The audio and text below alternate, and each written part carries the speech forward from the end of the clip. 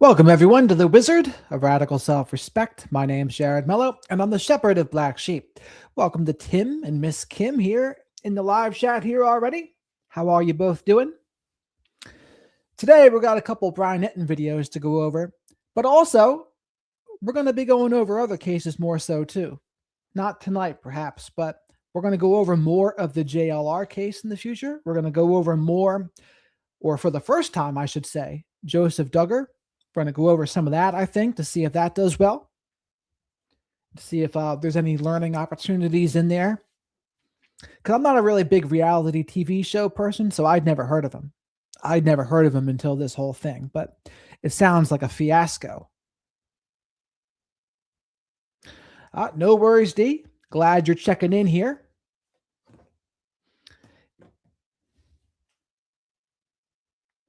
Took the night off last night, of course, Tron. Of course. Like I say, I'm live usually 5 or 6 nights a week. Tomorrow, I actually have a one-on-one consultation to be doing from 10 p.m. to 11 p.m. So I won't be live until a little bit after that tomorrow. Christy. TCB Girls Christy. How are you? Please remember to like the video on the way in. Remember, likes are for Shadow the Night Owl. Helps pay for his hootie snacks. I love that Mr. Rooster came up with that. And there he is. Speaking of the devil. I spoke his name into existence. You see that? I mentioned hootie snacks. I mentioned Mr. Rooster. And now here he is. Montana, welcome.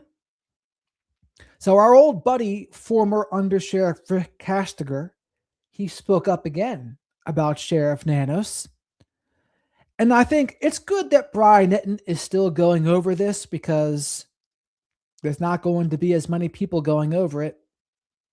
And you don't want it to go completely cold. You want to have the pressure on there too. Daily Watcher. I love that username. So that's going to be Dr. Z. If I can coordinate it with her, she's going to come on board and talk to me about the JLR case. I think that should be interesting. Victoria, welcome. I'm also going to I'm going to try to get my friend Christian to come back on too. Are you familiar with Christian John? I think he would make a good addition to some of these live streams too. I just thought of him because I saw his audio of BPD is the inverse of NPD. Someone just had the audio and they put it over their video on TikTok. Posted in February and it has 39,000 likes. And I was like, yeah, people like him. People like his thoughts on it. Barb, welcome. Jennifer, welcome. How is everyone?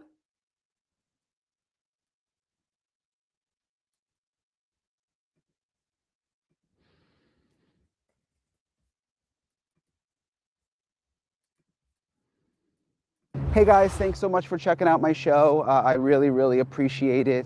Please click to subscribe. I really appreciate all the support.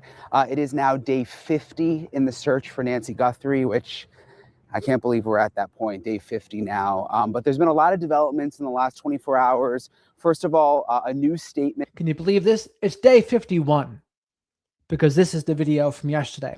We're going to watch this first, then go to the one from today. But can you believe it? Day 50? Doesn't 50 days ago seem like forever ago now?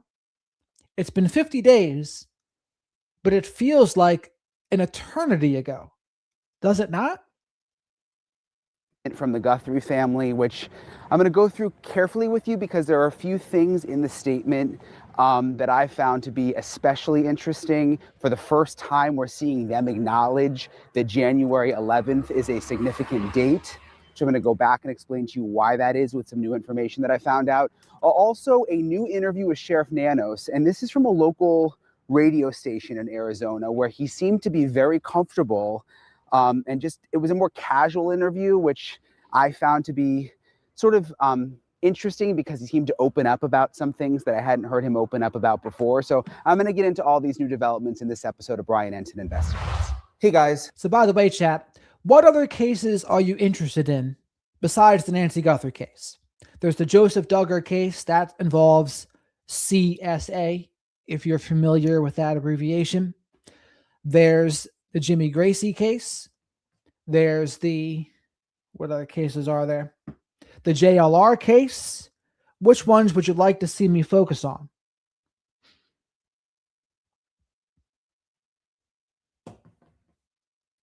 All right, so I'm going to get to the new interview with Sheriff Nanos, the Pima County Sheriff, who is really over the investigation. Although, when you'll see in this interview, it's interesting when they bring up the fact that he's in charge of the investigation, he sort of pushes back a little in a weird way, which I'll let him explain that. And I'm going to go through everything new that he said. And it's a really interesting sort of new interview from him. He says some things that I haven't heard before, I think because it's more of a relaxed setting.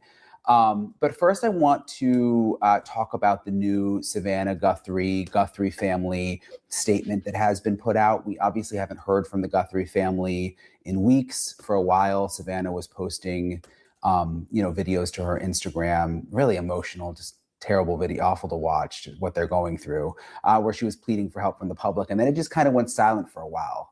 You remember we saw Savannah Guthrie and her sister Annie and her sister's husband Tommaso. They were all out at the house.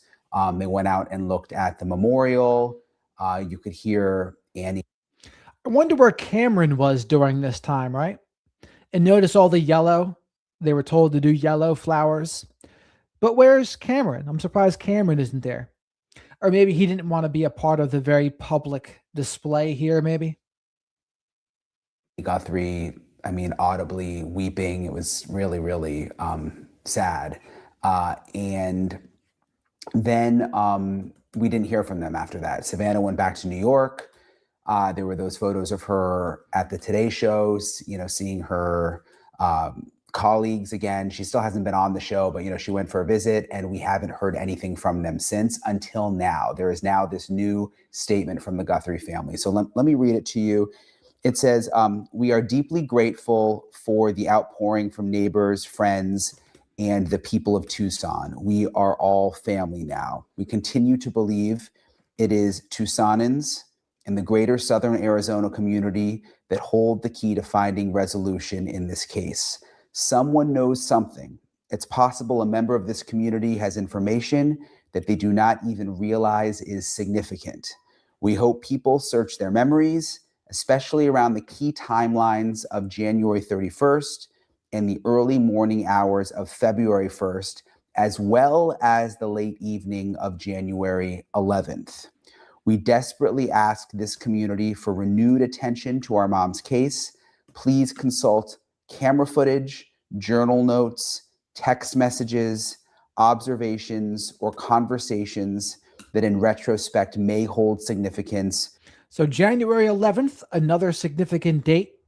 And you're going to see in this, weekends are significant. No detail is too small.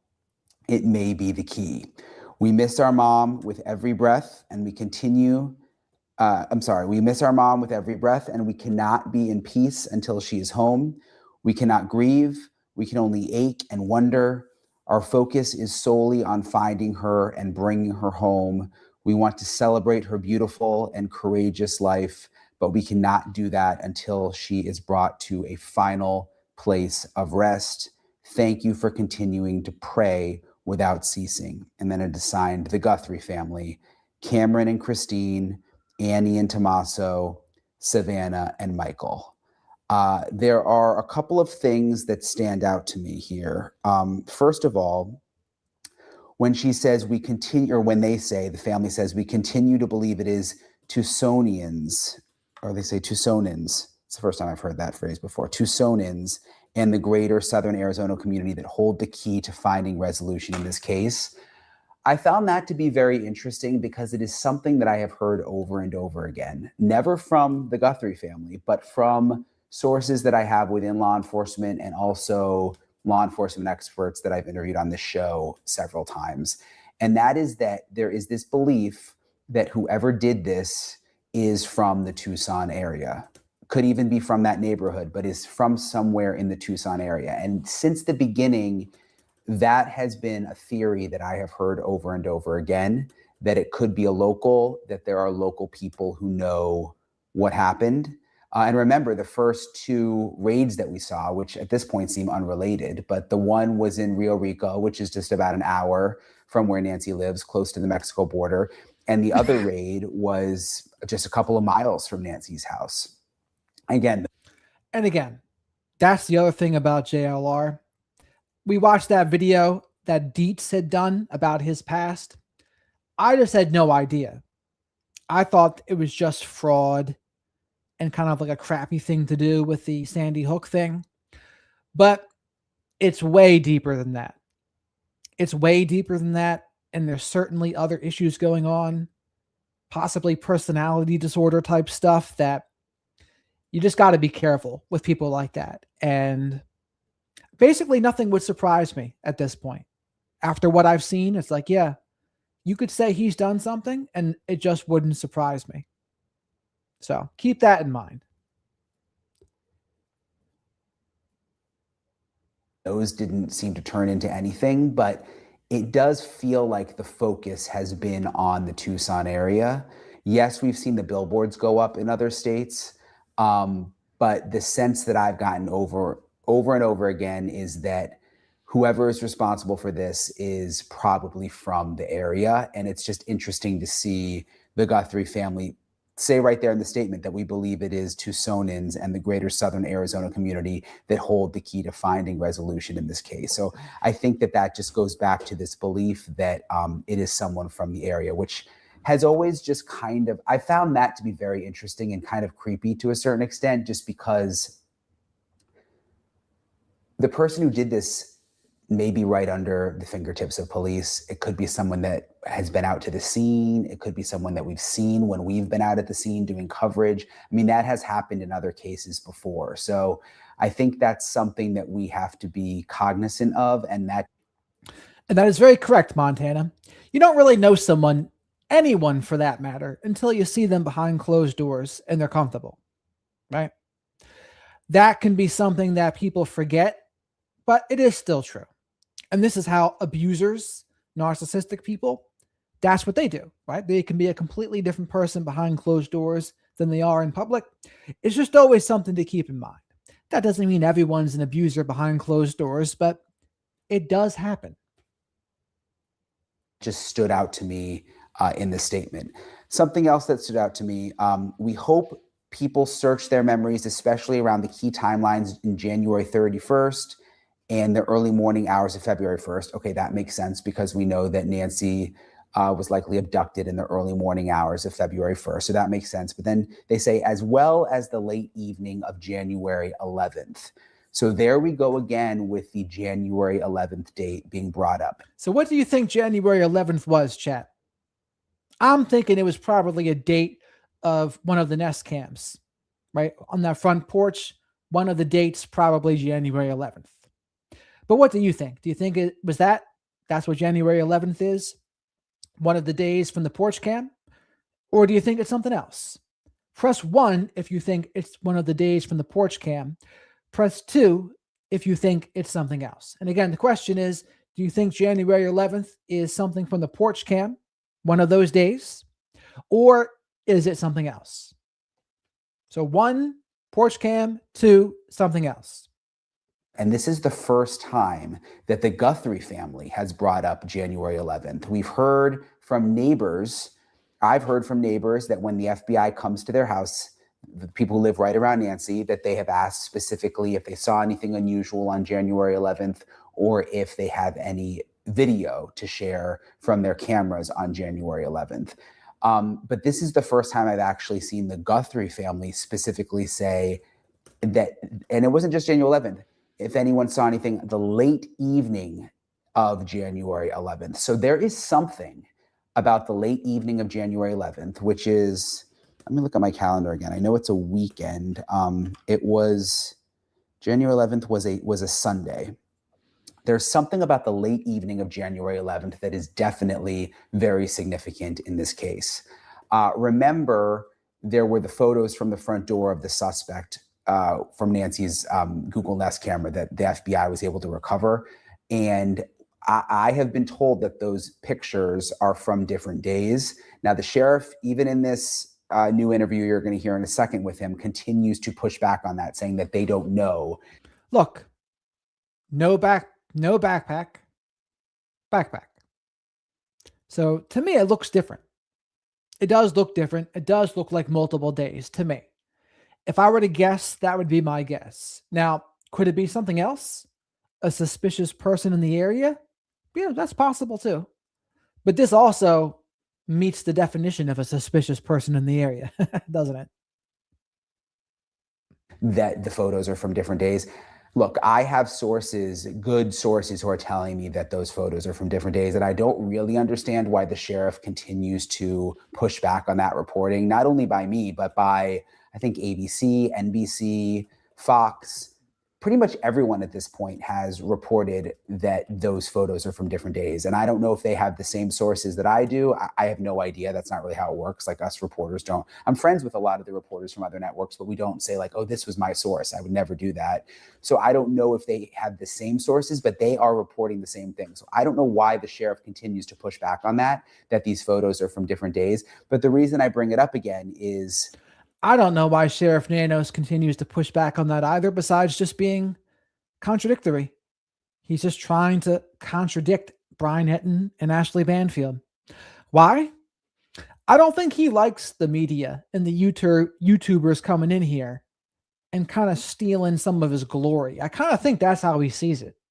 So when he sees Ashley Banfield reporting things from her source about Tommaso maybe being the prime suspect, or Brian Hinton talking about multiple days from the Nest Cam, he doesn't like it.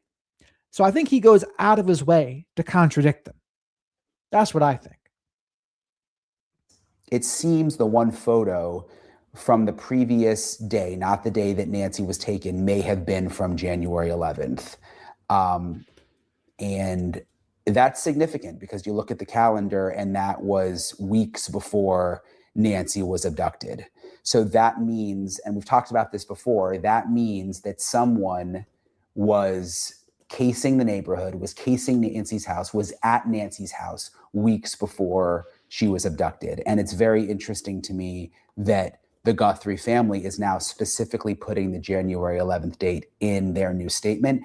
And trust me, this statement was definitely approved by the FBI and by investigators, and maybe even crafted in part by investigators. So there is nothing in here that's just sort of slipping in by mistake. I mean, this is all, I would imagine, very carefully curated, just like Savannah's videos were. So January 11th, again, in the statement, first time we've heard it from the Guthrie family. And I'll just say again, one of the other neighbors, and I talked about this in a previous episode, and if you go back and listen to her interview, one of the neighbors also said that investigators were also very interested in January 24th, which is a Saturday, which is the Saturday before Nancy went missing, which just goes back to, these are all weekends, okay? January 11th is on a Sunday, January 24th is on a Saturday, Nancy goes missing early Sunday morning on the 1st.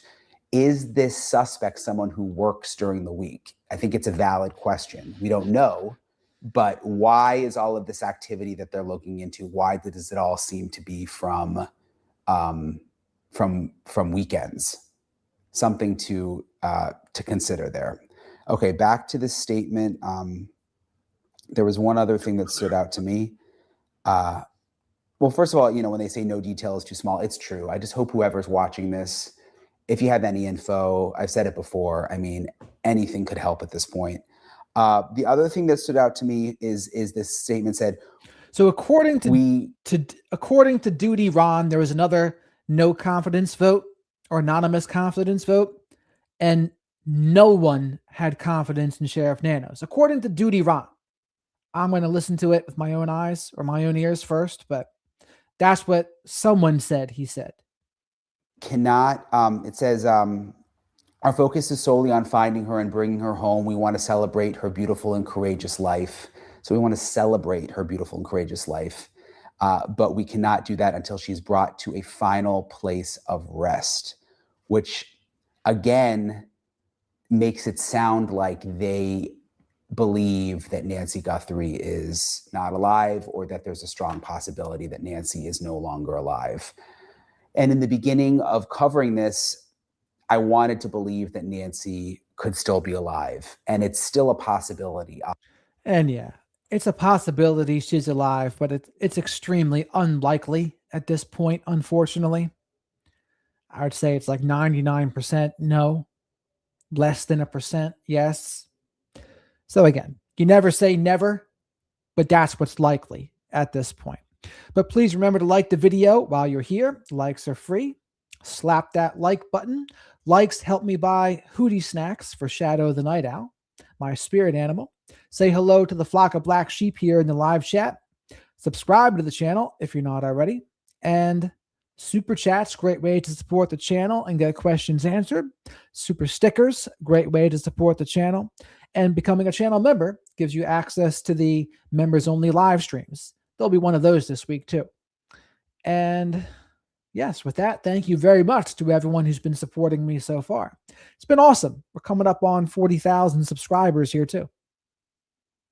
Obviously, but it seems like the family is processing the realization that the chances of her still being alive are very, very small. And I hate to say that, but I think it's just. I agree with Brian. Carrie Lynn, thank you very much for the super chat. I still believe the family is involved. And I would say that's certainly possible. It's certainly possible. I think until they have an actual suspect and have made arrests, it's all possible. Could it be Tommaso? Could it be Anne? Possible. I'm certainly not going to say impossible. Because even if it wasn't them on the front porch there, which probably wasn't them on the front porch, but that doesn't mean it wasn't orchestrated by them. That's just speculation. That's not an actual report. But is it possible? Absolutely. Thank you very much for the super chat, Carrie Lynn.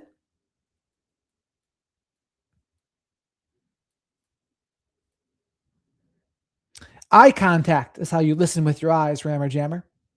Fact at this point, considering her age, considering her health, considering the fact that if this was a targeted abduction, which I have said, based on everything I know, is the theory that I think matches up the closest, that there was probably going to be some effort to get some ransom, and then something may have happened to Nancy.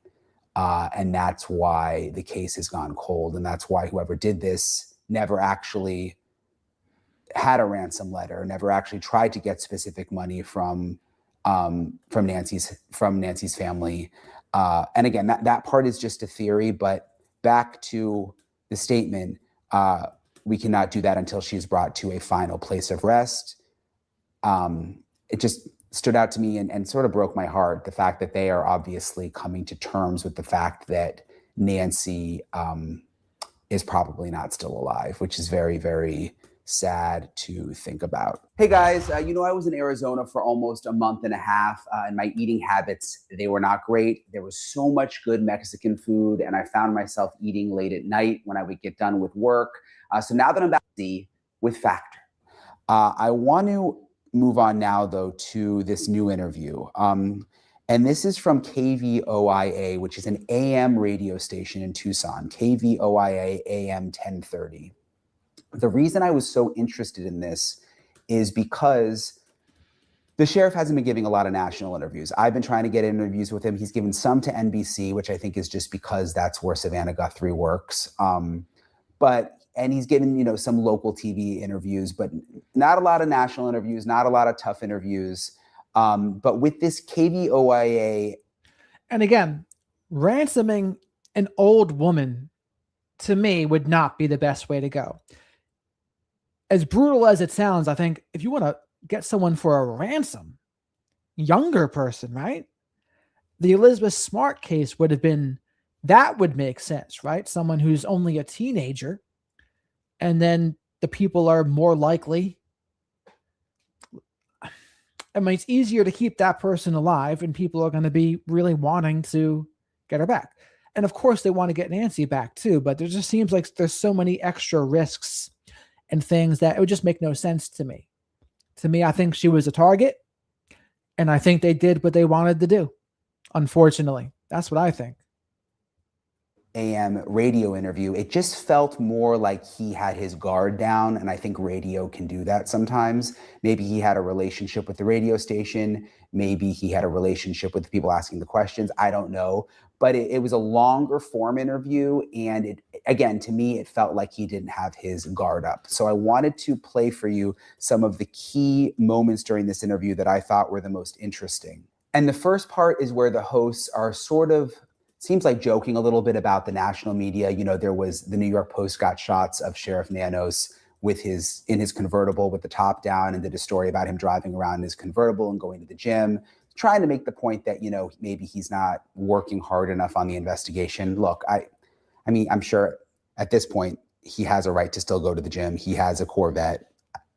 Make of that what you want. But they kind of poke fun at him a little bit with that, it seems like. And then he goes on to talk about what his role actually is in the investigation and what he thinks about some of the tips coming in. So listen to this. Got a great shot of you with the top down with the Corvette. You're looking sporty there in that shot. So I mean, they've been all over this, of course, the Post, and as have media from around the world.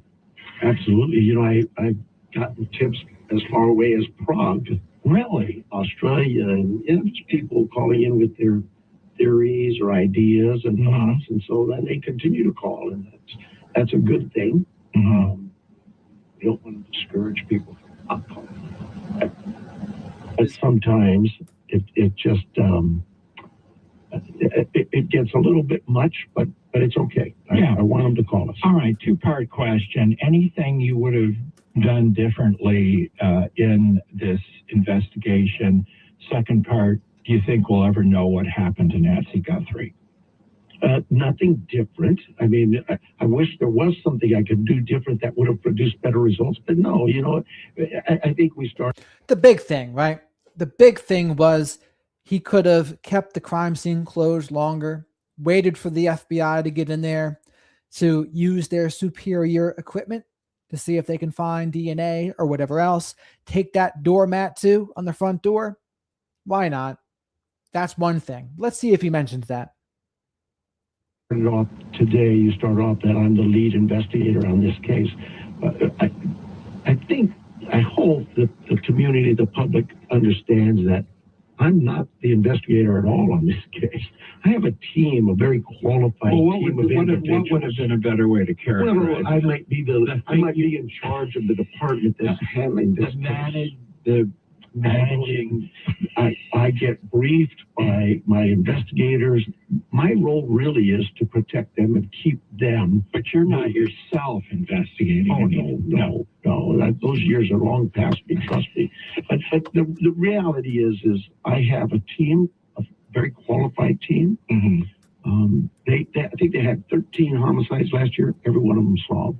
Some very difficult homicides. Everyone in Pima County, every homicide in our jurisdiction were solved. Oh, I didn't know They that. have a very high clearance rate. So two things that So it seems like he's kind of like passing the buck here a little bit. He's passing it on to other people. They're the ones really in charge, not me.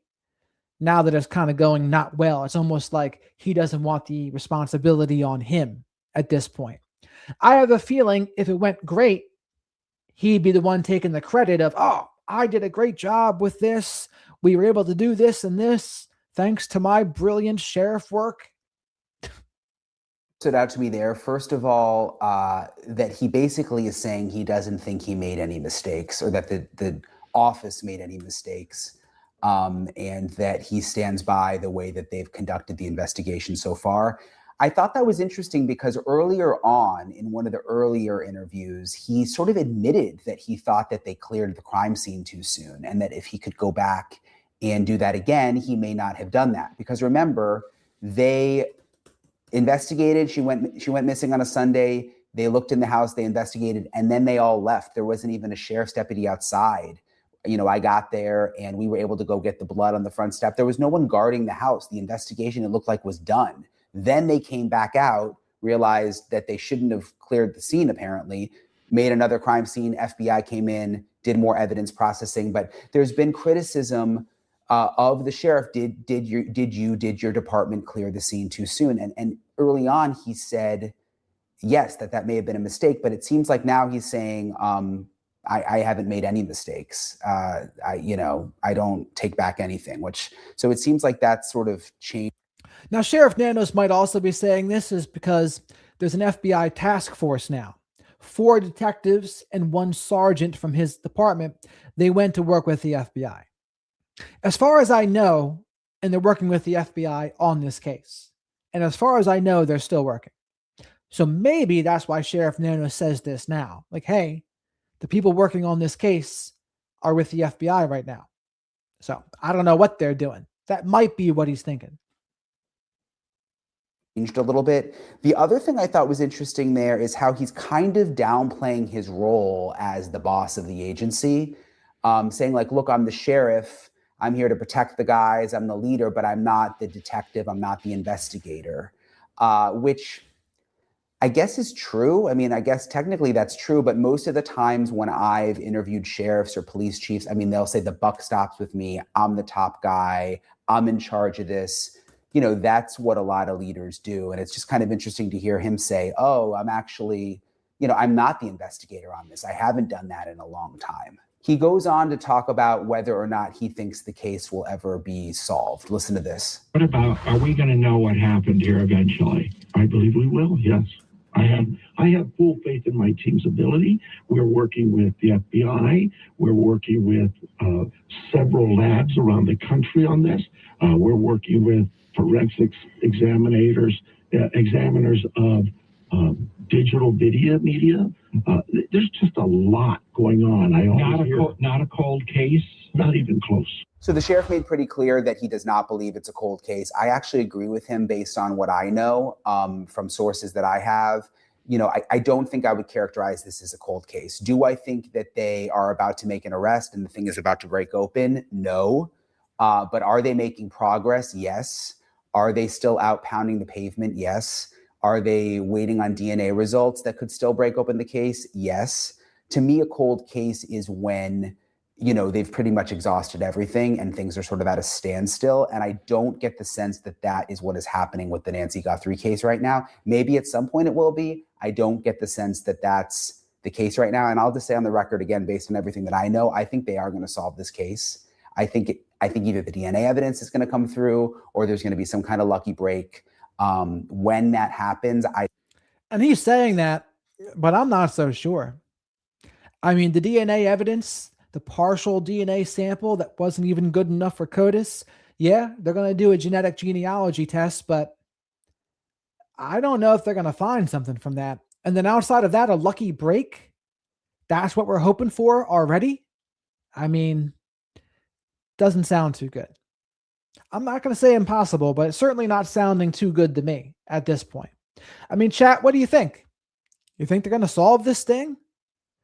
Press 1 if yes, press 2 if no, and it can be a while. I don't know, but I do think it's going to happen. Something else interesting in this next part of the interview I'm going to play for you, he talks about like his opinions when it comes to the case. Because remember, in the past when he's talked about the case, he's kind of changed little facts here and there, which people have been critical of. And then he'll say, well, people are hanging on my every word. And he sort of differentiates some of the thoughts he has about the case versus the facts that his investigators have. And he explains, which is not something I've really seen with other police chiefs or sheriffs. Usually they're pretty buttoned up. But he tries to explain that in this part of the interview. And again, what I liked about this interview is it's so casual that I think we're kind of seeing another side of the sheriff. And some of it is pretty eye-opening. So listen to this part. Without getting into the case itself, when I tell you that I believe this occurred or that occurred, that is my opinion. That's all that is. By other individuals in the case are investigators. They too have their thoughts and ideas and opinions. And I'm never going to set them down and say, no, that's not right or that's wrong. The case will get us there. We let the evidence show us the way. And that's what we base everything on. Right now, everything is speculative. We don't have anything in front of us that says this is who did this, and this is why. So, I get it. Things are said. And again, it sounds like he's saying, I don't take control of this thing. We let the evidence lead us where it leads. Well, according to former Undersheriff Rick Kastigar, that is not how Sheriff Nanos operates at all. He's a micromanager that is extremely vindictive. That's what someone who has worked with him directly has said. Sometimes they're taken out of context. It really is, though, this case is a case that is probably unlike any case we've seen in years in Tucson. The closest I can come to it would be the Cialis girl. She was kidnapped, taken out of her bedroom. I think you recall the family, the father specifically, really went through a lot in that case, and unjustifiably so. And Tim, you actually have posted about that case. I've read about that case. But it took 10 years to get resolution on that. So when you hear him talk about the Celis case, it's just a tragic case from Tucson. I just wanted to tell you guys about real quick because he referenced it. It was a little girl, Isabel Celis, who was kidnapped and killed. And this. Yeesh. Pretty girl too, huh? Very cute. But please remember to like the video while you're here. Likes are free. Slap that like button. Likes help me buy Hootie snacks for my spirit animal Shadow the Night Owl. Say hello to the flock of black sheep here in the live chat. We got an awesome and eccentric group of people. I would have it no other way.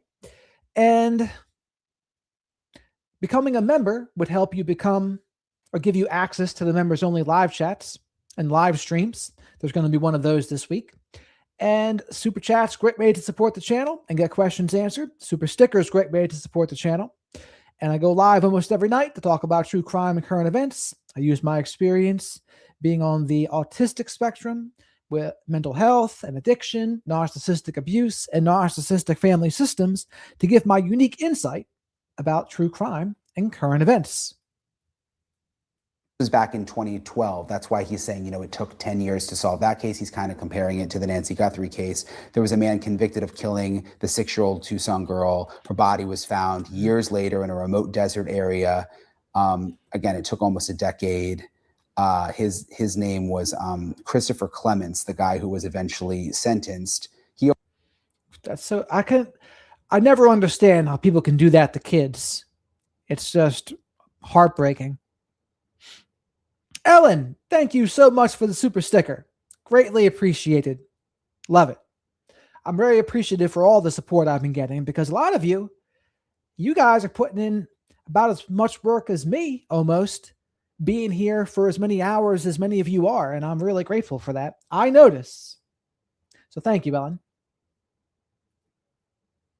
Always maintained his innocence, but there was a ton of evidence. And he was found guilty of first-degree murder, kidnapping, and burglary in the death of a little girl. Again, Isabel. Share, and thank you for becoming a member, Share. You now have access to the members-only live streams. Celis vanished from her parents' home in 2012. And you hear what the sheriff is talking about is that, the dad, Isabel's. And she has a message, too. Happy I found you, 1 month and many more to come. I really appreciate that, Share. We do have a great group of people here. Eccentric, yes, but still, I'm eccentric myself. And that's why we call ourselves the flock of black sheep. So thank you very much for becoming a member, Share. I will let you know what specific day and time the next members only live stream is. Dad, I guess, apparently was sort of, dragged through the mud through this whole thing. It ended up having nothing to do with him. I don't know if he's making that comparison because of the Guthrie family, like Tommaso, there was all this internet chatter that he may have been involved in the Nancy Guthrie disappearance, Tommaso being Nancy's son-in-law. Of course, there's no evidence to support that. And the sheriff has put out a very clear statement saying that no one in the family is considered to be a suspect. So it's kind of interesting that he brought up that case. And the fact that case took 10 years, hopefully this Nancy Guthrie case will not take 10 years. The sheriff also got some criticism because just within the last couple of weeks, he was asked, do you think that this person could strike again who did this to Nancy? And he said, absolutely, which took a lot of people off guard, especially because he had been saying that the case was targeted and then was saying basically he thought the person could strike again. I know the neighbors were really nervous about it. So they asked him about that in this radio interview. Take a listen. Granted, you've noted that, there's crime in Tucson and around Tucson anyway, but what about the question of danger to the broader community? Yes, Tim. I understand. And to me, it would be silly as the leader of a large, don't worry about it. Just relax. This was the Guthrie family. No, that's not what we want to tell our community. And from a law enforcement perspective, anytime we want you to be safe, secure in your homes, blocking your doors, paying attention to your surroundings. If you see something, say something. Just be safe. Do you want to summarize then what is your theory? Why don't maybe that would be helpful? No, I believe. Can you share with it what is your theory of what happened? This is Chris Nanos, whatever. What I would tell you is, I believe that Nancy Guthrie was removed from her home against her will. That is a kidnapping. Beyond that, everything else is just. We'll see. We'll let the evidence take us there. So again, still a little bit confusing. And I think, frankly, they just don't know the answer of whether it was actually targeted. I mean, she was certainly targeted against her will. I'll say that.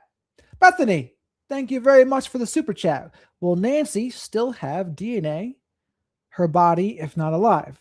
What do you mean by that, still have DNA? Like on her body, you mean? From someone else? Yeah, I mean, depending on the level of, not to sound crude, but decompensation or where the body is, it's possible. It's possible, but again, it depends. It depends on a lot of different factors. But thank you very much for this, Bethany. I really appreciate you and your support. Andrew's correct. Depends on a lot of things, how long it's been out there, etc.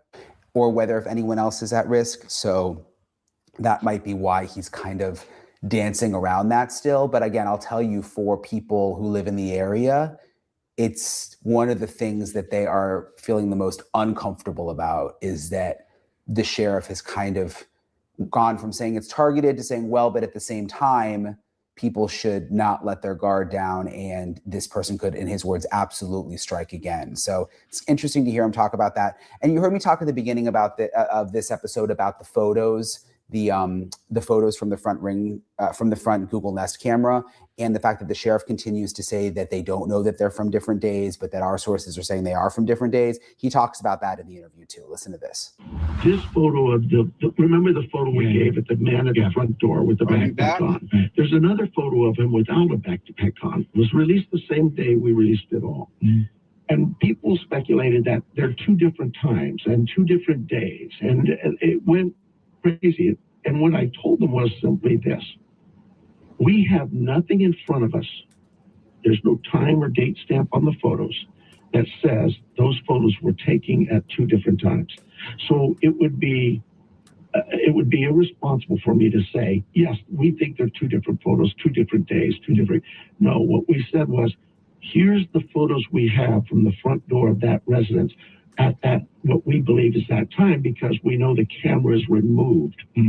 So we're sharing with the public everything we can to say, identify this person. So it is a little confusing again, because we're getting conflicting information from the sheriff's office and then from our sources about those photos. Is it possible the sheriff just doesn't know everything the FBI?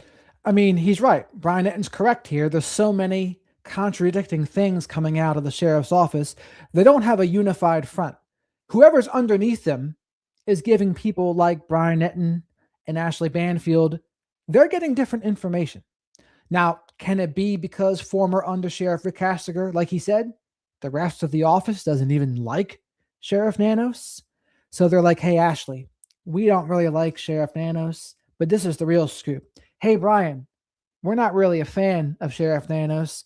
We've given him a no confidence vote, nor we're not confident in him at all. But here's what's really going on. And then Sheriff Nanos is like, I got to contradict him. I knows. I guess that's a possibility, but that it's still strange that all this time later, there's kind of conflicting information coming out on the photos. It's interesting in the radio interview. Then the host actually asked him about his reputation, about how he's handled the case, about sort of what locals are saying about him in light of the national attention and so much criticism of how he's handled the Guthrie case. Listen to this. So many in this community are saying, well, look at the sheriff, the way he's handled this, and he didn't portray our community and when you were on national TV in the right light. How do you take all this? Bill, I'm glad they throw rocks at me, not my team. Just do it. That's okay. Maybe I made a mistake. I told them, I'll be your bad guy. I'll be your villain. Boy, they took that literally. But because I've also got, the other day, I got a tip that said, I think it's Sacramento. Lady said I was at her house on January 4th at 11:30 in the evening, threatening to kidnap her. And she has a picture of me in my uniform. What? And I'm just saying, I go, where do these guys get this stuff? But it's okay to say all. Now, a good leader takes more than his fair share of the blame and a little less than his fair share of the credit. And at first there, he said something that would be good. Yeah, throw rocks at me, not my team. Yeah, a good leader would say that. But from everything we know about what's going on behind the scenes, Sheriff Nanos has not been a good leader. And the rest of the team doesn't like Sheriff Nanos. So somewhere there's a disconnect here. Those things do on solving some crimes, but that doesn't mean we just share the whole case with you. Yeah. So yes, people say, oh, look, he's talking and he's not telling us anything. He knows something. Yes, I know a lot, but I'm not going to share that with the public. It is about protecting the integrity. So it does make sense when he says, that they can't tell the public everything. So as we've expected and suspected, there's a lot of things they're just not telling us, which is true. Right? He just admitted that there's a lot of things we're not telling the public. But even with what they're not telling us, they still haven't found Nancy, and they still haven't made any arrests, and they still haven't announced a suspect. So despite what they know that they haven't told us, they haven't been able to do those things. Everything. Of course, that's the case. I mean, that's the case with every ongoing criminal investigation. And they shouldn't tell the public everything. And they shouldn't tell the media everything because you don't want to jeopardize the investigation.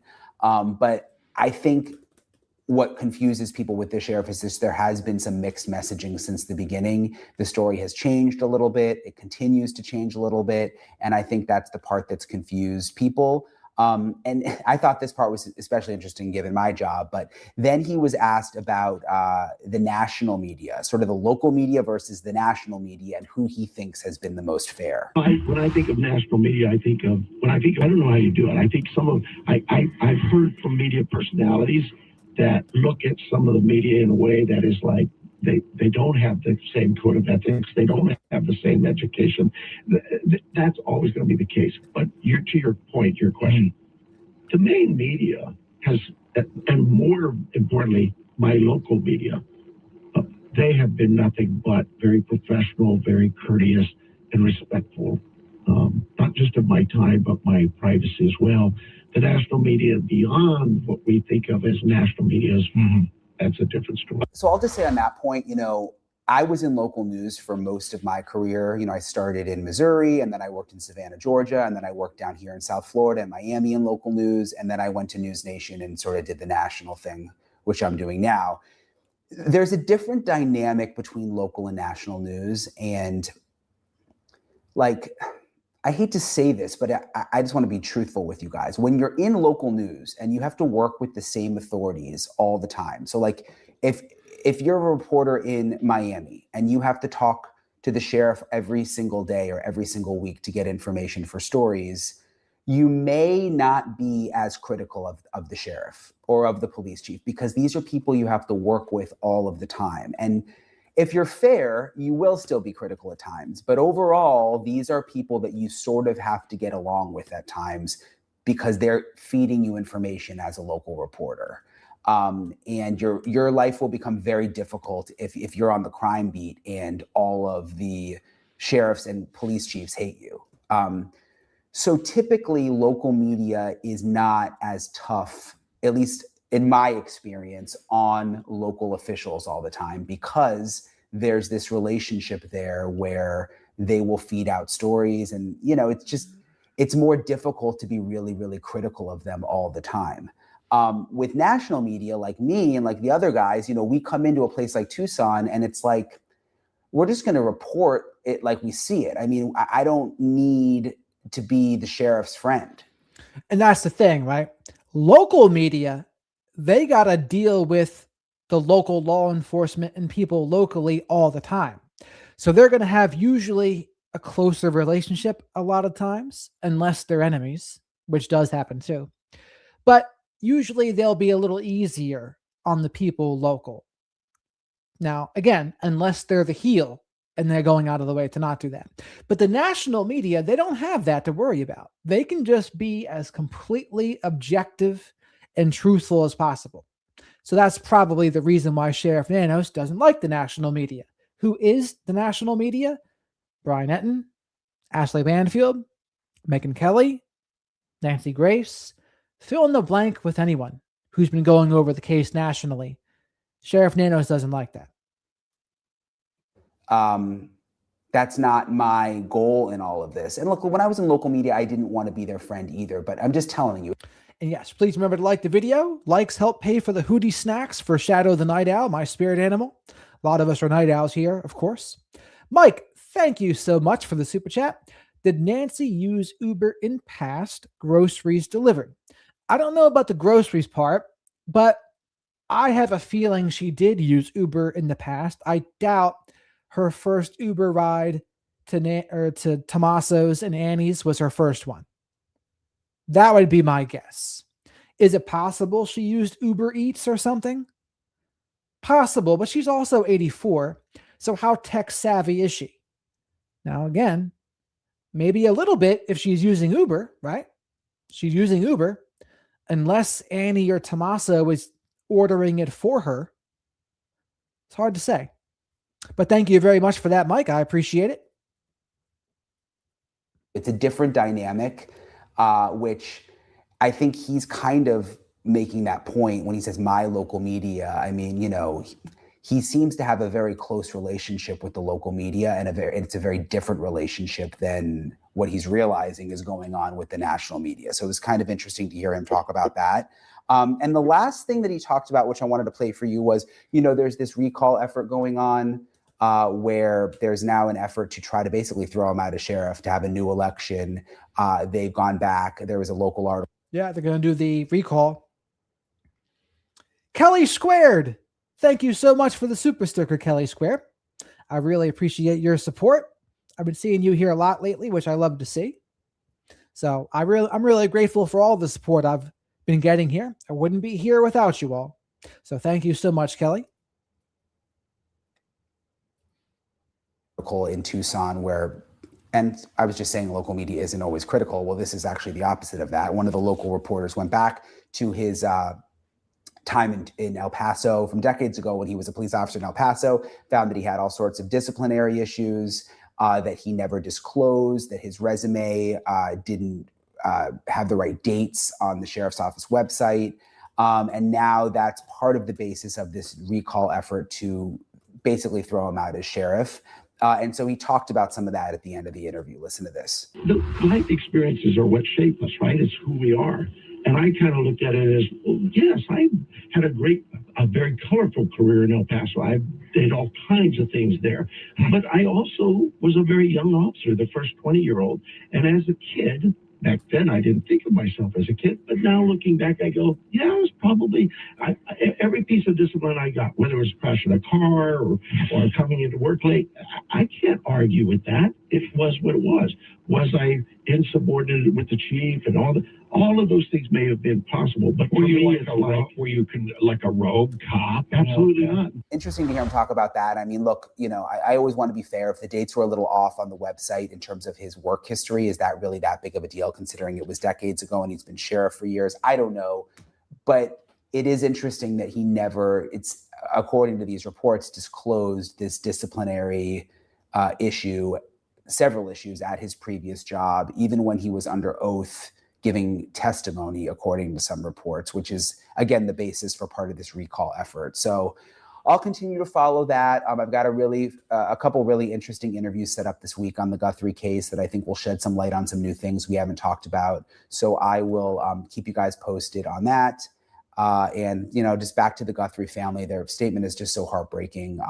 My heart goes out to them. I really hope we're getting closer now to some kind of resolution in this whole thing. And I'll make sure to stay on it. All right.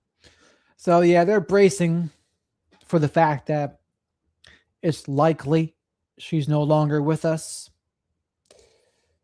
But this is going to be a video about what former Undersheriff Rick Kastigar has to say about Sheriff Nanos. To say that's coming up. Hey guys, thanks so much for checking out my show. I really, really appreciate it. Please click to subscribe. I really, really appreciate it. Yeah, make sure you check out Brian Netton's work. Most of you already know him anyway, but I think he's awesome. Everyone who lets us play their work, I'm all for them. So definitely support them too. They help me to do what I do, so I appreciate that. Remember to like the video on my channel here too. Likes help pay for Shadow the Night Owl's Hootie Snacks. I love that Rooster came up with that. The other spirit animal is Swift the Fox from David Deneau. Subscribe to the channel if you're not already. And I go live almost every night at a little bit after 10 p.m. Eastern to talk about true crime and current events. Tomorrow, it'll be 11 p.m. Eastern, a little after, because I have a one-on-one coaching consultation to do. Appreciate all of the support and you guys following me and supporting my channel. Today is day 51 in the search for Nancy Guthrie. She vanished from her home right outside Tucson, Arizona on February 1st. A really, really interesting episode today. This to me was one of the more interesting ones that I've done lately because you're going to hear my full interview with Rick Kastigar, who really knows the sheriff and knows Pima County unlike anyone else I've interviewed, I would say. And that is because Rick was the sheriff's boss for decades. The sheriff, Sheriff Nanos, Pima County Sheriff, was actually under Rick when he was in leadership at the sheriff's office for decades. Then Rick supported him in running for sheriff. Sheriff Nanos won, and then Rick was actually his chief deputy, his undersheriff. But now that is interesting. Former Undersheriff Rick Castiger supported Sheriff Nanos. So they must have had a big falling out. And that's usually how it goes, right?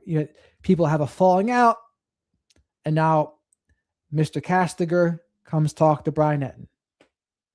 Things went south between them, and he's going to explain that in this episode.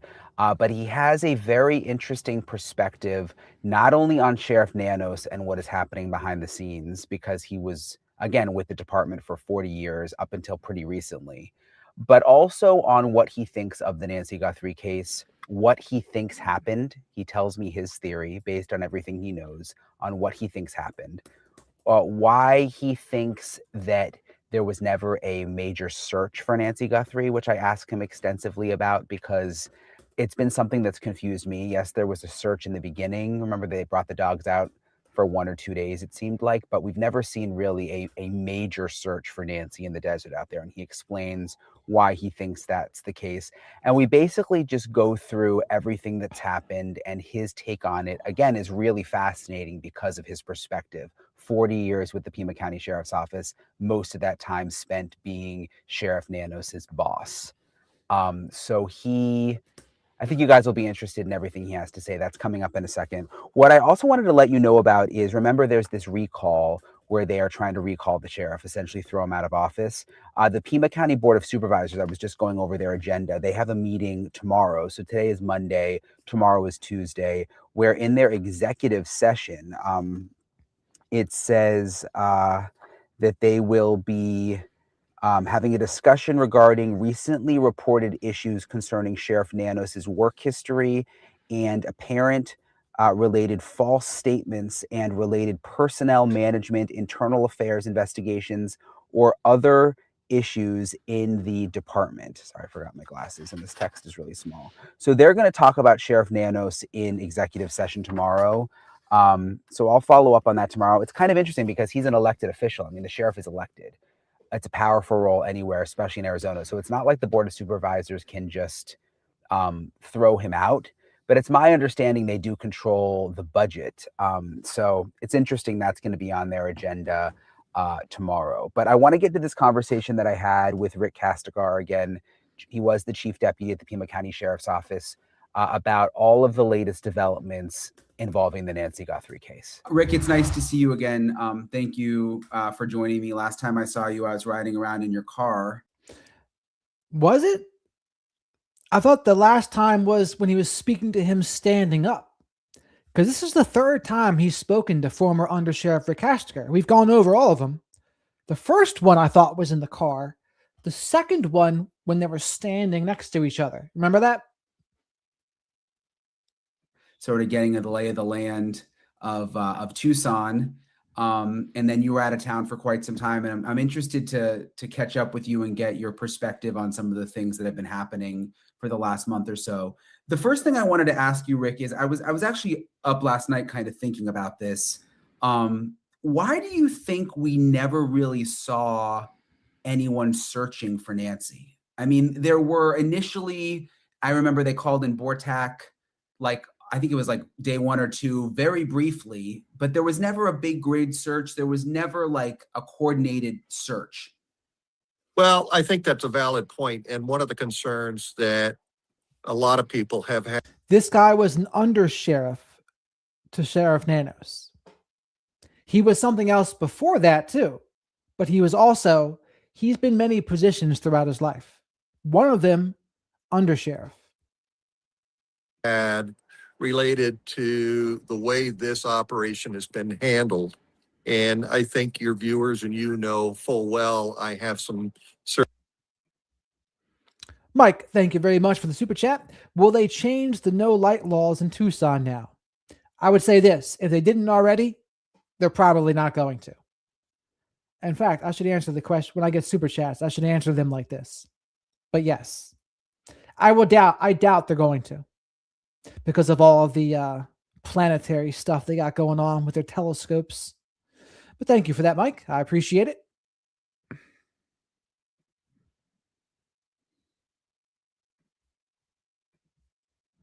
Various concerns.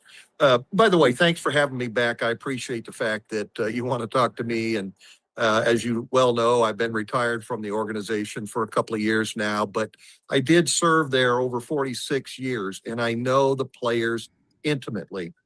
That said, you're talking about a grid search. Initially, the case was handled as though this was an elderly woman who walked away from her home. That was the initial response for the first, perhaps 18, 24 hours or so.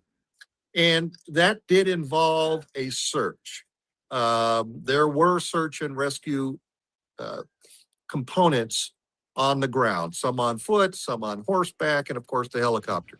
That didn't really find anything, but as soon as the sheriff's department saw the initial evidence, and now we have the luxury 7 weeks out to understand what that is, it became very clear, at least to me, that this was a very sophisticated abduction. And when I use that word sophisticated, I don't use it lightly, because the preparation that took place of the individual or individuals that committed this crime is evident in the video that we've seen. It's evident in the scene itself, and even the sheriff has concluded this was an abduction. That's not rocket science, but it's scary because we don't know what the intent was initially. I have some guesses, and there were, getting back to the grid idea, the grid search itself, one of the things they want to do is look very carefully from the point of origin, which would have been her home, and perhaps any evidence that led 360 degrees around her home, footprints, articles of clothing, things she might have been carrying. Of course, then the next step would be, well, where would she logically go? Has she done this before? But as we became well aware, she had the mental faculties and sharpness of a much, much younger person.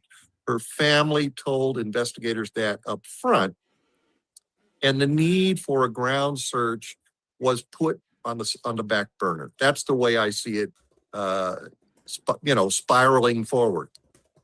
But even weeks later, or even now, and I think to Savannah's or the Guthrie family statement that just came out in the last 24 hours, and it's so sad, but they seem to be acknowledging that Nancy is probably not with us anymore. And I think most people have kind of sadly come to that reality. But why wouldn't you still do some kind of search? And maybe I'm wrong. Maybe you can tell me, you had so many years in law enforcement, but like, wouldn't you still do some kind of search to see if there's a grave, to see if there's a body somewhere, or is it just too vast? And again, my thoughts for people who don't know, I think it was a targeted attack against Nancy, probably a hit, but I don't think it was for money.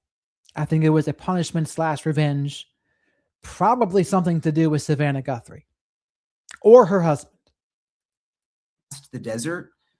Well, to do it now would be difficult at best because the weather, wind, there's been rain here in this part of the country during the 7 weeks she's been missing, and that obscures anything you might find. But of course, you ask about a grave, but what would be the motivation of an individual to abduct her from her home and then take her somewhere, presumably with the intent to gain something, and we don't know what that is. A lot of us surmise it has to do with some financial gain.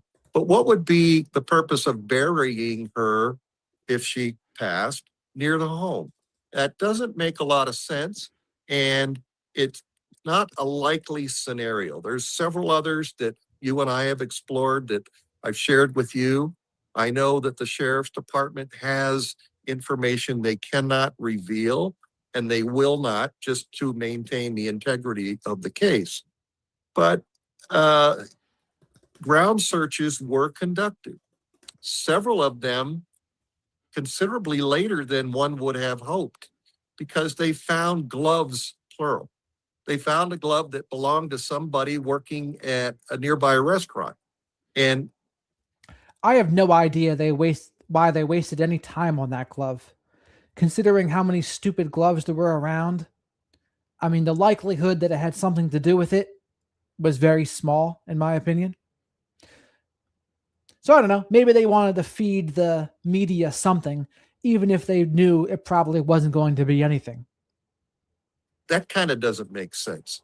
Apparently, there's some association between other evidence and an Uber driver. I know that they've interviewed, you reported at one point, the FBI SRT team went out and interacted with somebody who was an Uber driver. That didn't produce anything concrete. And they've taken steps to be as careful as possible. But as you've heard from me before, I don't think the right things were done initially. And I think the outcome, it may or may not have changed if certain things were done initially. Regardless, they're still pursuing this, albeit a much smaller investigative entity, but they're still. And mountains, I totally get with what you're saying. And again, the person who has domestic violence charges against them, I mean, at this point, nothing would surprise me that they were involved in at this point. It just, once you go over that Dietz video, there's nothing you can take off the table, in my opinion.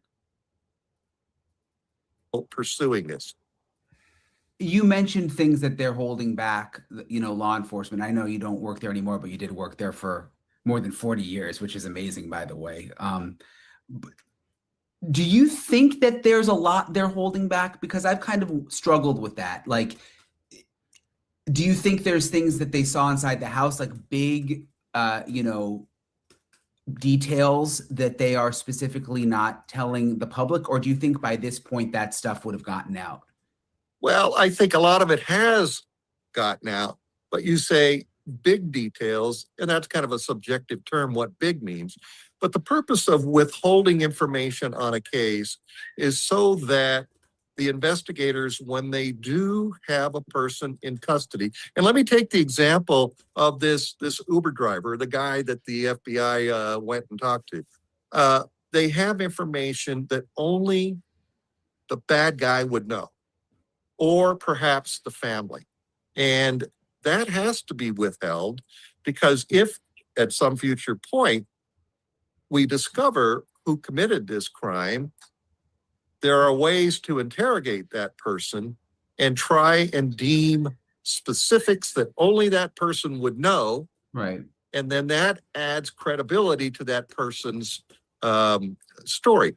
There are somebody in an interview with me one time called them clowns, and I think that's probably the perfect description. But there are individuals out there who purport to be the ones who did the crime, but they don't have the level of detail that law enforcement is withholding, and it can be easily disproved that somebody's come forward and said something and it's not valid.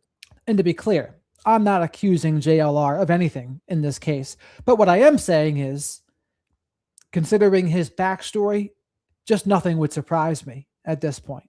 That is what I'm saying. And while you're here, please remember to like the video. Likes help me to buy Hootie snacks for Shadow the Night Owl. And come say hello to the flock of black sheep here in the live chat. Great group of people. Very supportive and encouraging group. And that's really the reason, the critical reason. And then of course, you've got, if and when this ever went to a court, you have to be able to prove what information that person has and what you know. DNA is a classic,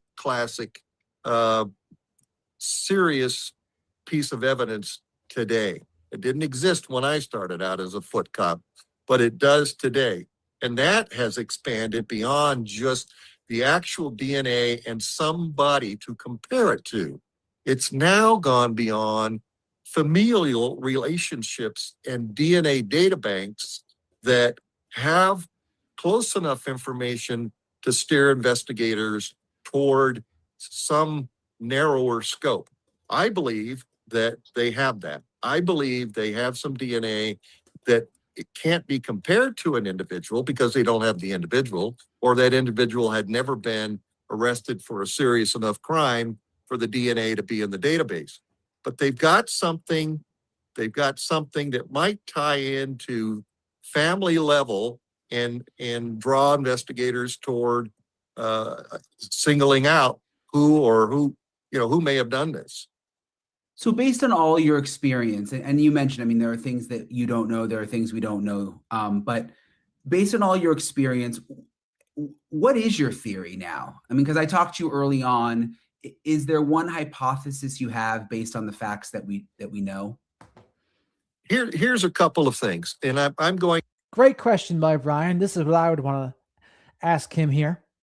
Now, Castiger, he does think it was involved with money. He thinks money was still a part of the motive. I disagree with that. But even so, let's see what he says. To take us, if you don't mind, Brian, through the chronology of what happened and what we know. One of the first critical things we saw was blood on the porch. And I think your team reported that.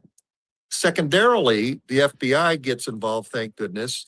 And we see that there was a video camera that did record an incident, a suspicious or a individual who covered his identity walked up. If you watch that video carefully, you'll see him approach slowly and with his right shoulder toward the camera and his turning to his left with his head. That tells me he knew where the camera was. That tells me that perhaps this, and that's when I underscore the word sophistication, that this individual had that information in his mind when he walked up to that front porch.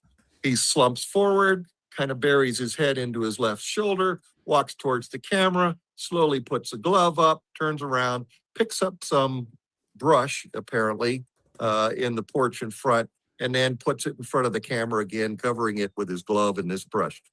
That's preparatory work. Hey guys, I was in Arizona. So the thing about that is, anyone who hired them to do this, they could have just told them, yeah, this is where the camera is. So just because someone's acting as if they know where the camera is doesn't mean they are directly involved with the family. But again, someone in the family easily could hire them and say, yes, this is where the camera is. So they knew. Also, to note, they were there multiple days, according to Brian Etten's source. And I tend to believe Brian Etten's source more so than Sheriff Nanos, so take that for what it's worth, too. Auto-renewing subscription purchase, make healthier eating easy with Factor.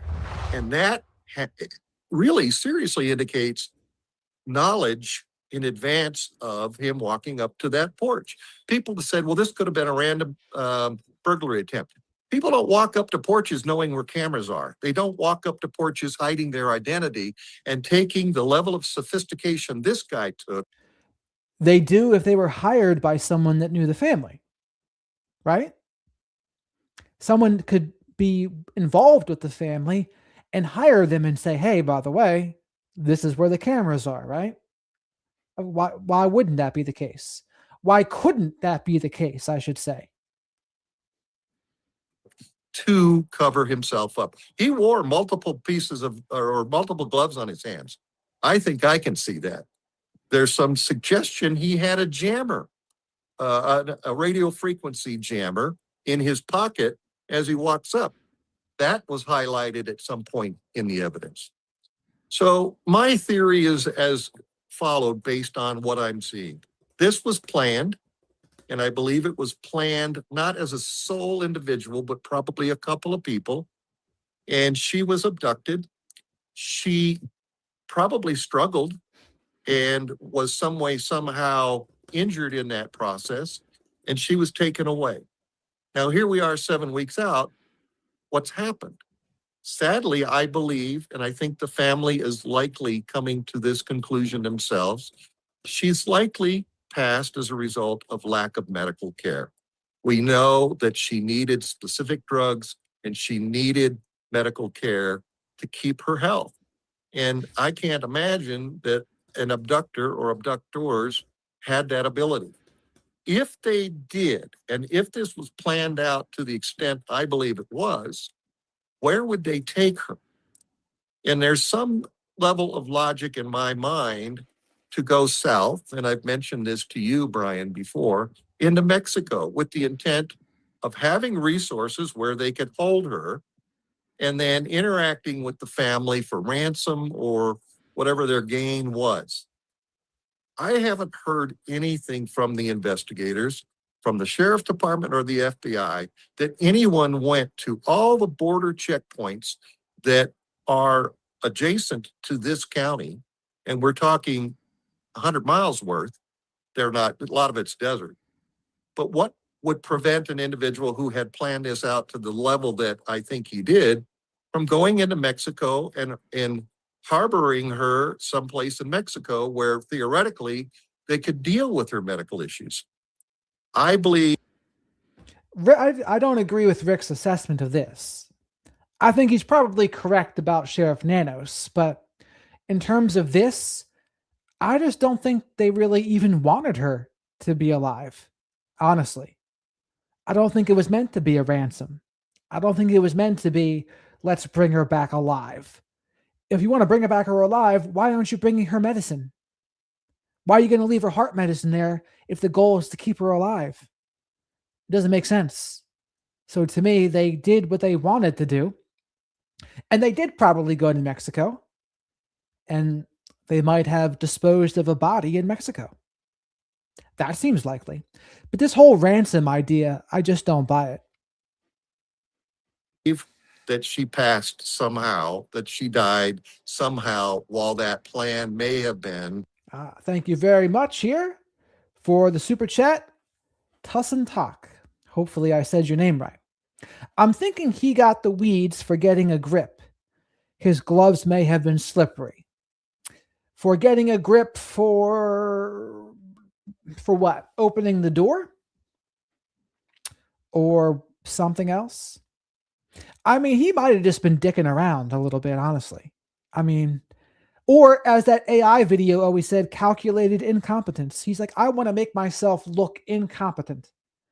So I'll get this foliage and brush it over the camera. Because honestly, this is what I was thinking with it too. It's like, maybe he wanted just to block the camera and he thought that would be good enough for a minute. And then he said, nah, never mind. We got to just take the whole thing off. Right? Is that not possible? That's what I would think, right? Like, okay, can I block it with a leaf? Nah, screw that. Let's just take the whole thing off. That's what I think happened. Thank you very much for the super chat, by the way. I appreciate your support. Also out there, remember to like the video, help me pay for Hootie Snacks for Shadow the Night Owl, and subscribe to the channel if you're not already. Attempted. And I believe that negated their opportunity to get what they wanted from the family. A lot of us think it's money, and that very well may be. You know, I know that the family has come up with over $1 million and put it out there that they would just like the return of Nancy. There's no specificity with, we want her alive. We just want her. And nobody has come forward and taken advantage of that, except for perhaps a clown or two. And we've seen that happen. So my theory is that she's passed. My theory is that they have nothing, they being the perpetrators, really have nothing with which to bargain any further. And what they may have done with her, I don't know.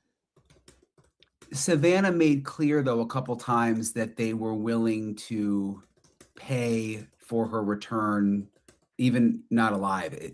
Right. Like, you know, but I guess if your theory is right, maybe these people are thinking it's too risky because now you're dealing with a murder, right?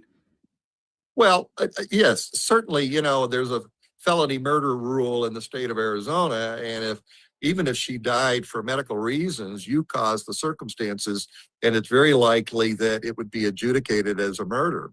So, yeah, I mean, if they're as sophisticated as I think they are, or he is, that thought has to have crossed the bad guy's mind. What do I do now? This, you know, we don't have anything to negotiate with.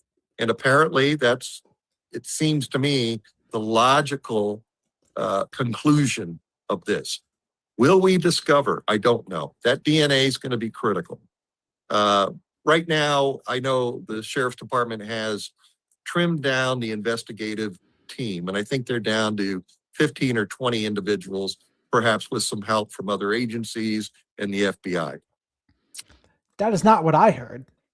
Didn't we hear that there was 4 detectives and a sergeant? They went to go work with the FBI task force. Is that not what we heard? Because honestly, how many people is the sheriff's department going to dedicate just to this case? I mean, dedicating 5 seems pretty good. I mean, how many more do you want them to dedicate at this point? So he just said 15 to 20. I don't know where he's getting that from. There have been thousands of tips that were called in to both the FBI and the sheriff's department. And there's some conjecture out there that this is a cold case now. I don't believe that in the least. I think as long as there's any evidence that is yet to be determined, the case is active and alive. If they've got thousands and thousands of leads, they have to prioritize those, of course, and then they have to vet each one, and that takes time. You never know when you're going to discover somebody's tip that may appear benign initially, but in fact had some information in it that leads you in the direction that you need to go. And as long as that exists, this is not a cold case, it's an active case. I thought it was interesting in Savannah's latest, or in the Guthrie family statement, they said something along the lines of, you know, it's someone in Tucson who's going to help solve this. Right. And when I was on the ground for 42 days, the sense that I got from people that I met and sources was the feeling was it's a local who's involved. Do you sense that? I mean, what are your thoughts? Well, I really haven't given that much. It's a great question by Brian. Is there a local person involved? Great question. Because the implication then is local person also may be involved with the family. Not guaranteed, but possible. Let's see what Rick says. Consideration, and I feel kind of neutral on whether it's a local or perhaps somebody else who came in to purposefully attack. So he said he hasn't taken it into consideration. That's kind of a wild thing to say to me. The Guthrie family by way of Nancy. What steers me ever so slightly towards the fact that it may not been a local is a couple of things. The level of sophistication, as I've said several times, that began. The obvious signs by the investigative leads that they are looking at different perspectives of different time frames of different cameras. You may recall there was a vehicle fleeing the location, but it wasn't exactly the night of the abduction that they looked at. So the investigators have some information lending itself to other time frames other than the night of the abduction. What that tells me is that this was prepared. And again, that's another element that I believe underscores the fact that this was a sophisticated and purposeful act for a specific reason. And perhaps that reason has now gone away, perhaps by her death. And here we are, still hoping and wishing the best to the family. It's a difficult case. Yeah, you mentioned preparation. I mean, the January 11th date keeps coming up, and the Guthrie family actually put that date in their latest statement, which is the first time I've heard them on the record reference that date. But neighbors have been telling us for a long time that the FBI has specifically been asking them for video from January 11th. So it just goes back to what you said about some kind of preparation. And Christy, I totally agree. In this day and age, with how many cameras they have and the level of technology and sophistication they have, it's wild that these people have been able to get away with this for this long. It is pretty crazy. You would think, right, in this day and age, they would be able to catch these people, but they haven't. And of course, law enforcement, they don't want to announce that people can be getting away with things like this, but here they are getting away with things like this somehow. It is wild. And also, please remember to like the video. Likes are free. Slap that like button and subscribe to the channel if you're not already. And remember, super chats are a great way to support the channel and get questions answered. Super stickers, great way to support the channel. And becoming a channel member gives you access to the members only live streams. Well, you got to ask yourselves, where did the investigators get that date? How do they come to that? What tells them that? And that's a good question too. And we got a Mike. Thank you for the super chat here. Backpack person is definitely not no backpack man. What does that mean? Backpack person is definitely not no backpack man. Meaning that he doesn't normally wear a backpack? Is that what that means?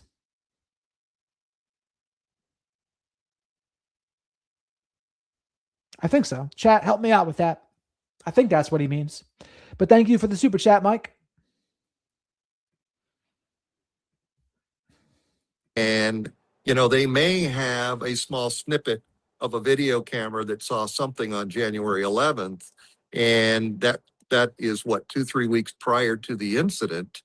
And they're looking for other corroborating samples of videos from that particular date.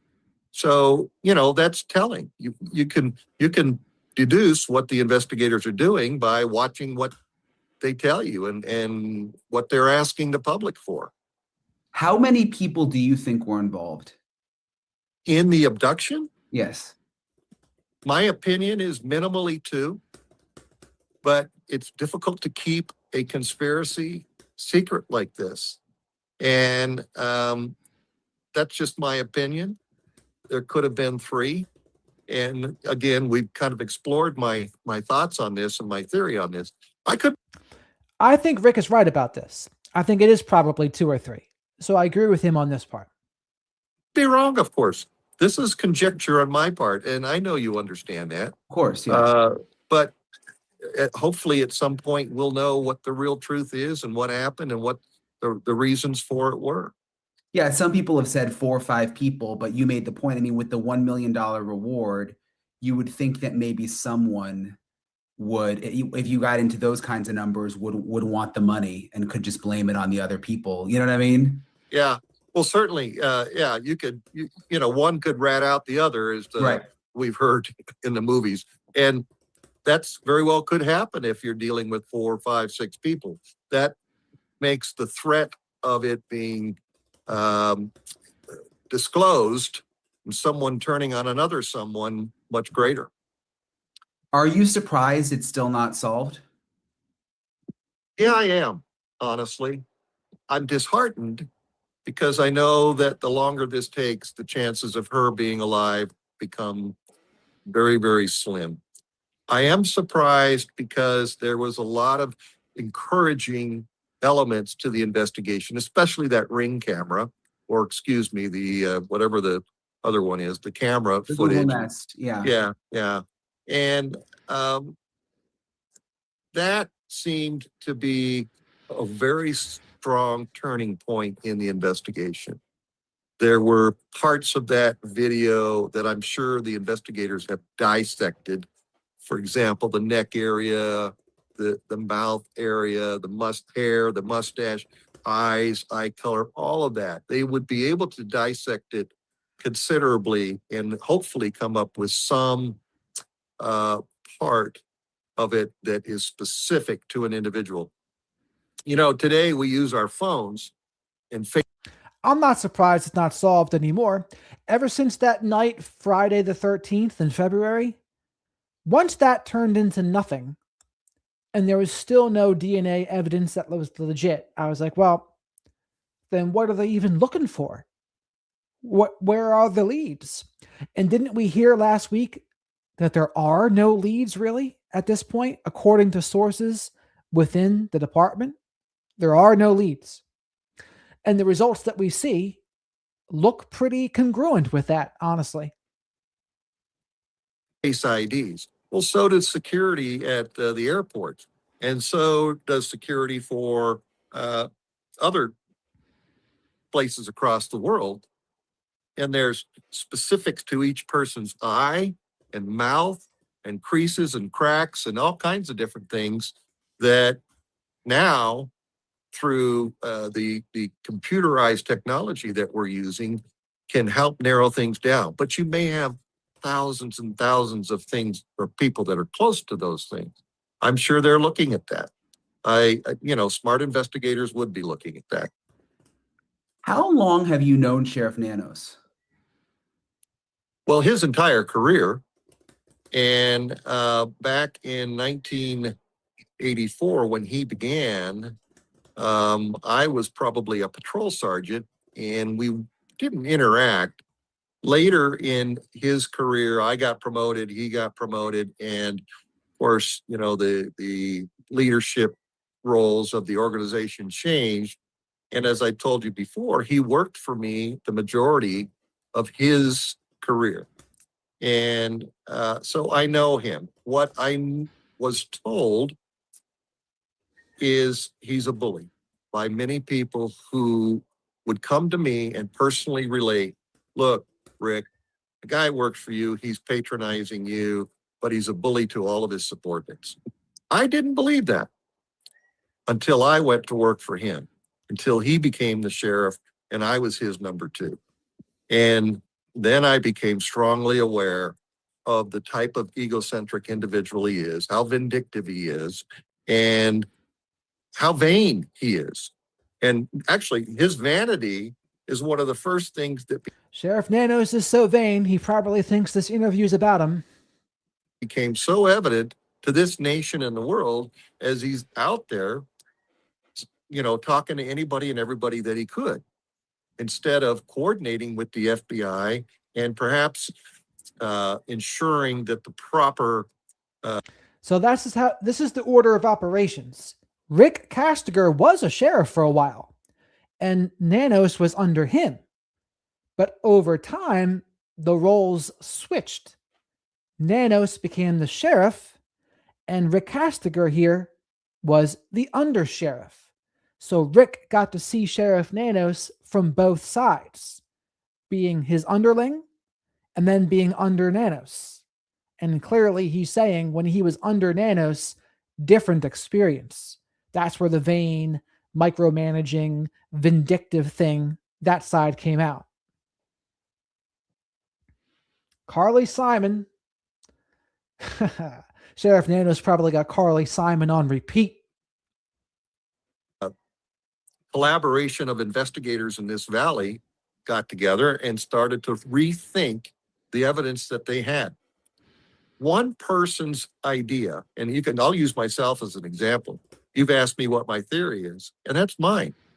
But if I were to sit down with another learned individual in investigative work and walk through all the elements of the evidence, he and I or she and I could bounce off of each other ideas and concepts. One mind is much, much stronger, greater, and two is much greater than one, three, and so forth. And what I'm troubled by this investigation is that the sheriff took this to we're in charge, we're it, we don't need anybody's help, so be it. That's sad because there are other points of view and other levels of talent that could have been brought into this earlier. Would that make a difference to where we're at today? Perhaps not, but it's still not the right way to conduct a police investigation of this nature. Yeah, and I just want to understand better because you have such a unique perspective on the sheriff just because of your history. You know, we've talked to other people who worked for him a little bit or knew him a little bit. I mean, you have a long history with the sheriff. So I do. So, I mean, you worked with him for 40 years? Yeah. And you were his boss for how long? Probably 37 of that 40. So 37 of the 40. And only 3 years then was he under Nanos. So you were his boss for 37 years, and then he ran for sheriff. Well, here's what happened, and a lot of people don't know this. And I was reading a story today where Chris said the former sheriff wanted him to be the new sheriff. I'm the one who went to the former sheriff and said, this is your guy. Not that I'm trying to take credit for it. As a matter of fact, I regret doing that. I regret it because it has made the organization that I came from, that I grew up in, that I was so proud of, much less capable. So you liked him, though, obviously. I did. Yeah, I did. And as I told you, some weeks ago, at the time that the former sheriff asked me to run, my dad had Alzheimer's, my mom had COPD, or she was actually in hospice care. So I was kind of raising my parents, as many of us of my age do, and I couldn't do it. So Chris was and I remember the former sheriff saying this, I don't care for him. That's exactly his words. I don't want him to take over the organization that former sheriff developed. And Chris will tell you to his face and probably call me a liar, but he wasn't the first choice. And it's egocentric for me to say it, but it's the truth. I was, and I couldn't, and I regret the fact that I supported him because there are other people within the organization that could have, and I believe would be more fair-handed in the way they deal with others in their own team. So you supported him, he won, and then you went from being his boss to becoming his number two. Yeah, what happened is when he won the election, he and I had lunch, and I helped him during his campaign, both financially and physically during his. So to be clear again, because there's some confusion, this guy, Brian had always introduced him as former undersheriff Rick Castiger, but it would actually be more appropriate to say Sheriff Castiger for 37 years, only 3 years as Sheriff Nanos's undersheriff. So 37 years as the sheriff, Nanos was under him, 3 years Rick was under Sheriff Nanos. Campaign. And we went to lunch and he says, look, I've won, the election's over with. I'd like you to come and be my chief deputy. That's what it's called here. I was flattered. And I agreed to do that. I don't know if I told you this, and I don't know if I can say this 4-letter word I'm about to say on this podcast for you, but day one, when we're all sitting around the table, when Chris Nanos is the sheriff, he said, I am going to micromanage the shit out of you guys. That was the exact quote. And I was stunned that he laid a foundation that he wouldn't allow anybody else to control things. Now we're years later, and that's the way he runs things. He second guesses everyone. He doesn't give them any autonomy. He won't take other opinions. He wants to do it his way. And we saw that happen in this particular case with the FBI. So you see, he was not the sheriff? Then what was he if he was not the sheriff? He's held a grudge, and I use the word, he has great disdain for them. And that's just his style, which is not right for this community. As you probably know, there's a recall effort afoot in Pima County. And that's a very difficult. Because now people are saying all different sorts of things, and I'm getting confused. Because people were saying, oh, he was the sheriff for 37 years. Now they're saying, well, just because he was Nanos' boss doesn't mean he was the sheriff, which can also be true. So I don't know his job title for 37 years. I know he was above Nanos for 37 years, but that doesn't mean he was the sheriff for 37 years. Difficult thing to make happen, because there needs to be about 120,000 signatures just to get something like that on the ballot. And then it goes to the voters and they decide if they're going to keep him or not. Given the history and given the clarity of what's come to light as of late, especially with his past in El Paso. I'll tell you something, Brian, and I was asked this not too long ago. Had his past been known in 1984 when he came to hire for the Pima County Sheriff's Department, he would have been disqualified based on his past in El Paso. 8 suspensions and disciplinary issues far beyond anybody that I know. It would not been survivable for him to be an employee. It was overlooked, or the resources weren't available to look into it. And was there something, because so he, just going back a little bit, he asked you to be his chief deputy. Yes. And I think you told me you guys were friends for a while. I mean, didn't you guys like go on vacation together, you know, why we did. And all of that? Yes. This was when he worked for me. Okay. So what changed after you became his chief to where you know, was there one? So not that it matters, but I would be curious how long he was the sheriff, if he was at all. Thing that happened? I think the turning point, there was an incident, and I'll share it with you. I had a training request for $250 from some correction staff to do a video training interface. And I approved it. But the person who was coordinating that training, was one of the instructors, was a person that the sheriff did not like. He overruled me for $250 to the compromise of potential training for these corrections officers. It's ridiculous. That is holding a grudge to the point. That was the impetus for me really coming to the understanding that this sheriff was not a person that was reasonable, that was objective in his approach. He does things based on his emotions, and he does things based on his ego. So to be clear, now it's coming to light, this guy was never the sheriff. I got confused because in the beginning, people were telling me he was the sheriff. But that's what I get for listening without fact checking. So he might have never been the sheriff, but that he can still be the boss of Sheriff Nanos, which is also true, right? But what is the fact is Rick Kastigar was the undersheriff to Sheriff Nanos for 3 years. That's probably the most important part. And that's also probably why Brian kept on introducing him as former undersheriff and not former sheriff.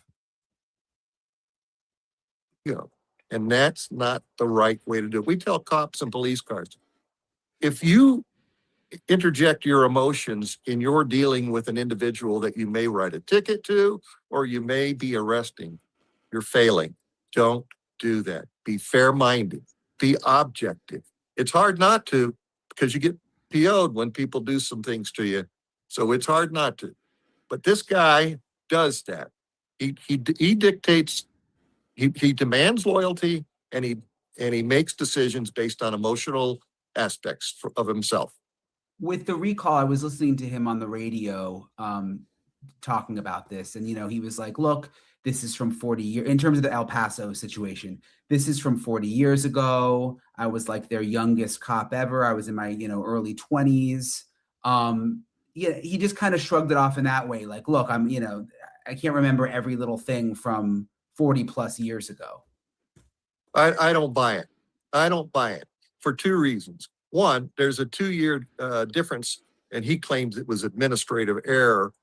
There wasn't an administrative error on when he left El Paso to the day he was hired to the Pima County Sheriff's Department. There's a 2-year gap there. That doesn't make any sense whatsoever. He didn't want anybody to know what his history with El Paso was. I think in his own heart, his own mind, he knows all too well he would not have been hired had that come out. But in the mid-1980s, early 1980s, there wasn't sharing of files of that nature. You've seen the files. Yeah. They're handwritten or typed.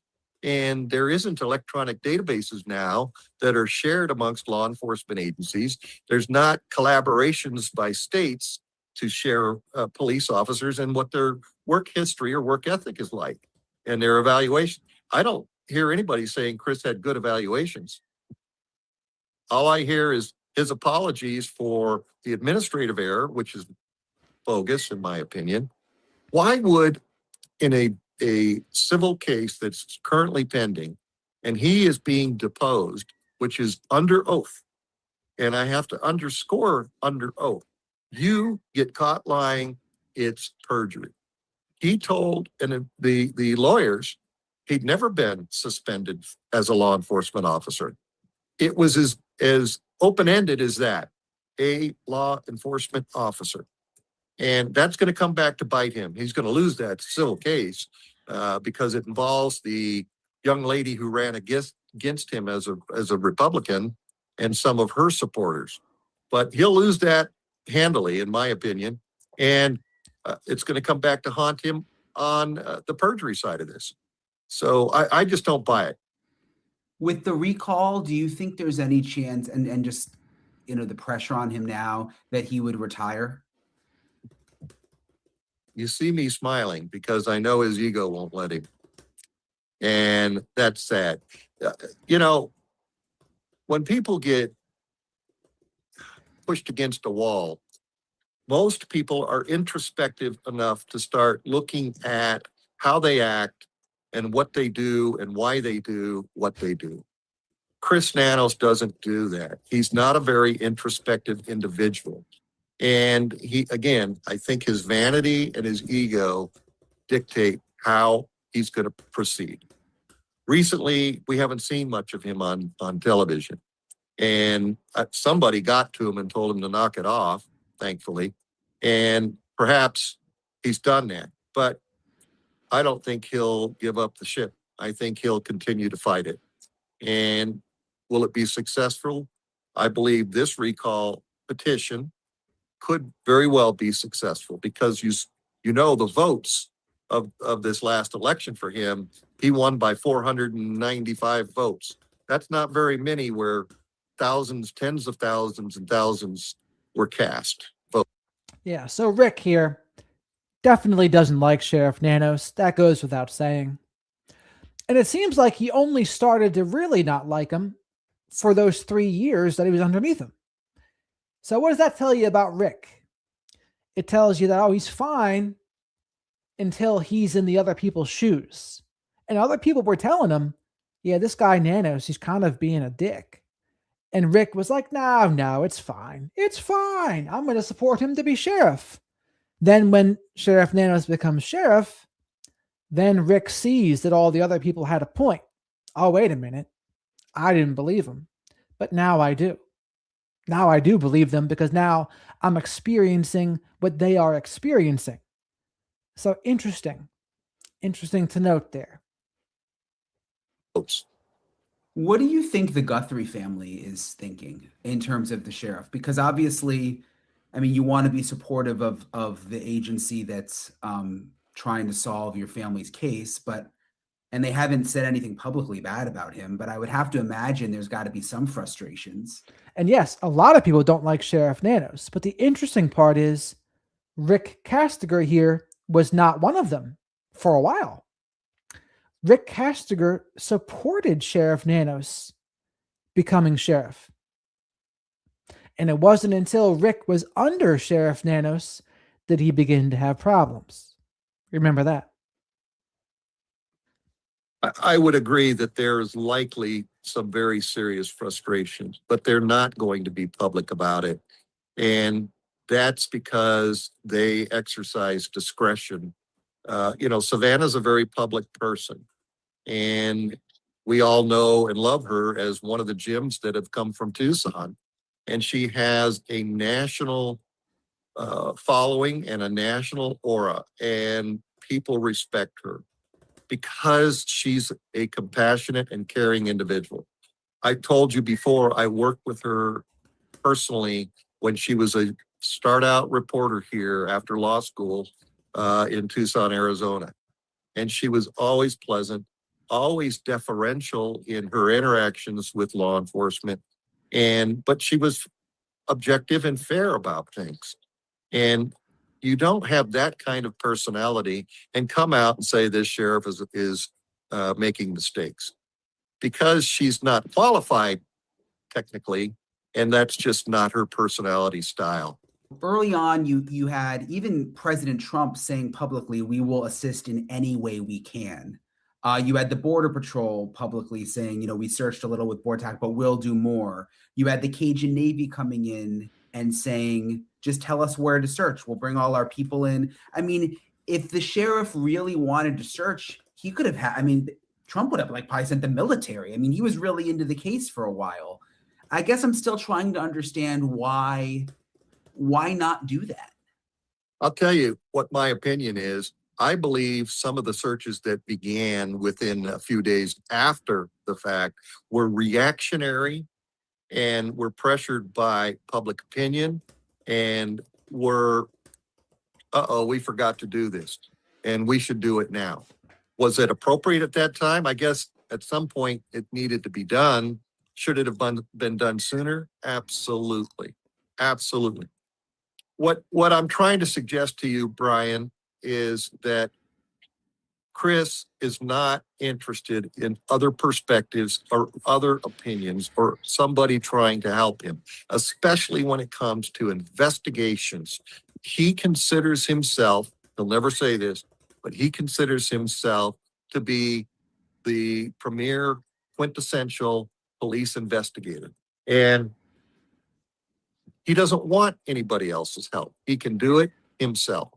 He was a boxer, and he was a good one.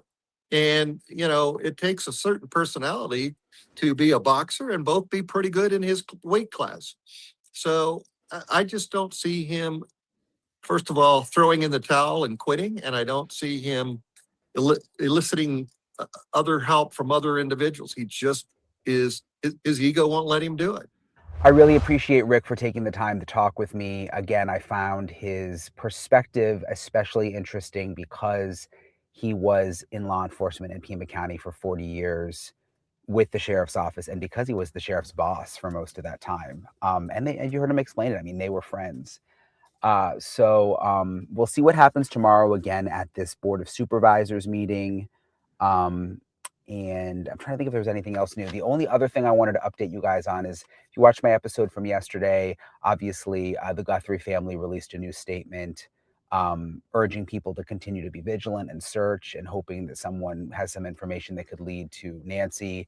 But they specifically talked about January 11th, which I talked about in my episode yesterday. It's a date that's come up again and again. The FBI has been asking neighbors about January 11th. They've been asking for video from January 11th. It's the first time that the Guthries have mentioned January 11th in one of their statements. So the sheriff spoke with NBC News and told them, according to their reporting, that Google initially came back. Remember, they're the Google Nest cameras from the front of Nancy's house. Initially came back and said one of those photos was from January 11th, but then came back again a second time and said, actually, we can't confirm for sure that it's from January 11th. So it seems that is where this January 11th date is coming from. I tried to reach out to the sheriff myself to get a little clarification on it. And So you hear that? So Google said they cannot confirm or deny one of these was from January 11th, sort of like Sheriff Nanos said. And I wonder where Brian Etten got this. Was it only from Google, or was it from a source in law enforcement? Or did the source in law enforcement just get it from Google? I don't know. But either way, it doesn't really help us now. Which one is it? We don't know. But please remember to like the video. Likes are free, and likes help pay for Shadow the Night Owl's Hootie Snacks, Hootie. Sort of like how Scooby-Doo has Scooby Snacks, Shadow the Night Owl has Hootie Snacks. And subscribe to the channel if you're not already, and say hello to the flock of black sheep here in the live chat. I haven't gotten a response, but I'll keep you guys posted if and when I do. And if there's any other updates, I got a couple other things I'm working on this week that are kind of coming down the pipeline. So again, I really appreciate you guys for sticking with me throughout this case. Some people have been like, oh, you need to move on. There's so many other missing people. And I hear you.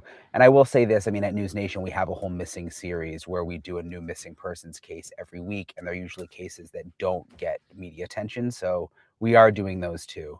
But I just don't want to give up on this Nancy Guthrie case.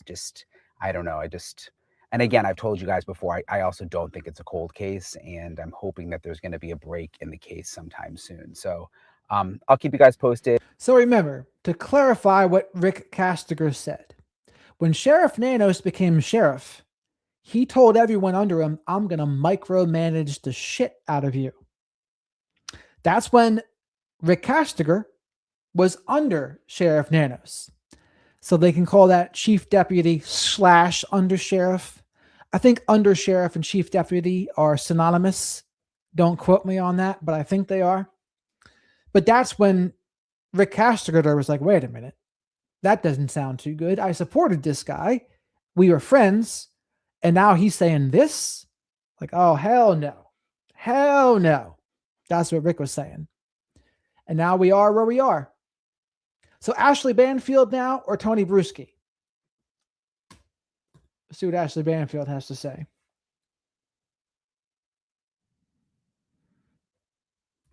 Hey, everyone. I'm Ashley Banfield, and this is Drop Dead Serious. Thank you so much for being here. Also, if you haven't yet subscribed, could you do me a solid, please? It's free, and it's easy. It's fun. Yes, make sure you subscribe to Ashley Banfield's channel and subscribe to mine if you're not already. Thank you very much here for the super chat, Tina. I've been through a lot. Don't rest well at night. Found your channel and started watching. I really enjoy your channel and the advice you give. Well, it's my pleasure, Tina. Thank you very much for the super chat. If you have any topics or anything you want specific suggestions for, let me know. And a lot of us here in the chat, we've been through all sorts of things. Narcissistic abuse, have had narcissistic parents, maybe have been scapegoats, maybe they're neurodivergent, meaning they're ADHD or have autism. Many people have had addiction issues. So we got it all here, Tina. But I'm glad you found us.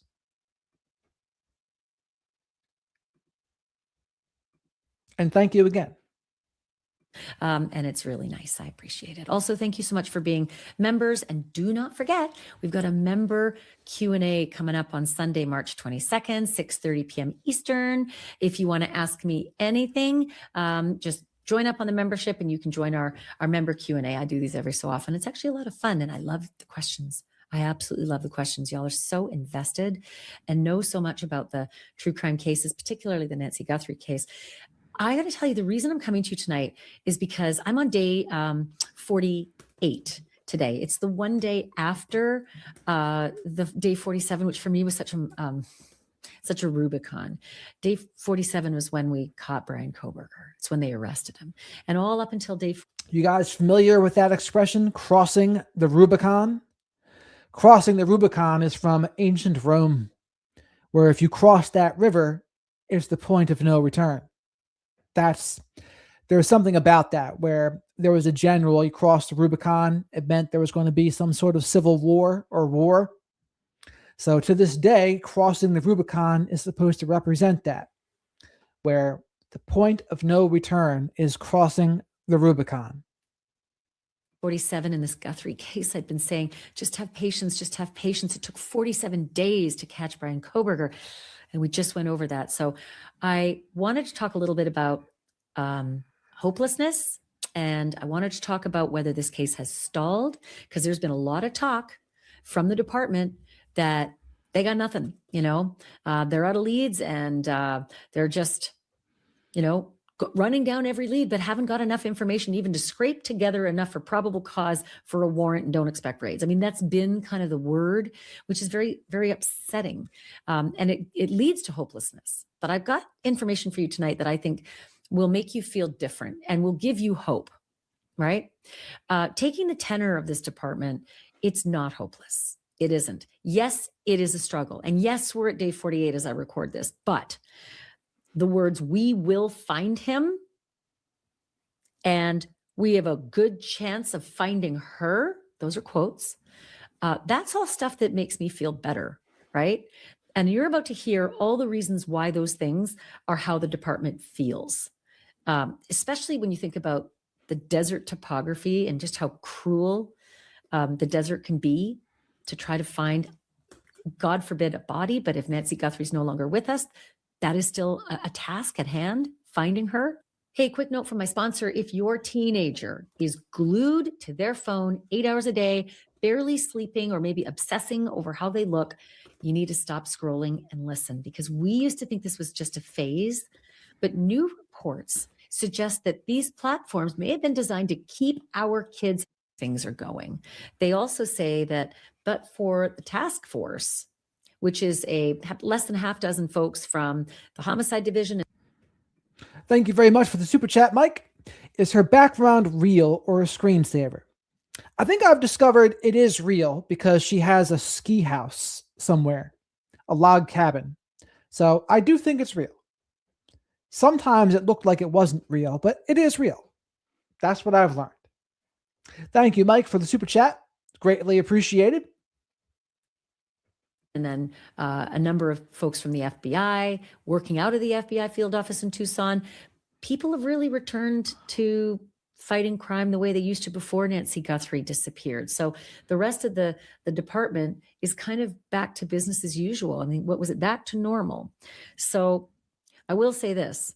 A lot of folks are calling those tip lines pissed off, like a lot of angry callers, a lot of frightened people who are afraid of what Sheriff Nanos said last week, which was he could strike again. Yeah. So there's been a lot of calls that have changed the nature of the work that the folks in the department are doing. But I want you to hear what I called Sergeant Aaron Cross, because he's the president of the Pima County Deputies Organization. That's basically the union. He's got his finger on the pulse of just how things are going within, the members and how they feel about this. And that's where I've sort of wanted to take the pulse of the hope. If there's really hopelessness as we go into. So Ashley is going to try to give us some hope here. I don't know if it's going to work, but that's what she's going to try to do. Week 8 in trying to find Nancy Guthrie and this perpetrator. And my conversation with him was very wide ranging and really informative and very interesting. And I have to be honest with you, I came out of it feeling better about solving the case. Have a listen. The first thing I wanted to ask you, has anything changed? Is there anything really new in the case lately? Not that we've been able to see outside the task force. The task force, once it was created, now that they've been moved out of our building. So see that? Ashley Banfield was so kind to adjust her camera so I wouldn't have to adjust my box. How about that? Into the FBI building in Tucson. It's made information even more secure than it already was, and they did a pretty good job even before they moved. So what they're doing over at the FBI building in Tucson is really only... Now, I believe this is former Union Leader Cross, I believe. Or current Union Leader Cross, I believe. Privy to the people in the task force, and I imagine our chain of command. And so as I understand it, and I'm not sure if this is still the case, about a week or two ago, the task force was sort of solidified, it seemed, with about 4 or 5 people from the Pima County Sheriff's Office Homicide Unit, and then the collection of FBI representatives. Is that still the case? That's how I understand it. Yes, ma'am. The 5 that we have, plus a sergeant, I believe, and then unknown how many FBI agents are tasked with it from their side. That was my next question. How many FBI agents do you think are still on the case? Yeah, it's hard to say. I haven't heard any number. Yeah. So for so many people who've been following every single day of this case, it feels stalled. Is it wrong to feel that way out here? I don't think so. We kind of get that sense too. I don't know if stalled is the way that we inside the department would view it. I think we just kind of, I call it the grind phase of any investigation. Some investigations, in my experience, they break quick and easy. Most bad guys are not that intelligent, so we're able to solve them fairly quickly. Most bad guys are not that intelligent. I don't know if I'd always agree with that. Sometimes. Maybe even the majority, but I think there's some smart criminals out there too. But remember this guy, Sergeant Cross, he was in a higher position and he was working midnights, and then Sheriff Nanos punished him and put him to day shift, and then he wasn't able to spend as much time with his family. Remember that? And then he was doing a job that is way below his level of expertise. He told all of this to Brian Etten several weeks ago. This one appeared to put some preparation into it, obviously, and so it wasn't going to be solved quickly unless we, narrowed down some mistake. But I think now that they're just grinding through the tips, going quick, combing through the evidence carefully, and then waiting on, of course, the DNA, I believe, coming back from the labs in Florida to see if they get any break in the case. I'm going to talk to you about DNA in a second, but I want to go back to what you just said, the grind phase. I don't think I've ever heard that term before. Can you pull on that thread a little and talk to me a little bit more about what that means and what it really effectively is for you all? Sure. We received thousands and thousands of tips. And I mean, frankly, a lot of them were people. That's right, Rooster. It's like, have you ever seen the movie Blow with Johnny Depp? He says you go into this one prison and you have a bachelorette in marijuana, and then you come out with a freaking doctorate in cocaine or something like that. And that's the thing. He's like, I'm going to teach you all to be better criminals. Remember that? That's a whole scene in the movie. George Young, played by Johnny Depp, based on a true story. Their theories calling in, a lot of it is noise, but you have to comb through that to get to the signal, to something that may be related to the case. It could be something very small, and each of them, it requires effort to go through, to look at it, to examine how relevant it is to the case, and run it down if it does seem relevant. And all that takes time. And again, as I mentioned, you're talking thousands of tips. Well, So, Sergeant Cross, last we heard, and this is probably 2 weeks ago, was like 40,000. How much of that, roughly percentage, is noise and junk and theories? a fair amount, I believe. Like I was 50? actually, 50%, 75%? How much? I'm reluctant to put a number on it. It sounded high. I was in the call center. That's where I work my day job, my current position, and I could overhear a lot of these tips coming in. One of them, just as an example, was make sure the investigators check around the house for her. Oh, So boy. we said thank you for that tip and moved on to the next one. But that tip is cataloged and moved on. So that's the kind of stuff that you have to get through.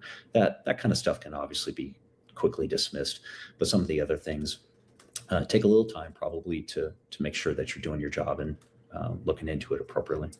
I can imagine some of the calls were angry. People who were angry at, things that were coming out in the press about the sheriff and the contradictions. Like how much of it do you think was the public calling in just saying, for God's sake, get a grip? Yeah. There is a lot of frustration, particularly in our community. I take a lot of calls and I speak with people in our community making reports and usually a couple times. I think one thing about law enforcement, whether it's the FBI, CIA, or local law enforcement, some of them have an arrogance that they think the criminals are all dumb. And they think, well, I wouldn't do this kind of thing. And anyone who would, it just means they're dumb. And I kind of think that's a shallow take. I think there's many reasons why people do what they do. Some people came from impoverished backgrounds in criminal families where it's what they grew up with. So it's what they're used to. But it also shows a lack of understanding about personality disorders. That's also what it is, because you can come from a great home, but if you have a personality disorder, you can do some wild things, especially antisocial personality disorder. They're very criminal. And they usually start from a younger age too. So those are the people that they can do anything. And sometimes they're not all dumb. So again, there can be smart narcissists and smart antisocials, smart dark triad, smart dark tetrad. That's a thing. They don't want to believe it's a thing, but I do believe it's a thing. A day, I catch an earful about the performance and some of the issues that even the public's able to identify that were troublesome towards the beginning of this whole investigation. I don't want to ask you to count, but if you had to give it a rough estimate, how many calls do you think you've had of people who are just mad? I've heard probably about a dozen, and I let them vent, and then I have to redirect them back to the matter at hand, what they're actually calling about. But there's a lot of anger, and we have a lot of seniors in our town, and there's some fear I'm able to hear, asking me for tips on things they can do to improve their security. There's a lot of that. And so I've been able to, fortunately I had a long career, so I'm able to give them some information to hopefully help them. If you got 12, there are lots of other people working the phones too. How many in total do you think might have come in that are either angry or fearful? With all the deputies out there taking calls each day and all the contacts they have with the members of the public, I can only speculate, but I imagine it's a lot.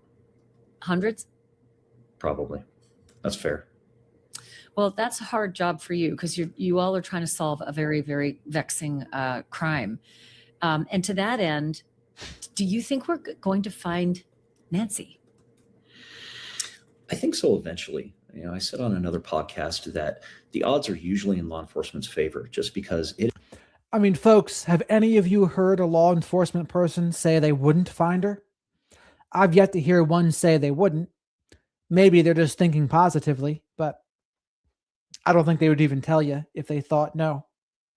It is extremely difficult to pull off the perfect crime. There's almost always a mistake, and sometimes those mistakes are easy. Most crimes, the mistakes are easy to see, and that's why we're able to solve them fairly quickly. But sometimes when they plan and are somewhat meticulous, it takes a little time to identify the mistakes they made, and that's where the grind phase of this investigation, I believe, is important, where you just carefully go through everything you're able to get and see where that mistake was. It's very hard to pull off a perfect crime. Do you guys all talk the way I talk with my colleagues? And that is, this guy looked like a buffoon on the front doorstep. Like he just looked like an idiot who wasn't planned. He was winging it. He was MacGyvering it. And that's the kind of guy who's easy to catch. And yet, is it possible he just got really, really lucky in that sinful, sinister way because it was just a confluence of things that went in his favor? Yeah. He looked, based on my estimation, he looked somewhat prepared, as though it's just my opinion. It looked as though he had some. It sounds like even Ashley Banfield underestimates him a little bit. I wouldn't be surprised, maybe even a little bit calculated incompetence. And even with the foliage, like I said before, maybe he thought he can block the view with the foliage. And then he said, yeah, you know what? Screw this. We're just going to take off the whole thing. But I kind of think they underestimate him a little bit. I don't think that's the best way to go. I think you have to kind of respect the abilities of the people, especially if they've gotten away with it for 51 days so far. That doesn't mean you respect them as a person, but just respect what they're capable of. Somewhat scouted the location, but not perfectly. And it didn't look like he was some pro. I work the south side of Tucson, and I've seen plenty of professional home invasions, usually drug rips, and they are quick. They travel in groups, and they know exactly what they're doing. This did not look like that. So there was some preparation involved, just in my opinion, which makes it a little more difficult, I think, to solve it quickly. But I don't think he was. I don't think this was a perfect crime. So I believe she will be found eventually. It's just a matter of time, and I think he will be caught. He's probably paying attention to all the media. You could be watching this, as it's broadcast, just to see, are they on to me, and so he just needs to make one mistake, and law enforcement, we just need to get lucky once to catch him. Yeah, you got to get lucky once. But we're coming up. So what can this guy even do to get caught now? What can the guy do on the front porch to get caught now? Advertise he has that tattoo? What else? What can he do to whatever he could have blundered, he would have blundered it already, right? Unless he blabs when he's drunk or something one night. Oh, I'm the guy who did that to Nancy Guthrie. Blah, blah, blah. Is that what we're hoping for now? That kind of seems like a long shot. Because if the guy does that when they're drunk, they would probably kill the person they blabbed to. On, week 8. And is there a mood in the department as the time drags on that maybe this isn't going to happen? Maybe we won't find him. Maybe we won't find her. I think the mood is just, how long will it take? I think we will find him. Everybody thinks that we will find him. That's why we have a cold case unit for a reason, is sometimes it takes a long time to catch these guys. I know we had a recent cold case break, and that one, I believe he told me, was a couple decades old. So you never know. I mean, the problem with that tattoo is it's such a small sample of it. And there's so many people with sleeve tattoos now. So it becomes more difficult to narrow it down. So think about this. Someone can see this guy, but you have to be thinking about the Nancy Guthrie case when you see him. You have to be thinking about that Nancy Grace video when you see it. And then you have to think, okay, I think you are part of it. Here's your tip, law enforcement. I saw this person with a sleeve tattoo. I don't know them. I don't know their name. I don't know where they're from. But go check them out. Or maybe they're in Mexico. So it's just difficult because that tattoo portion doesn't make it obvious, unfortunately. It might even be better for ruling people out. That's what it could do. But again, it doesn't rule out who might have hired them. So it's a little bit, but it's just not enough right now. But please remember to like the video while you're here. Likes are free. Likes help pay for Hootie Snacks for Shadow the Night Owl, the spirit animal of the show. Say hello to the flock of black sheep here in the live chat. Subscribe to the channel if you're not already. Super chats are a great way to support the channel and get questions answered. Super stickers, great way to support the channel. And becoming a channel member gives you access to the members-only live streams. And thank you very much for all the support I've been getting so far. We're coming down to 40,000 subscribers here in a minute. Probably hopefully by the end of the week, I hope. And you never know what technology, what DNA breakthroughs are going to come through that will solve a case that had been cold for a while. I mean, we hope that doesn't happen. We hope for the Guthrie family that we're able to solve this quickly and recover their mother. I can't imagine this happening to my mother and the emotions I would be feeling. And so it's captured the attention, obviously, of Pima County and the nation and possibly the world. And I think we're up to the task. It's just a matter of how long, and we're grateful for the FBI's help. Are people digging in though for weeks, months, years? I mean, when you mention the word cold, I say, whoa, hold on. Cold is a long way away. Cold is when you've gone Sure. through every tip. There aren't any more tips. There's no more work to do because nothing's coming in. You're not close to cold, but is there a fear that it could be going there?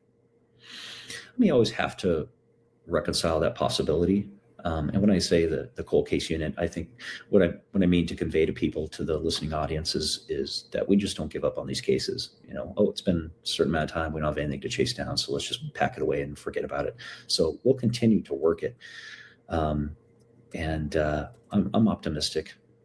Eventually, I hope it's solved tomorrow. I hope we arrest him tomorrow and recover Nancy, get some answers for the Guthrie family. Well, is there an energy that starts going through the department? I know people in their silos are keeping things quiet, but if people are getting close, is there an energy that all of a sudden happens? Like, are you going to know it?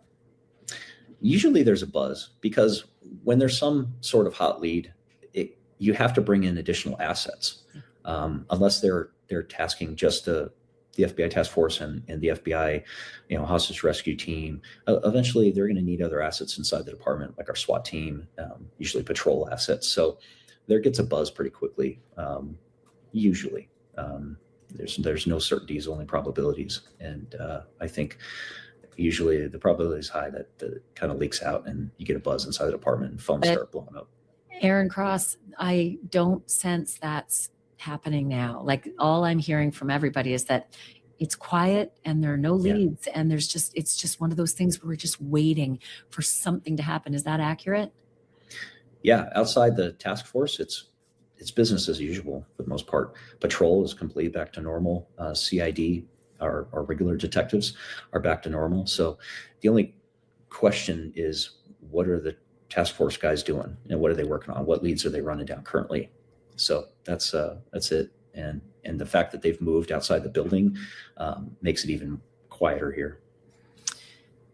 One thing I can't wrap my head around, and there are lots of things in this case that I can't, but one that's really bothering me is something that the sheriff said, I think a week ago, or maybe not even a week ago.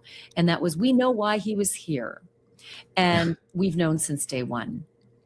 Aaron Cross, is that true? I can only speculate what goes on in the sheriff's head. There's so many contradictions, and I don't know what Sheriff Nanos thinks it was from day one. Like, what did you know from day one? What did you know it was and still know on day 51? I really don't know. The story that comes out varies day by day. The family no one was cleared. Then the next day, the family was cleared. We gave up the scene too early. Then we didn't give up the scene too early. I mean, you could go down every time he gives a press conference, he contradicts himself, it seems. So it's hour by hour, day by day on what he says. Well, listen, all those things are all frustrating, but to have come through this horrible odyssey since day one, and we're in, like I said, we're about to enter week 8. The first thing we heard on day 2 was that there's no concern. No one needs to be fearful. Elaine, thank you for becoming a channel member, Elaine. You now have access to the members only live streams, and we look forward to seeing you there. Thank you very much. Out in the community. But now we're hearing he could strike again, lock the doors. But we've known since day one. Those two things are divergent and they both can't be true. So can you tell me at least this? My sources told me on day 1, there was an absolute focus. And I think you know where I'm going. Inside the department, the focus was on the family and on the brother-in-law. And that's where they were going by towing the car, searching their house, and investigating around their properties, etc. Then they're cleared. The car took 40 some odd days to be returned to that family. And now there is this other boogeyman, and the sheriff is known since day 1. I don't understand. Just tell me if it just changed. Yes, that was the focus on day one, and it changed. Yeah. I don't have any specific information as to what was going on in the unit, that first week. However, of course, you're going to want to rule out the last people that saw someone alive or in good shape. That's just investigative 101. So, of course, you're going to look at the family and ask the questions of, okay, who was the last person to see her? Check out their story and eliminate them as a suspect. That's not controversial at all. Yeah, but you don't usually tow their car under a warrant. Right. And I don't know what they were able to write in the affidavit to get the probable cause, to get that search warrant. I believe they're all sealed. But there must have been something there. I can only speculate as to what it was. But yeah, I think that it's not controversial at all to eliminate the family. And then once you've done that, to a certain degree, you can move on to other theories. And again, I don't know what they saw inside the house to drive their theories. But yeah. But that's the other thing, though, too, right? Often it can be someone in the family, right? When a spouse dies, look at the Corey Richards case. Generally speaking, you look at the other spouse. But in the event that it's not you and your spouse just died, it's got to extra suck to then be under the microscope of everyone thinking you did it. So say you didn't do it and you lose your spouse or you lose a family member. And then out there's a big group of people that instantly think you were involved. That's got to be a double whammy of suck, doesn't it? I mean, people don't normally think about that, but if you're innocent, it's got to suck to have all that pressure on you like that. It's not controversial to go looking into the family to make sure that they weren't involved. Yeah, but then for the sheriff to say now, but I've known since day one, and yet it's not the family. But on day one, we were doing all this to the family. It's not helpful. Just speak the facts that you can relay to the public, and make sure you're not contradicting yourself. And the thing is, as a law enforcement leader, you want to instill confidence in your community that you're capable, professional, you have poise, and you're kind of the emotional rock when they're going through something difficult. And this community is. And you want to be very clear the information that you're giving out. And when you contradict yourself, it just undermines public trust in the agency. And people start wondering, okay, what about this investigation? Is it being handled appropriately? And my opinion, the opinion of many of my members, because I'm the president of the union, we were calling ourselves the next day after those press conferences and just asking ourselves, what was that about? It was frankly embarrassing for all of us, and we wish that he probably would have been better suited to hand that off to someone else, like a PIO or an investigator who was more familiar with the case. Yeah, I think a lot of us out here, in the receiving end of all of this, have said a lot of the same things. Especially we've known since day one why he was here. And I don't mean to beat a dead horse here, but we know why he was here is a very strong comment. Do they know what the motive was? Among those within the walls of where you work, is there a lot of talk of like, yeah, we do know what went on in there? No, not that I've heard. And he walked that back in his very next statement was, we believe. We know why he was there. We believe. Hey, listen, same thing. We believe, we know why he was there. So was it robbery? Was it sex assault? Right. Was it mistaken identity? Was it ransom? Like those are all very, very divergent and they require very, very different evidence. Does he have something to tell us? Why? Not that I've heard. Again, if they have it inside, they've kept a very tight lid on it inside the unit. We have not heard any of those theories. That ain't the case. not after I learned what I learned on day 3. It hasn't been kept tight. So that's frustrating. So was it just, I guess, was he just making this up as he's going along? The sheriff likes to shoot from the hip when he's speaking. He's not a strong public speaker, and he says things that later on have to get cleaned up. And that's why we wish that there have been some prepared statements. We have capable people that were there ready to help him. And we all wish that he had enlisted some of their aid. Yeah. Well, a lot of the stuff that I learned on day 3, he really tried to diminish it in the first few press conferences, only for us to learn, these were Nest cams. Yeah, they are gone. The only thing he won't confirm, there is blood inside the house, according to 2 law enforcement officers I've spoken to. I don't know if you know that, do you? No, and I've purposely avoided speaking with the homicide team directly just because I didn't want to risk compromising them or getting them jammed up or myself, frankly. Did you hear word in the department that the back door was wide open? I'd heard some of that, but it was not confirmed. But you'd heard it, you didn't hear it from me, is what I'm saying. Correct. Heard it in your circles, not my circles. Correct. But again, unknown where they heard that from. They could have heard that from you and repeating that to me. So it's hard to say, you know how rumor mills go. Sure. Well, I think, here we are, we passed day 47, which was a big metric for me, right? It was the Rubicon of when Brian Koberger was caught. Because all the way up until that time, I kept telling my audience, be patient. It took till day 47 to catch Brian Koberger. So by the way, we need 500 likes to support Shadow the Night Owl's Hootie Snacks. A little over 200 away. I think we can get there. I have faith in the 800 and something people here that we can get to 500 likes. And subscribe to the channel if you're not already. Maybe we can get to 40,000 on this stream. I don't know. But what do you all think of Sergeant Cross here? He is the present union leader. He had spoken to Brian Etten previously. And that was, we passed it. And so as I look at this, there's news coming out about a recall effort now. And do you think that's gaining a lot of momentum, or is that just bluster? It is. I mean, there's a very real desire inside the community to have change leadership. The problem is that, of course, politicians don't make it very easy to recall themselves. So the process to actually get those signatures, it's 122,000. The process is so onerous that it's almost impossible to meet. But there's it's hard to find a defender of the sheriff currently in Pima County. Well, we'll keep watching it because, I've seen it happen in other communities. Certainly, I've covered one in California. I want to ask you about the searching for Nancy Guthrie on day 2, which was Monday, February 2nd.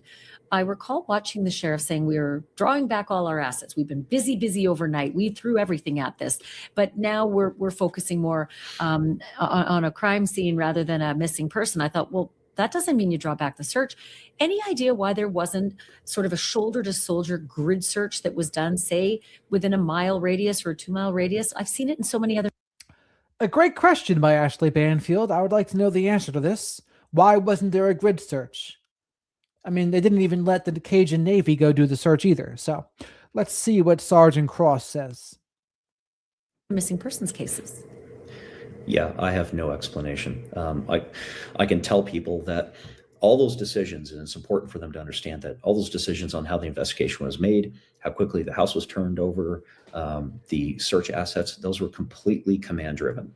It was the sheriff, one of his chiefs, and a captain that were the shot callers. And that's what we've heard before too. There's a small group of people around the sheriff that were making the majority of the decisions, and the other people weren't really involved in it. That's what we heard. But to me, what do you have to lose from doing one of these grid searches? Seriously, what's there to lose? Why wouldn't you? I just don't understand it. I don't know why they thought, yeah, that's a waste of time. Oh, and the Cajun Navy wants to come search. Oh, yeah, that's a waste of time. Why? Why would it be a waste of time? I just don't get it. Chat, do you have an explanation for it? I don't. So when people ask questions, why didn't the investigators do this or take the mat, or why did they give up the scene so quickly? Why wasn't there security posted? I can only point to our command that was their decisions. So. Well, they're schooled officers. It's not like they were born yesterday. These guys have dozens and dozens of years of experience behind them, all 3 of them. Do you think that they called off the search and returned the scene because they thought real soon after taking a look inside that they had focus and they knew that they thought it was the son-in-law and that's all they needed to do? No, I don't think so at all. People have to remember that first week, we didn't know what this was. It wasn't until the FBI. Why would they call everything off if they didn't say, we know where we're going with this and all this other stuff is ancillary and unnecessary? Yeah, it defies any explanation. I think if we could hop in a time machine, we would all wish that we kept that scene locked down for the entire week. And then once the FBI video, or the video that the FBI was able to recover was released, we would be very grateful that we had that scene locked down. I have no explanation. It just seems odd. I mean, the searching in particular, stopping the search within 30 hours, I am mystified. The only explanation I could come to was that someone with that much experience as the sheriff and his two deputies had, that they had their minds made up. They knew who they were looking for. And at that early stage, inside sources told me it was the son-in-law. Mistaken. Yeah, possibly.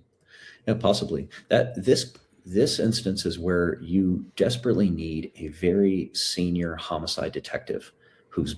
So it sounds like the real interesting person to talk to here would be Ashley Banfield's source. That's the person you'd want to ask and say, hey, source, why was Tommaso the prime suspect at the time? Or why was he maybe the prime suspect at the time? Was it just because he was the last person seen with her? Is that really all it was? Maybe, right? Maybe that is all it was. But I'd want to ask that person, yeah, why did you think so? And hear their answer. That seems like the interesting person to talk to. And like the video while you're out there, folks. Spank that like button.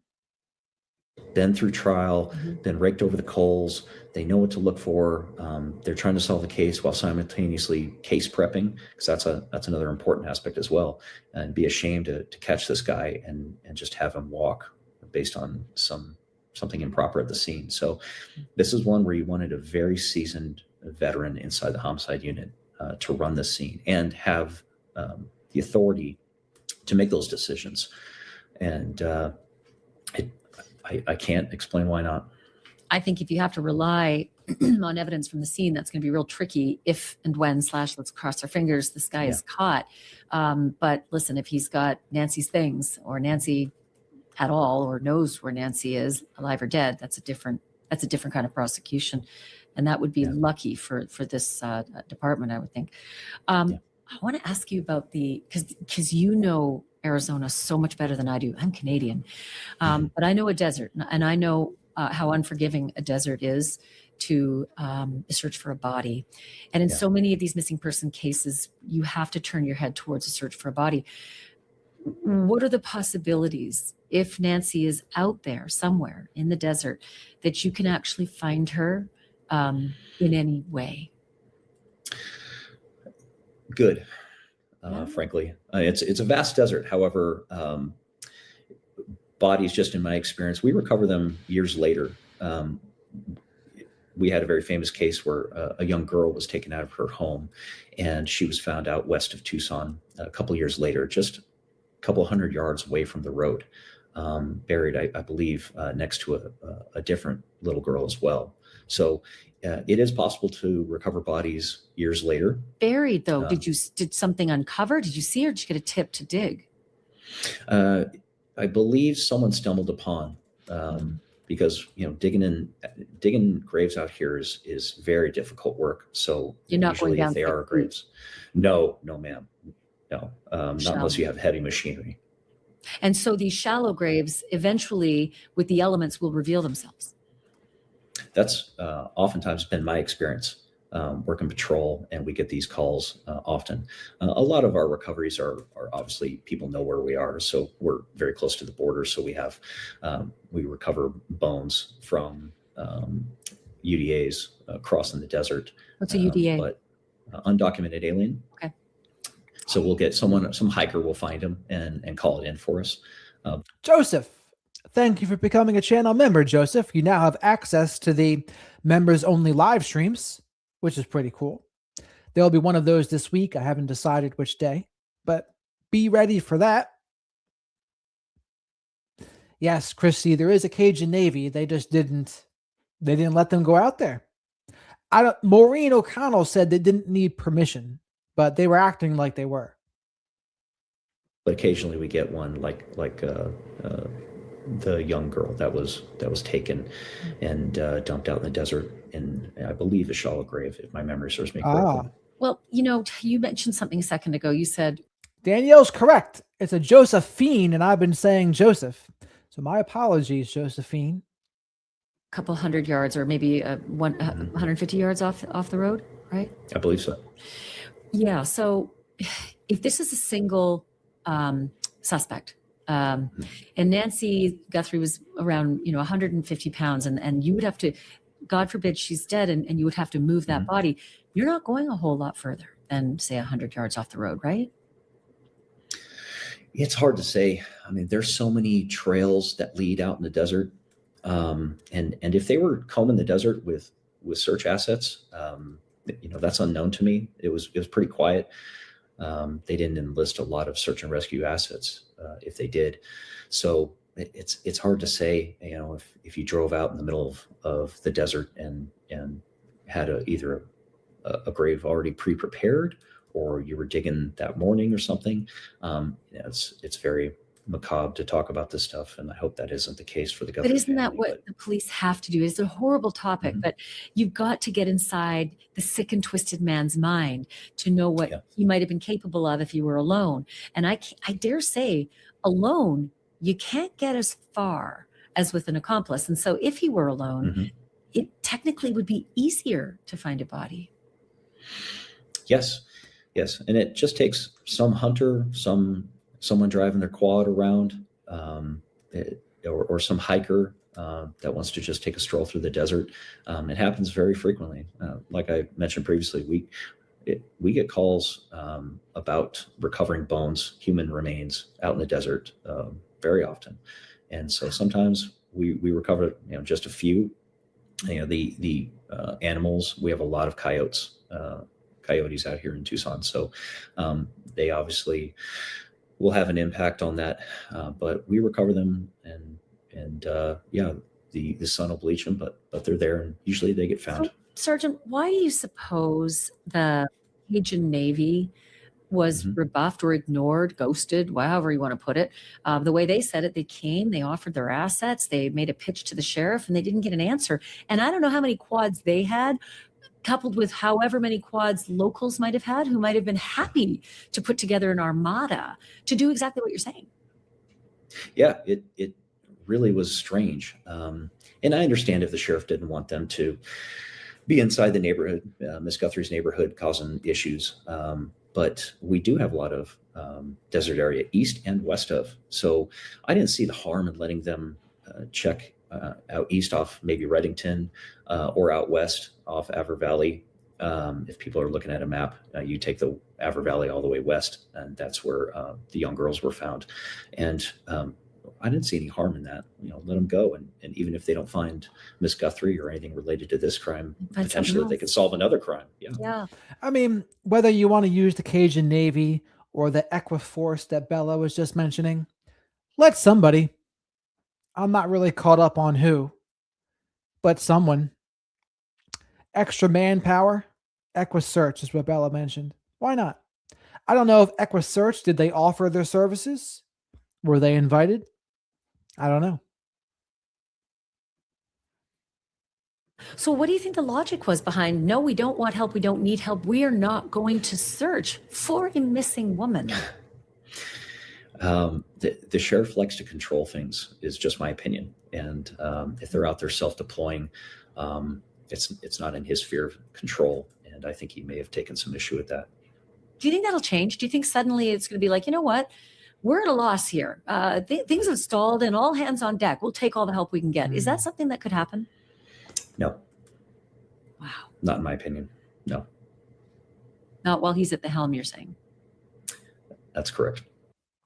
So EquiSearch, just like the Cajun Navy, were both offering their services, but they weren't invited. And neither one of them apparently wanted to go without permission. Maureen O'Connell said, you don't need permission. But maybe she's wrong. I don't know. Or maybe they just want to make sure they have permission so they're not stepping on any toes and they don't want to cause a problem. I don't know. There's probably some red tape involved or something. Well, that's unfortunate. Okay, I need to talk to you about January 11th, because when the FBI released those images, people were very quick to notice one image had a backpack and a gun and the other image did not.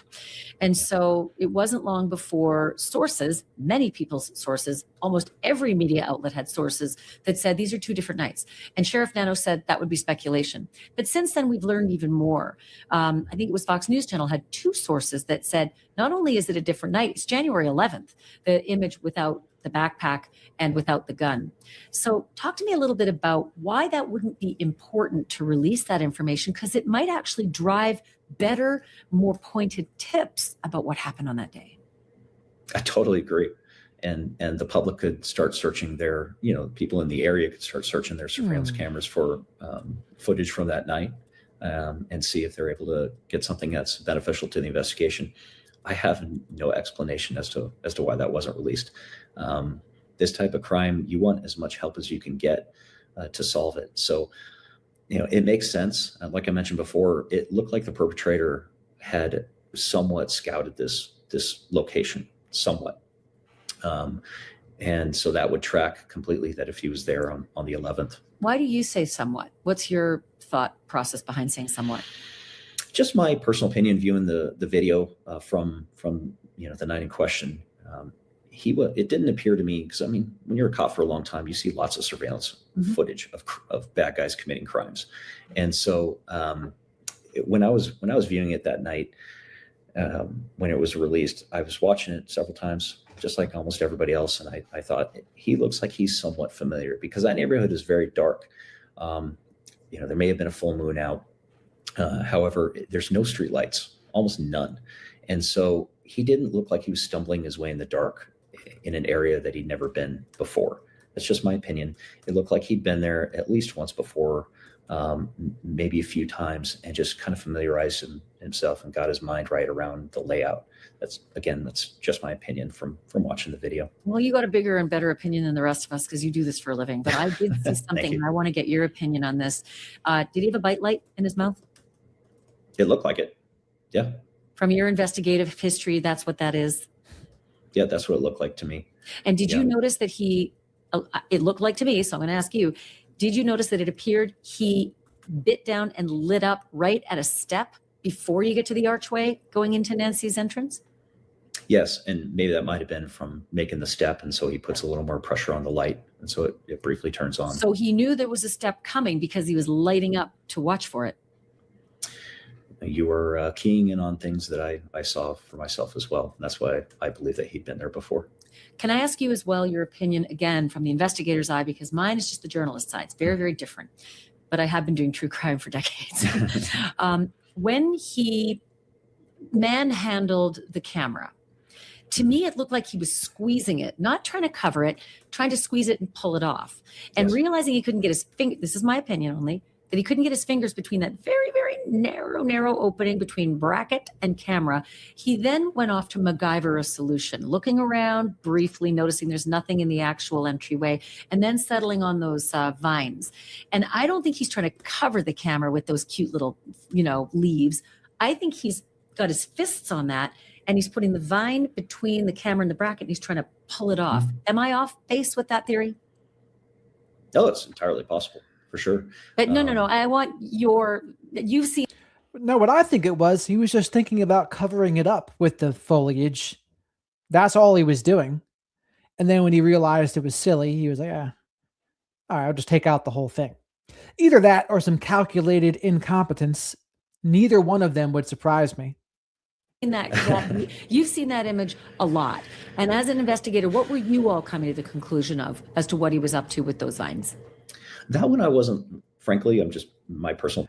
So let me now guilt trip you all into liking the video. Last week, it was a Richens family member poisoned Shadow the Night Owl. And then we needed likes to buy his Narcan because he wasn't going to make it. The people poisoned him with fentanyl. It wasn't very good. And then the next night, what had happened was, I think it was poisoned with something else. So I got poisoned with what? I can't remember. But it wasn't very good. But now we get Hootie Snacks, which is a little more positive. Hootie Snacks for Shadow the Night Owl. Likes and super chats. Super chats also help contribute towards Hootie Snacks and staying with Super Stickers and becoming a channel member. Opinion. I wasn't 100% on what he was trying to do. He may have just been trying to cover up some frames before he's able to wrench it off, in his brain. I mean, you have to think like a bad guy a little bit, and which is difficult to do sometimes, but it did look like he was struggling with it. I was just unclear whether he was trying to cover it while he struggled, or if he was trying to use that stuff to wrench it off. But that's kind of what I'm getting at he looked a little prepared, but not very prepared.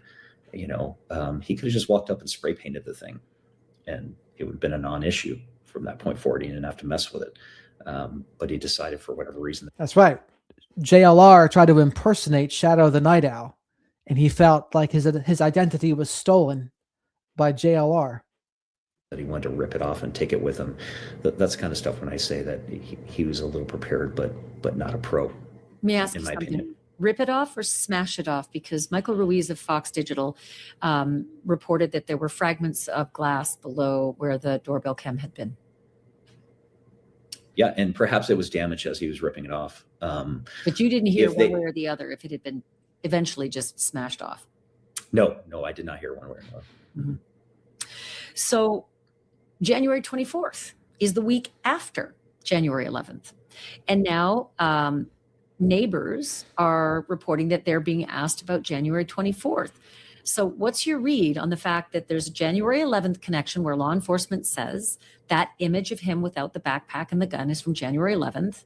And then the next weekend, neighbors are being asked about January 24th. And the weekend after that, she's taken. What do you think is going on January 24th? That one, I wonder, and again, it's just speculation. I wonder if it's either they found a different image from that day that they're asking about, or if they were combing through suspicious activity calls that we occasionally get, and maybe there was a call from that night, and maybe that's why. But again, that's just my guess.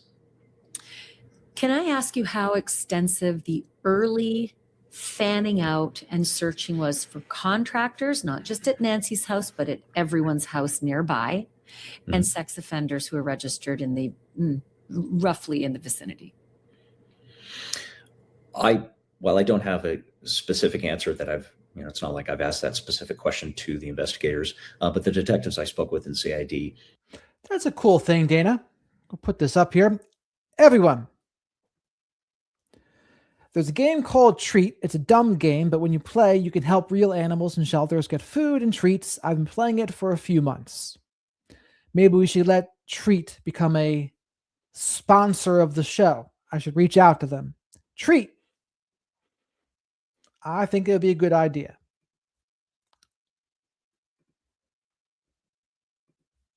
But like the video, folks, while you're out there. Likes are free. Spank that like button. Mentioned that the entirety of CID was dedicated to this crime. And CID stands for Criminal Investigations Division. So all our detectives, save for a few units. Everybody else was tasked with helping out on this, and they were asked to go back to addresses for the third or fourth time. There was a Circle K that they were trying to run down, maybe a lead on a suspicious vehicle or something. That I think they went out there 3 or 4 times as well. So I'm fairly confident that everybody was at least in a certain radius from the home were spoken to repeatedly. And you think it was robust? The search for the contractors who would be in the neighborhood enough times to be familiar with it. They didn't have to be working at her place, but they may have driven by and seen her out there getting her mail at some point. But the contractors who worked in the neighborhood and the registered sex offenders, you think there was a really robust running down of all those folks early on and as we speak? My opinion is the first week, no, they just wanted to speak to all the residents and find out what they could get from them. I believe, just my opinion, that if they're going to be speaking to contractors or registered sex offenders and stuff, that's something the task force is probably grinding through right now. And that's what I mean about the grind. Those are not the easy people to track down and speak with. They're usually in different jobs in different parts of the town or of the county. So you need to go find them and speak to them and see what they know. So listen, I'm no investigator, but whoever did this may not have known that there was a famous person connected to this case and may not have known that it was going to be the biggest news story for 7 weeks straight. Yeah. And wouldn't it be a little late to be looking for that contractor now, because he's seen how hunted he is and he's long gone? It's possible. Yeah. And we are very close to the border. So that would obviously make things difficult if he decided to go to Mexico. And it's an interesting angle, because some of the reporters were speaking to me from out of town and not familiar, and they were wondering, oh, well, do you think they had any trouble getting across the border to Mexico if they went that way? And I just laughed and told them, no, man, there's no one checking. It's like a these cars McDonald's coming in. drive-through. Yeah, You don't even have to stop at the speaker. No, the federales wave at you as you go south. There's checkpoints coming in to America, obviously, but on the way out, they just wave at you. However, being that you and your folks there are so close to the border, I know that you also have informants that work both sides of the border as well. Is there a robust effort to tap into the resources of those informants in Nogales, just to see if maybe this guy showed up down there in the last couple of weeks looking for someone to harbor him because he's not, used to living there, or maybe needs family all of a sudden? The weird things that happen, the weird patterns. Sure.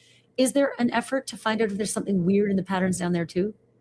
I imagine there must be. I worked narcotics for a few years, and I had a few professional, what we call them pro CIs, professional confidential informants, and they're constantly supplying information because they get paid for it.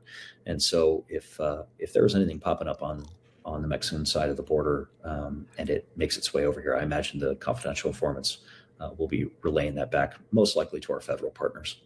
Have any of these CIs, confidential informants, thus far done you dirty, given you some information that didn't pan out? If they do, it's usually early on, and they're not CIs very long. But oftentimes they're incentivized to give good information. I'm only going to say, because there were 2 raids that were very heavy-handed that didn't pan out. Yeah, and it's hard to say the genesis of those tips that led to those warrants. I mean, they must have had something, again, to get their search warrants. Unknown what it was, though. Talk to me a little bit about this early on. Everybody was just so ginned up about the alleged ransom seekers.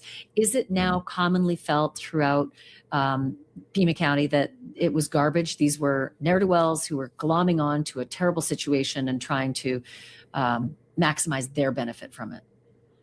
Yeah. Every investigator I spoke with early on, and again, it's just our opinion, but every investigator I spoke with shared mine that these were red herrings, just people trying to cash in on a horrible situation. What specific information was contained in the ransom demands are unknown still to a lot of us. But I understand there was some information to try and make it seem valid. Yeah, I think we all believe that right away that these were just bad actors. Did anyone ever send a communication saying that Nancy had died? Not to my knowledge.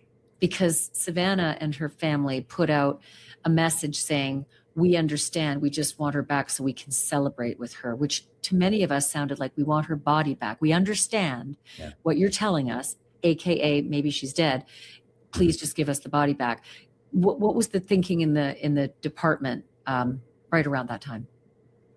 It was all speculation, but yeah, it was possible that they mentioned that she might not have been alive. But again, we all believe that they're bad actors. Perhaps inside the homicide unit, maybe they had a different opinion. But from those of us sitting on the outside of the investigation, looking in, hearing that stuff, we all thought those are probably scams, especially. And they kept it close to the vest early, obviously, but it's been 6 weeks since then. Yeah. And then I wonder, how close to the vest does it stay? Obviously there's talk. Obviously you guys talk. Everybody talks. Are they talking about having seen communications that suggested that Nancy wasn't alive? No, none. No? If there was, they have not spoken about it. Yeah.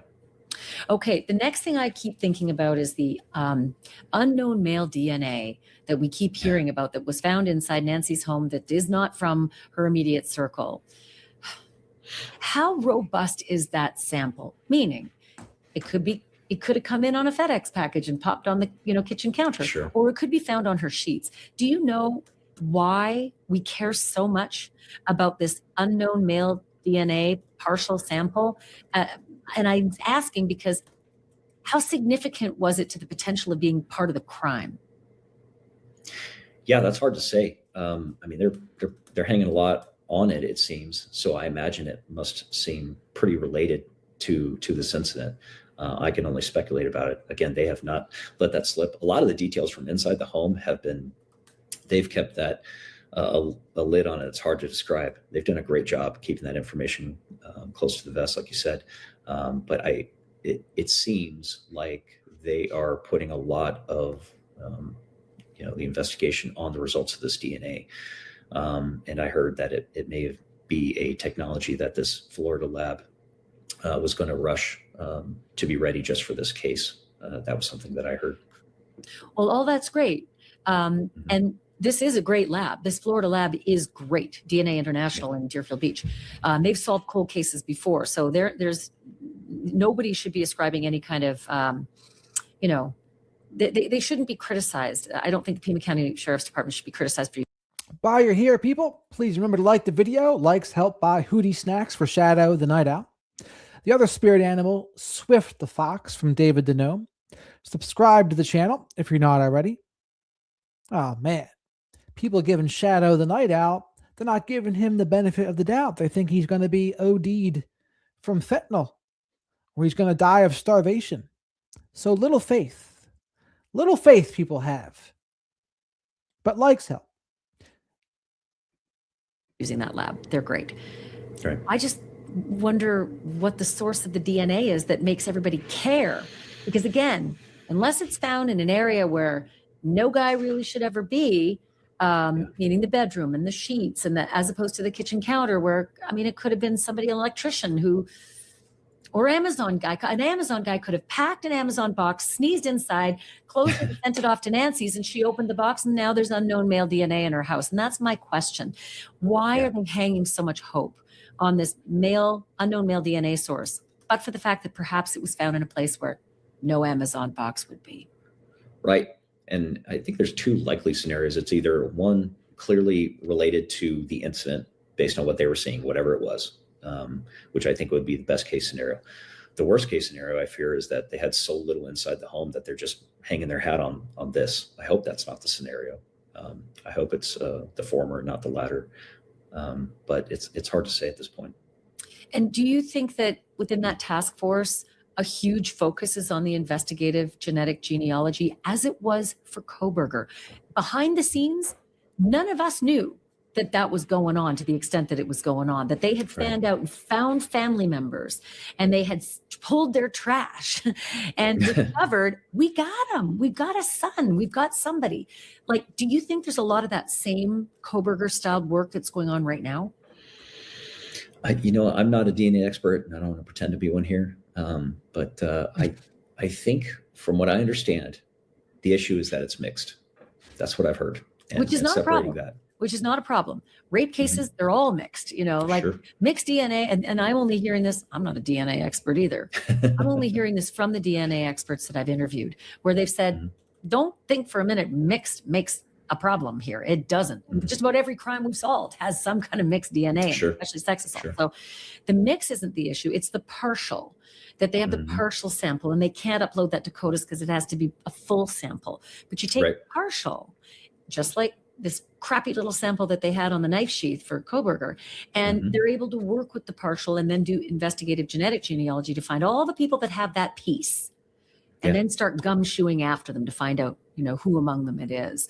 But that's what I'm wondering, the duck that floats quietly above the water while the paddle is going furiously below. Is that kind of the story, do you think, with the DNA in this case? We hope. And I've heard the same things about this lab that you've heard, that they are actually fantastic. And it comes with a price tag, of course, but they are very good. And so they're hoping that they can rush this technology. What I'd heard was that the technology that they were trying to use for this was not going to be really used or launched until next year, but they're rushing it up for this one. That's what I'd heard. Tell me more. That's all I know. That's the only thing that they relayed to me. So not a clever interview tactic there. Tell me more. Can you expand on that? Can you amplify that answer? Very good interview questions to get people talking more. For any of the future interviewers out there, Not only are they rushing this job, they're using state-of-the-art tech that hasn't been used before. That's all I was told, was that it was something that they were going to roll out next year. and yes, Bella, thanks for reminding me. Leave your touch DNA on the like button and subscribe to the channel if you're not already. And they're trying to use it now. Again, what that technology is, I don't know, and how it applies to this DNA, I'm not sure. That's just what I heard. That's really fascinating. And promising, any word that it sounds promising, or any other word about the hopefulness of it? No, I'm afraid that's all I have for you, ma'am.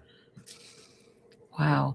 What's the story about the polygraph test? Because I had a lot of So, chat, on a scale of 1 to 10, 10 being extremely hopeful and 1 being no hope, like no hype, no hope, how hopeful has this interview made you? 10 being so hopeful that you think we're going to find her tomorrow. 1 being no, we're doomed.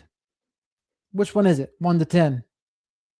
enforcement source that told me that the sheriff relied, and you can tell me what you think about this, but that the sheriff relied on polygraph tests and voluntary surrender of electronic devices to clear the family. Does that sound like it tracks with what you know? I'd heard that too. That would be unusual, because to my knowledge, I don't believe we've ever used polygraphs in investigations. I know the feds use them pretty frequently, but it would be kind of a breaking new ground for us to use polygraphs. So I'd heard the same thing. And then I'd heard that the polygraphs that were held were for new hires, which is something we do use them for. So Well, it's hard to say. Yeah. I'll say again, did you hear it from me? Or did you hear it in your circles? Because your circles are more important. No, I think I'd heard it through the media. So it probably was you. Credit to you for breaking it.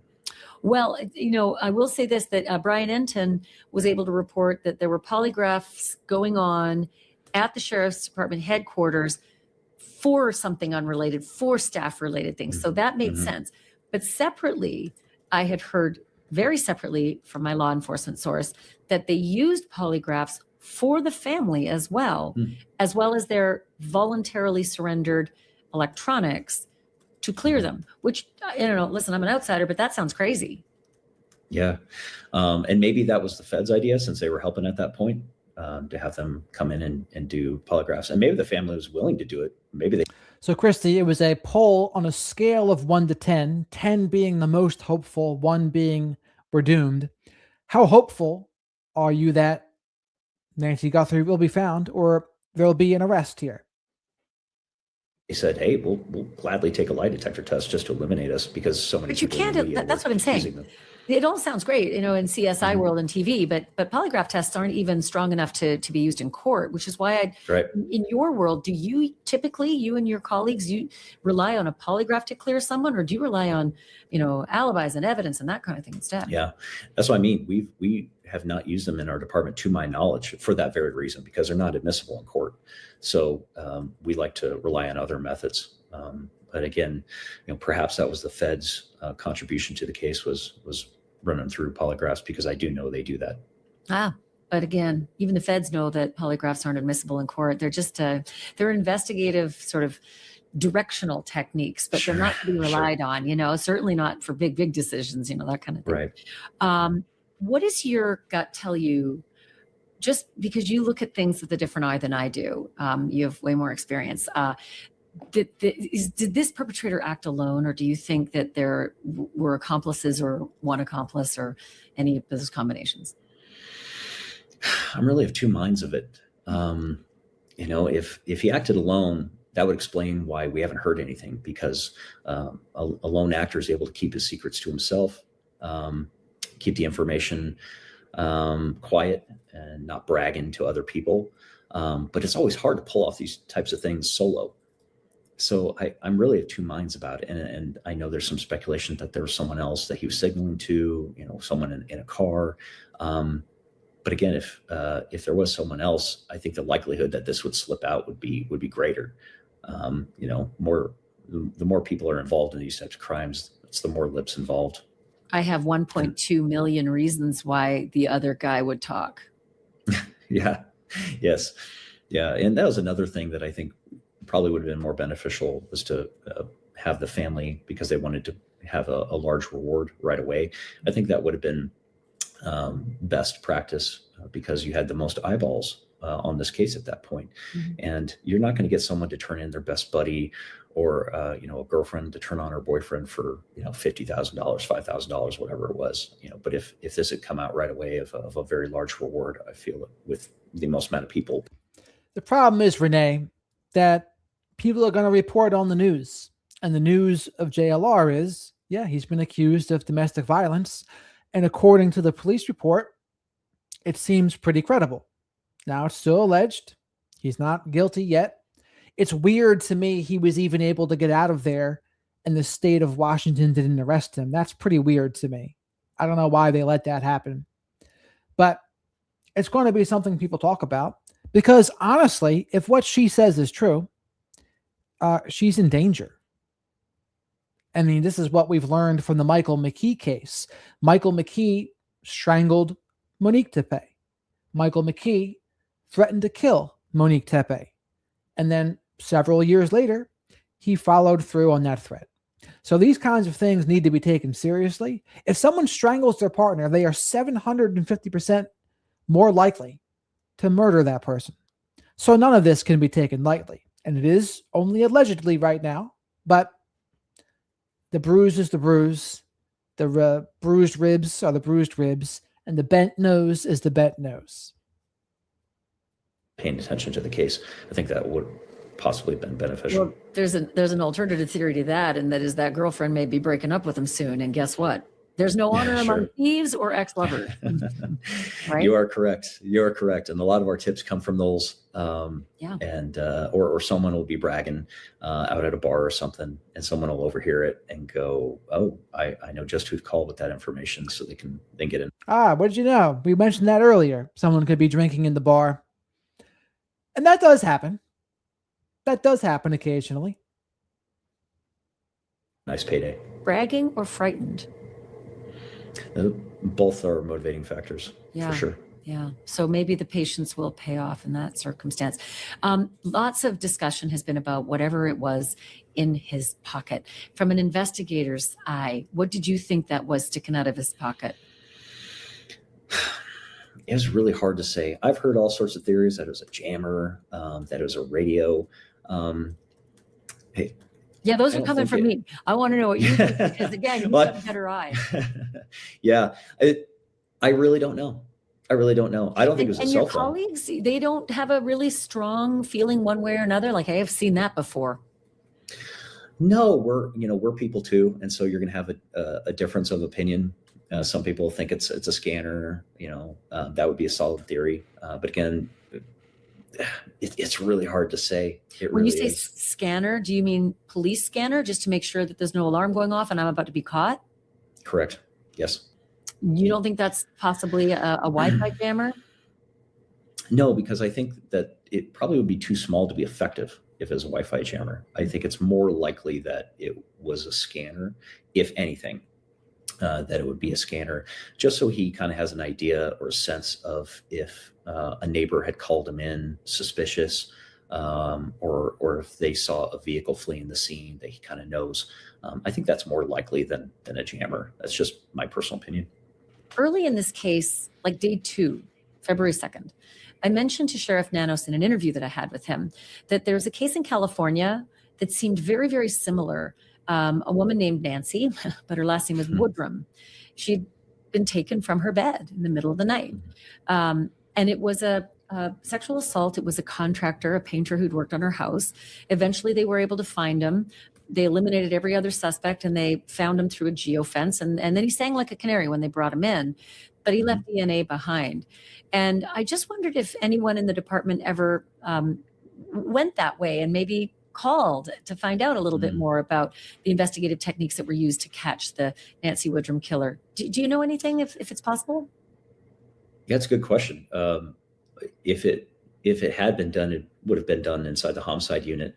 And again, they wouldn't have spoken to anybody about it. They were under pretty heavy gag order. So that's why a lot of information has not come out. And the fear of the consequences if it had. But it's something that it's probably worthy to run down just to see how they did it. And that's kind of one of the challenges we had is that our homicide unit wasn't that experienced. The most senior homicide detective we had in the unit at that time had 3 years on homicide, and the case was assigned to a 2-year homicide guy. They're great investigators. They just didn't have a lot of time in homicide. So I feel like running that down would have been beneficial to see that, the techniques that they used for it, certainly for an inexperienced unit. So let me get this straight. Did you just say that this case was assigned to someone with 2 years experience? Originally, yes. The Nancy Guthrie case originally went to someone with 2 years experience? Yes. How long in did it homicide. stay that way before it changed? From my understanding was it stayed that way until it went to the task force. We- Fortunately, yes. But again, it was just assigned to him. The case was in effect being run by the captain, the chief, and the sheriff. They were the decision makers, the day-to-day. And the other big problem was a lot of the experienced detectives left the department because they were unhappy with Nanos. Now, how much could that have impacted the case? It could have. Again, I'll always say the biggest mistake was opening up the crime scene too soon and not taking that mat. Let the FBI come in there and do a once-over. But Sheriff Nanos doesn't like the FBI, so he didn't want to give them that chance. I think he didn't want to risk them getting the glory. And as ridiculous and as immature as that sounds, well, when it comes to narcissistic and ego-driven people, that's reality. There's a lot of ridiculous people in positions of power. Don't forget that. But also, please remember to like the video while you're here. Likes are free. Spank the like button and subscribe to the channel if you're not already. Super chats, great way to support the channel and get questions answered. Super stickers, great way to support the channel. Becoming a channel member or gifting memberships that's how you get access to the members only live streams. And I go live almost every night to talk about true crime and current events a little bit after 10 p.m. Eastern. Tomorrow night's going to be about 11:05 Eastern because I have a coaching consultation to do. As to how the investigation was going to unfold and go. So we shouldn't make anything of it that this case was assigned to somebody with 2 years experience for several weeks. Make of it what you will. It sounds like I should make something of it. Like it does sound like that is a misstep. Yeah, and I think it was only due to public pressure because I gave this information to Mr. Brian Enton when he interviewed me. And again, it wasn't the investigator's fault. It's just a situation they found themselves in based on decisions from command. And ultimately, when it went to the task force, they pulled a more senior homicide guy out of his assignment and moved him over there. So now we have more experience. Another homicide guy existed in the division, in the unit. It's just that they didn't task him with it from the start. They gave it to him later. Correct. We have more experienced homicide detectives. They're just scattered throughout the department. They were one of the many. I just have to interrupt for a second. I'm sorry. Sure. This was huge on day 2 to the point where they were holding a news conference. It wasn't a small case. So the sheriff knew on day 2 how big it was, in that it warranted a press conference, but didn't warrant a more senior investigator? That's correct. I'm a bit flummoxed. The public. Well, it's like he said, the people above him were really the one making the decisions. And I don't know if there was even too many senior people above that person to even give it to. According to what Rick had said, they all left. And Sergeant Cross here said that too. Is starting to see what we've been screaming about for years now. That's just the way it's done. And it isn't just the homicide unit. It's nearly every unit inside our department. That's the situation. All the experience and the expertise were systematically, through either arbitrary or retaliatory reasons, moved out. And the younger guys were left behind. You mentioned another homicide detective eventually was assigned to the Nancy Guthrie case to be at the helm of it. How many more years experience did he have? From the task force? Yeah. And I don't know if it's assigned to him, but he's at least on the task force, and he has over 10 years of homicide experience, from my understanding. So when you say you don't know it's assigned to him, I'm a little confused because I thought that the case was assigned to the junior level guy, and then eventually it was reassigned to the senior level guy. Am I wrong? No, so when we had it inside our own homicide unit, it was assigned to a guy with 2 years homicide time. And then once they moved it to a task force, I'm uncertain who actually has been assigned the case. I would hope that it would be the more experienced homicide guy, but I don't know that definitively. But you mentioned there was another guy that took it over. Is that not what happened? The task force took it over. So it's not being run by that detective, from my understanding, that had it in homicide. Once it moved to a task force. And the task force is with the FBI. There was 4 detectives and a sergeant that went to the task force with the FBI. How long ago did that happen? I would say a week to 10 days ago. We went over this. Ashley knows this too, I think. I believe it was reassigned to a different detective, and I hope it was the one with more homicide experience. And that other detective that took it over was the one you're talking about. He had 10 years or so. Yes, ma'am. But you're not unclear if he actually took it over. You just think because he's there, he would be the guy naturally who Most would likely. be at the helm. Yeah, most likely. Can I ask you, if things weren't, if these decisions weren't made early on, do you think we would have caught this person by now? It's hard to say. That is hard to say. Possibly. I can tell you that the scene would have been handled differently. If this case happened 10, 15 years ago, my opinion is the scene would. So the big question then would be, and hopefully Ashley asks this, what would they have done differently? Probably leave the crime scene closed longer, but let's see what he says. Would have been handled very differently. But people say 10, 15 years ago, we didn't have anywhere near the crime fighting toolkit that we have now. And you're saying we would have done better back then? In my opinion, yes. We had much more seasoned homicide. That was not the right question to ask. The right question to ask was, what would they have done differently? Detectives, they were like titans in the CID department. When they came on scene, everybody knew that you had some real expertise there.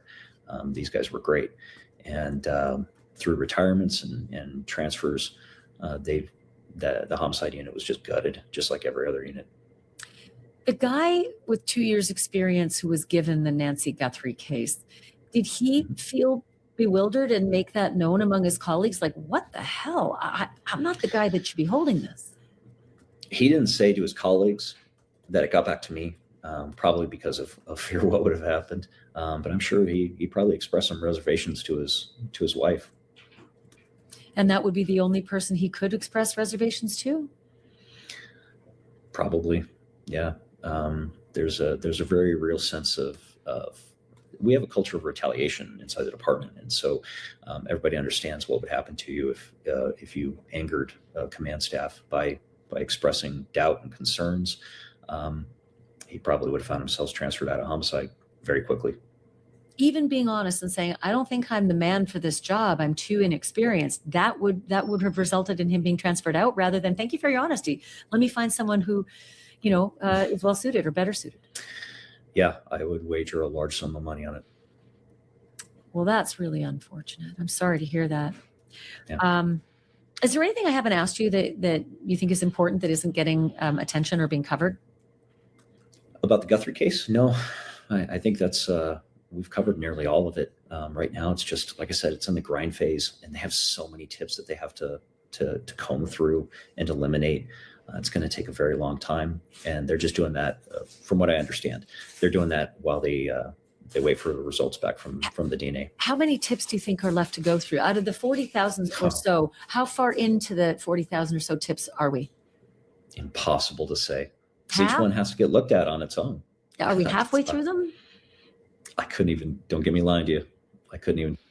Yeah, I mean, he does know the answer. Ashley's pushing for it, but I'd be curious what he would say what Sergeant Cross would say they would have done differently. Now, granted, that could make the people look bad a little bit, so he might be hesitant to answer that question. Clearly, Rick Kastigar does not have any of those reservations. Tell you. Sergeant Cross, thank you so much for speaking to me, for taking the time. Oh, my pleasure. Thanks for having me on. So that is where we stand. And as I said, I'm recording this on day 48. Please remember, though, we are doing a member Q&A on Sunday, March 22nd, 6:30 p.m. Eastern time.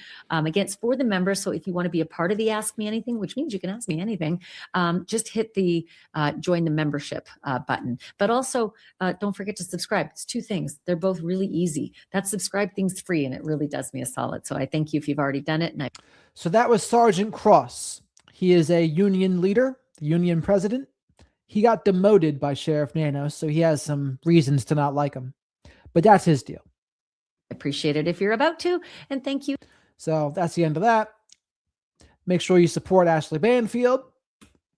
Make sure you like my video here too, and subscribe to my channel. We'll watch a little bit of this. This will be the end here.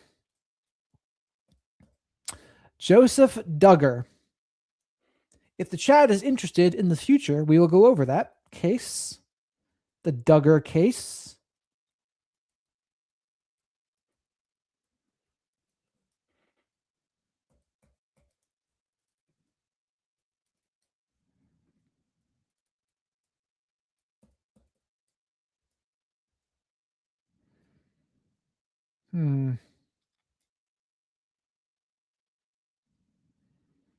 Sheriff Nanos lied under oath. And Tony Bruschi is having none of it.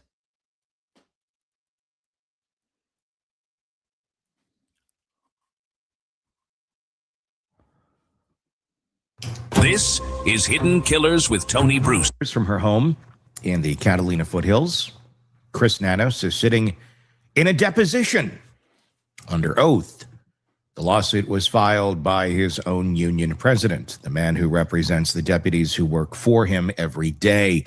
And an attorney is asking him routine questions about his background, standard stuff, the kind of questions any 40-year law enforcement veteran should be able to answer, really without hesitation. The attorney asks, in your career, so, career means spending and spreading the length and duration of one's career. This is not at your current job. This isn't at your current location, at your current department. Through the course of your career.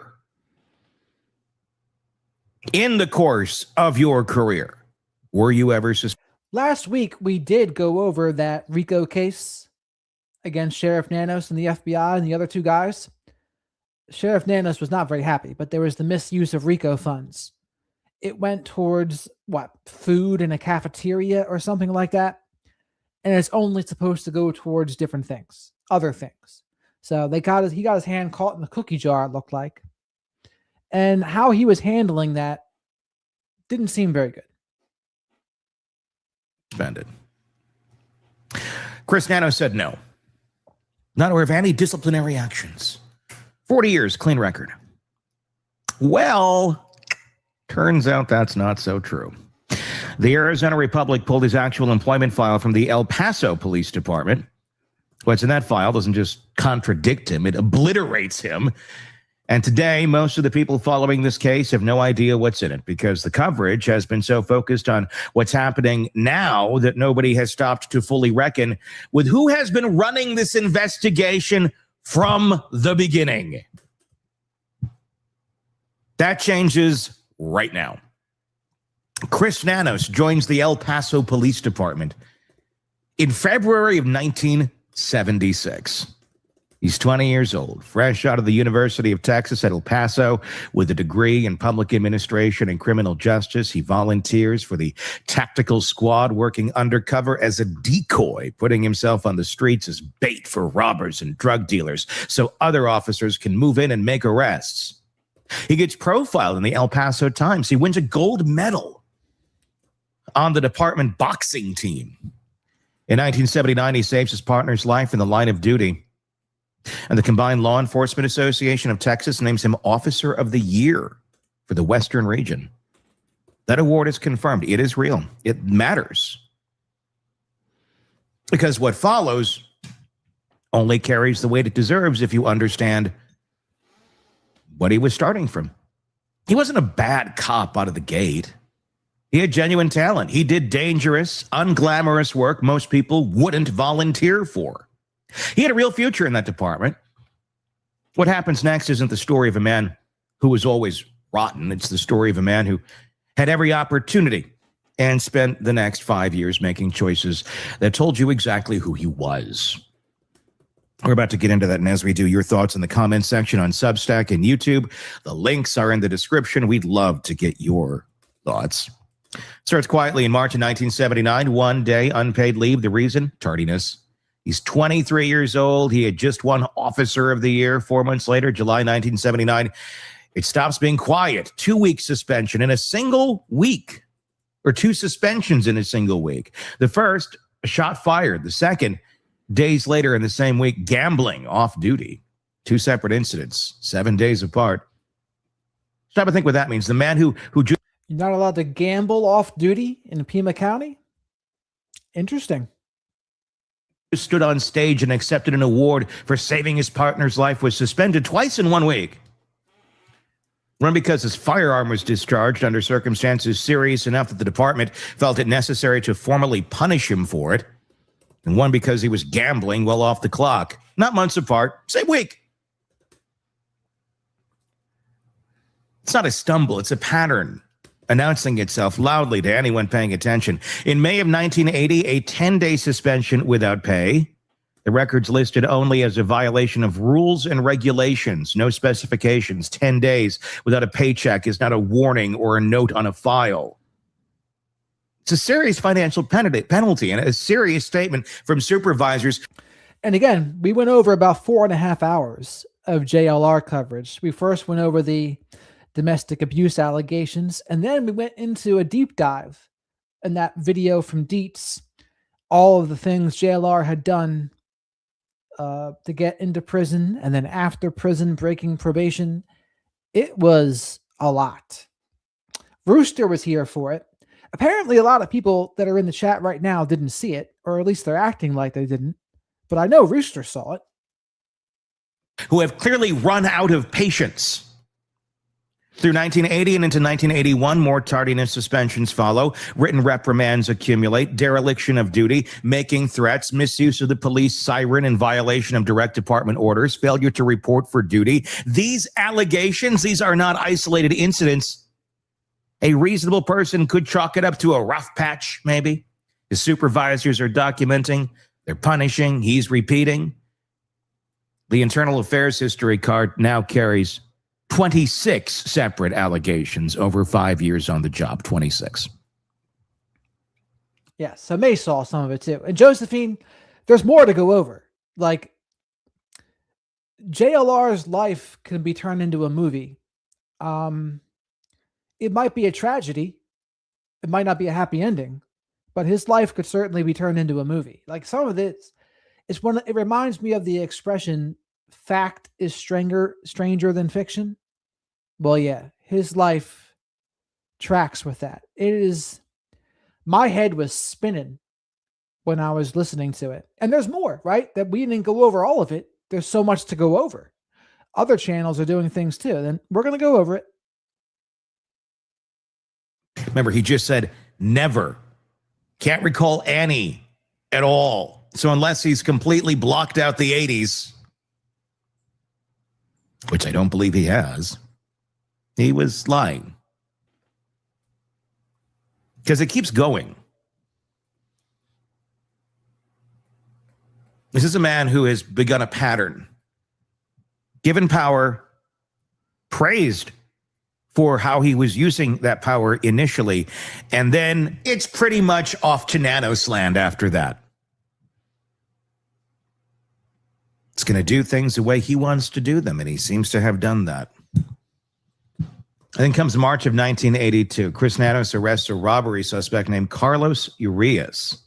By the time that interaction is over, Urias is in the intensive care unit of a hospital. According to records, Urias alleged that Nanos kicked him and struck him in the head during the course of the arrest. Urias files formal police assault charges against Nanos. A grand jury is convened. Prosecutors present the evidence. The grand jury declines to indict. The department suspends Nanos for 15 days without pay, the longest single suspension in the entire El Paso record. He is simultaneously sent to counseling for a separate violation of rules and regulations. There was no criminal conviction.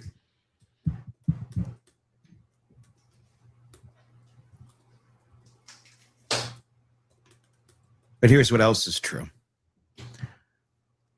A man in Chris Nanos' custody ended up in the intensive care unit. That man filed assault charges against a police officer. The department that employed that officer handed him a 15-day suspension. A grand jury examined the facts of that arrest and deliberated over whether charges were warranted. Every one of those things happened. And when it was over, he still had a badge. By August of 1982, when I came into the world, hi everybody, after 5 years of escalating discipline, a suspect in the ICU, a grand jury, 26 allegations, 8 suspensions, 37 days without pay, written reprimands for making threats, and dereliction of duty. The incident that finally ends his career in El Paso is an argument about fraudulent license plates. Nanos believes a patrolman does not have the authority to confiscate them. His supervisors disagree. He refuses to yield. He will not back down. The El Paso Times covers it on August 5th of 1982. The same day I showed up to the planet. The formal termination language in August 5th, 1982 is Tony Bruschi's birthday. So he's 3 years older than me, which makes him 44 years old. Tony Bruschi. In this internal affairs history card lists 2 reasons: insubordination and consistent inefficiency. He's given a choice: resign or be. He's 43 right now. He'll be 44 soon. Fired. I remember covering this while I was in the nursery. I do. I remember I was in the little window where the newborns are, and oh, look at the cute little baby. He has a notepad. He seems to be. There's a corded phone over there he seems to be on the phone trying to cover something. What's going on? He was just born. Trust me, I remember every moment of it.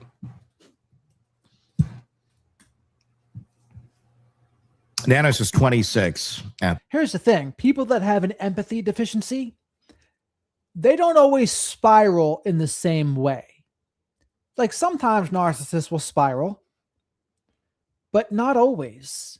Right? Like especially if you're more antisocial, psychopathic, they don't necessarily spiral.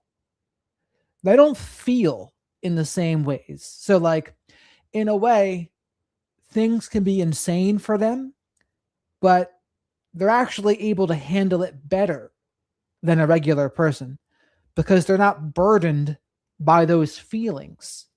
Like they don't have that empathy and shame and guilt. They just don't feel it. This is more for the antisocial types, the malignant types. A lot of them, it benefits them.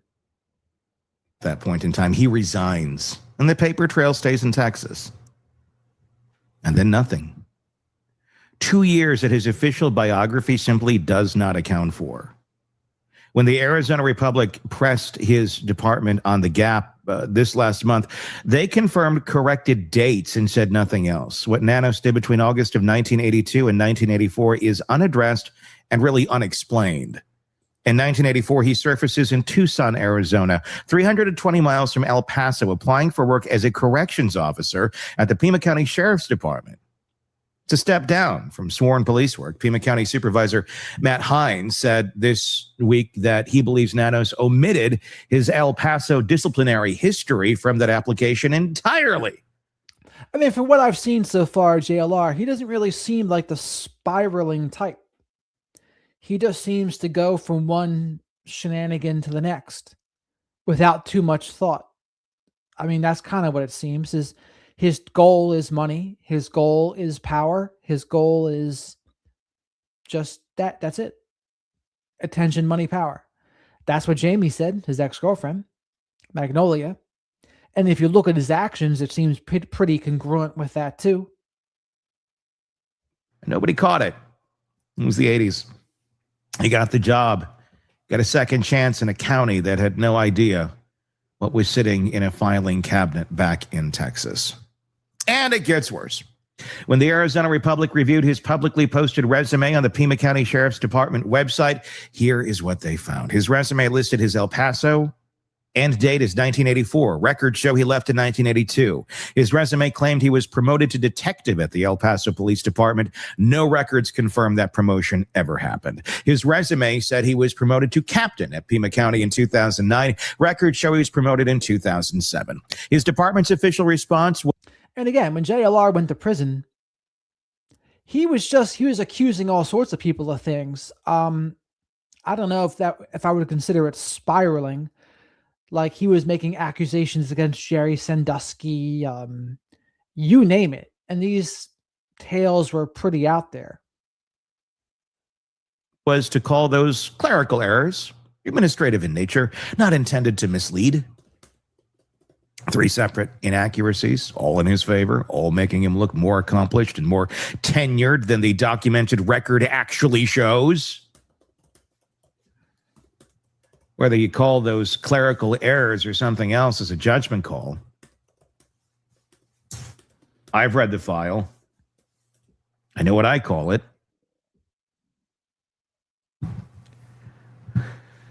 When the Republic contacted him for comment, his response in a direct email was this: "That's your urgent request? You sure you don't want to go back to my high school and ask why I got swats from the principal? Good luck with your hit piece." Oh, you mean good luck calling you out for your lies and inaccurate record? You know, in most places, in most conditions, in most employment situations, if you are caught lying on your resume for like a huge chunk of it, like the whole reason you left in the place of employment,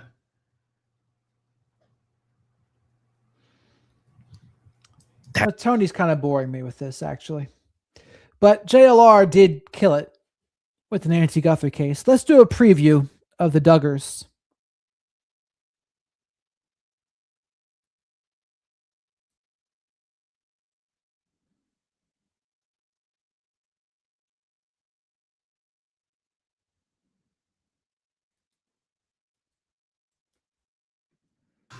This is Hidden Killers with Tony Bruschi. Here now.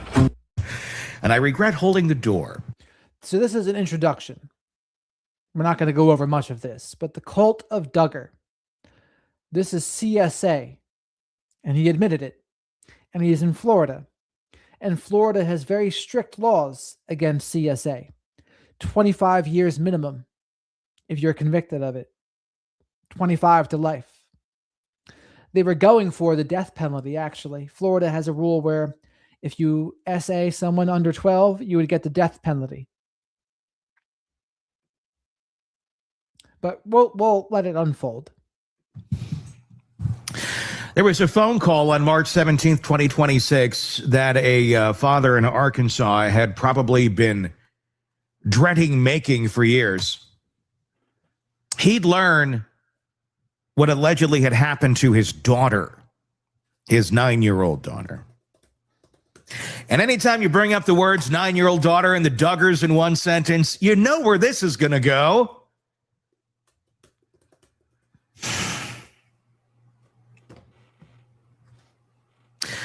During a family vacation in Panama City Beach, Florida back in 2020, and instead of going straight to a lawyer...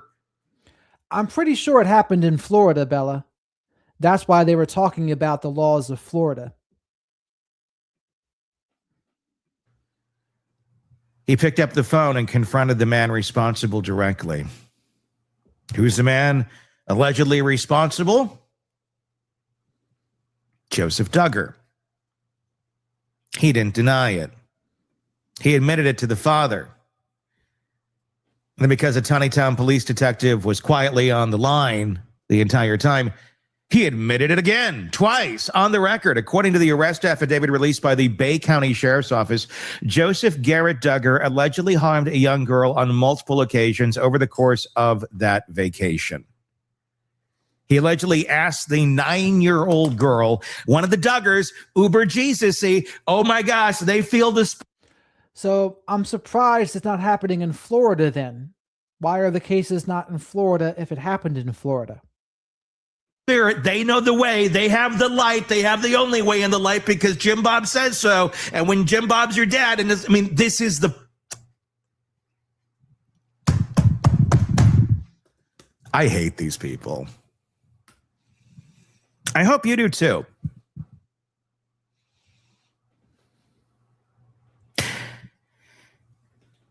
Little dipshit Duggar here allegedly asked the 9-year-old to sit on his lap repeatedly. He sat beside her on a couch. He allegedly covered them both with a blanket. What allegedly happened under that blanket is documented in the affidavit and is the basis for the serious charges he now faces. This allegedly happened more than once. So what happened was the girl told her dad, and then the dad confronted Joseph, and Joseph confessed. Now, what I was hearing today was part of the cult that they're in. They believe that all you have to do is apologize and everything's all better. So there's that kind of entitlement, and then there's going to be no consequences. It's like how they were raised. But that is clearly not how it goes, right? At some point, according to investigators, he apologized. And the incidents reportedly stopped because that's how it works with the Duggars, remember? You just say you're sorry and it's a youthful indiscretion. Oh, wait, he's 30-some years old with a 9-year-old. Remember when Joshy, it was a youthful indiscretion? It's looking more like a predatory pattern of behavior that you got in your hands there, Jim Bob, with your little boys, your little angels. Wonder where they learned this shit. I'm not insinuating anything. I'm just saying I think we should start looking. I think more people might start talking.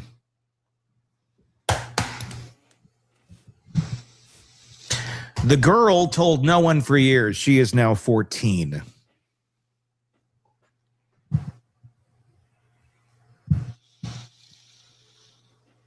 On March 18th of 2026, Joseph Garrett Duggar, 7th of Jim Bob and Michelle Duggar's 19 children, husband of Kendra Coldwell, father of 4 kids, all under the age of 8,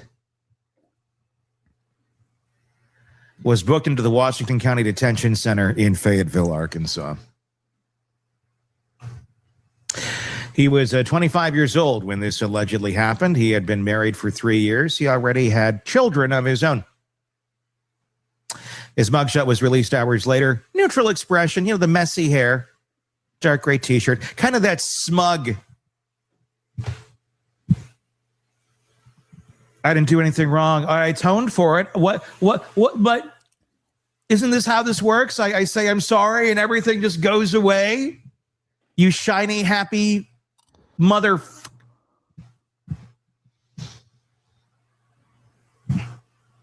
I tell you what. It's the most riled up I've seen Tony Bruschi ever.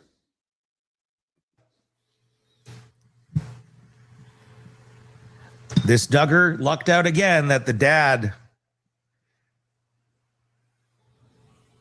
didn't just murder him, because that's probably what I would have done. Or there'd be a few limbs missing off of a Duggar.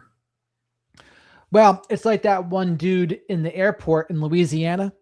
The guy was molesting his son and he was walking through the airport in handcuffs, and he was kind of by a phone booth. And as he walks by, he shoots him in the head, kills him. They apprehend him. And then because it's Louisiana, that guy didn't even go to prison. They said, good job, basically. They said, good job. You got a predator off the streets. And he made it. That happened in the 80s, I believe. When he's found in a ditch, still somewhat alive.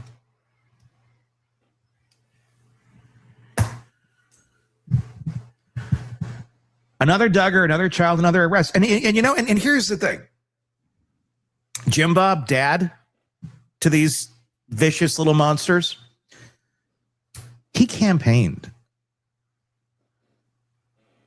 on being pro death penalty for child predators. I say it's time to follow what dad says. Jim Bob, you were right all along. You're right. Death to people who do this shit. I've been saying it forever. I actually agree with you on this. Let's kill your kids. Let's round up your two sons who clearly have problems, allegedly, with touching children, and let's just get rid of them off the planet. Let's make it biblical. Let's turn it into like a what word am I looking for here?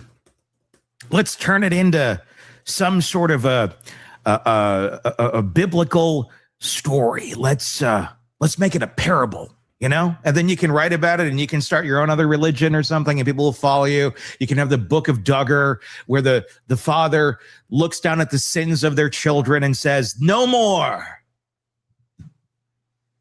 No more. My loins hath created this monster into the world,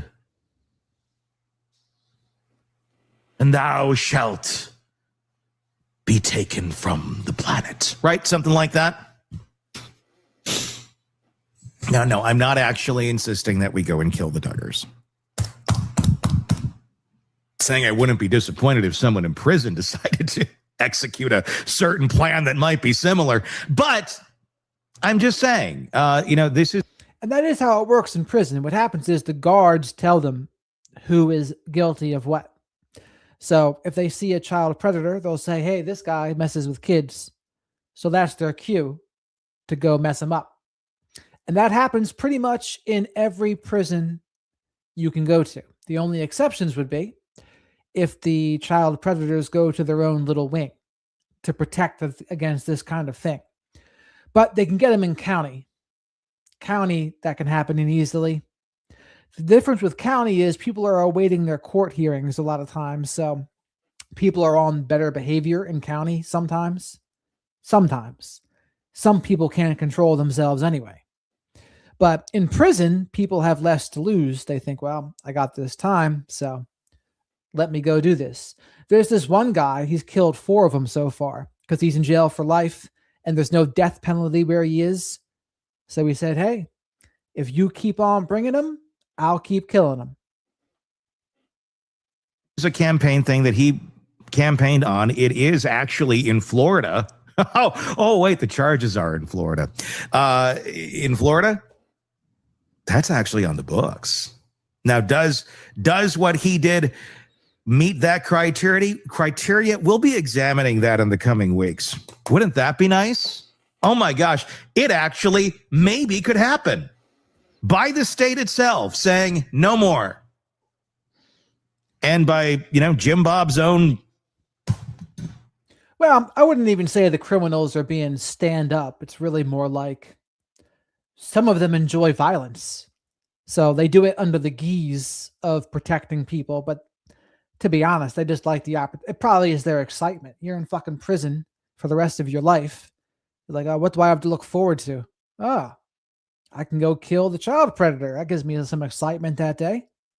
Gives me a little bit of a dopamine rush. And I'll just say, hey, it was for protect the guys out there. Sure. Meanwhile, he'd probably do the same thing to someone else just because he felt like it. But you do that, no one in the public's going to push back against you for the very most part, right? You get a get out of jail free card, really. Belief system, what he... At least in the eyes of the public opinion. You're not going to get out of jail, but the public isn't going to shed too many tears about it, right? What he stood behind in the past, allegedly, of being pro, getting rid of these people off of the planet, well, you got plenty right there in your own fold. Let's start clearing house, shall we?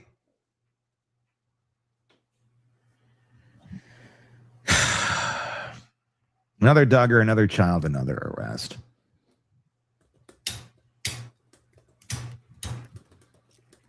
And here's a question that sits at the center of all this, the one nobody in that family seems capable. And that's the other thing, right? I mean, there can be deals made, there can be plea bargains. I don't know. They'll try to find a way out of it, no doubt.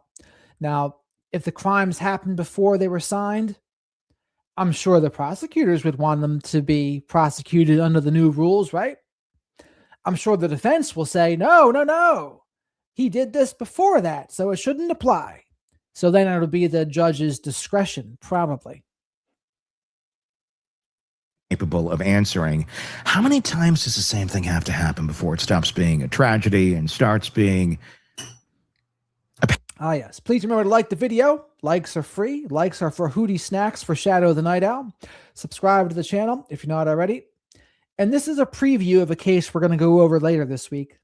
The Joseph Duggar case, where it's basically CSA. Pattern so obvious that you'd have to be deliberately looking away not to see it. More so like a family tradition.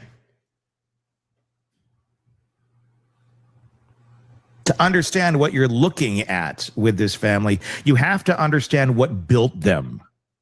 Because it wasn't just religion, it was a specific structured, deliberately controlled version of religion designed, whether intentionally or not, to make absolutely certain that whatever happened inside the house stayed inside the house.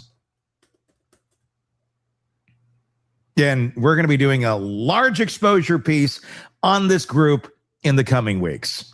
So press subscribe and buckle up. Huh. Jim Bob and Michelle Duggar are devoted followers of the Institute of Basic Life Principles, the IBLP, a non-denominational fundamentalist Christian organization founded in 1961 by another predator named Bill Gothard. The IBLP operates on what it calls the umbrella of protection. It's exactly what it sounds like, a hierarchy. God at the top protecting the ruling. All right. That's enough of that for now. So that's just a preview. That's a preview of what we're going to go over later this week. If there's interest. I've seen the viewers have gone down when I put that on there. The Nancy Guthrie's case is still the most popular thing for most of you. The Duggar dig. Put the Duggars in the dig. Put them in the dirt. Yeah, fly over to the like button. Leave some touch DNA on the like button. Spank the like button. Get your reps in on the like button. Every video requires a rep to the like button. The subscribe button only requires 1 rep. Isn't that right, Bella? This is a hard topic to find, to even listen to as well. Yeah, well, JLR is going to be a thing too. Don't worry. I think more people are going to watch JLR. And for me, the JLR case intersects more with my areas of knowledge.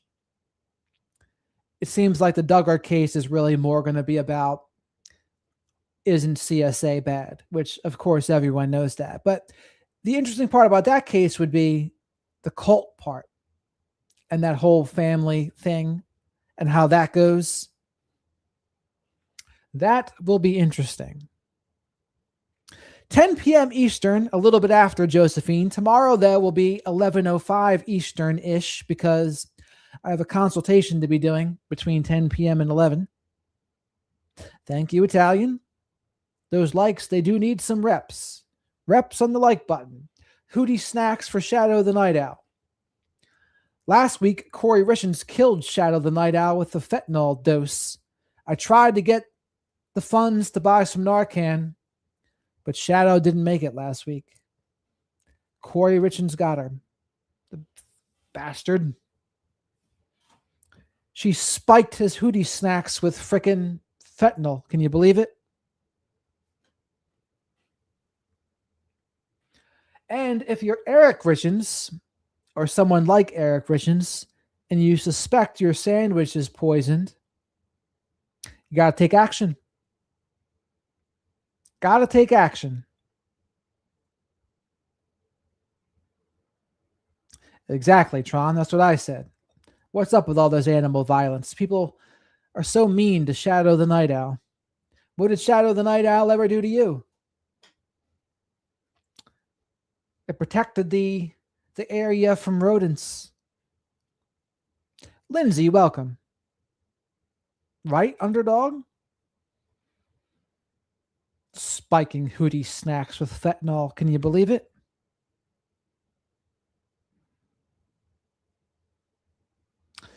Well, Lori, he probably didn't want to suspect the worst. Is this the JLR went to Nancy? What do you mean? We'll be going over some JLR this week because apparently there's more. I mean, I'm pretty sure if Jen Koffendorfer, Maureen, Nancy Grace, Ashley Banfield, anyone who's mentioned JLR, if they knew the background, they'd probably stop. They would probably stop. Yes, sweet Caroline, you do. You've purchased a good bunch of hootie snacks for Shadow the Night Owl, and he is eternally grateful. You also got him some you got him some Narcan too, which is good.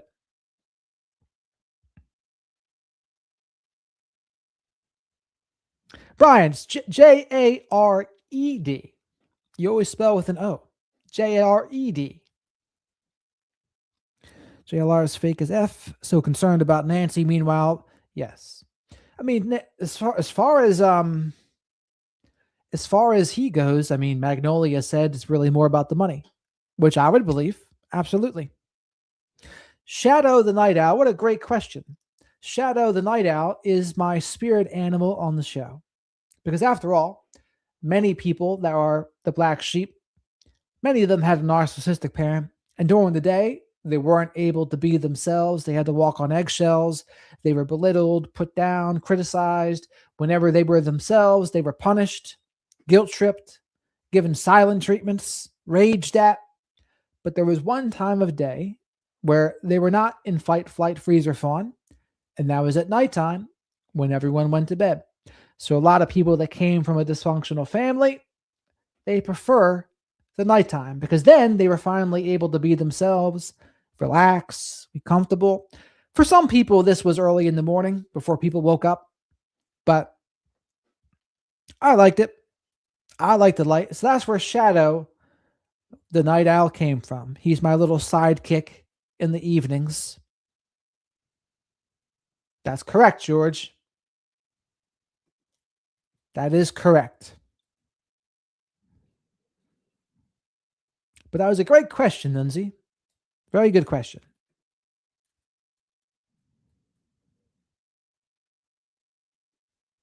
Jared, what's the chance that Rooster or Mrs. Kim or me are a narcissistic sociopath? What's the chance?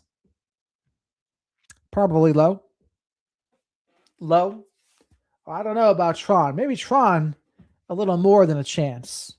But Rooster and Miss Kim. Well, maybe I'm wrong. Rooster's 99%.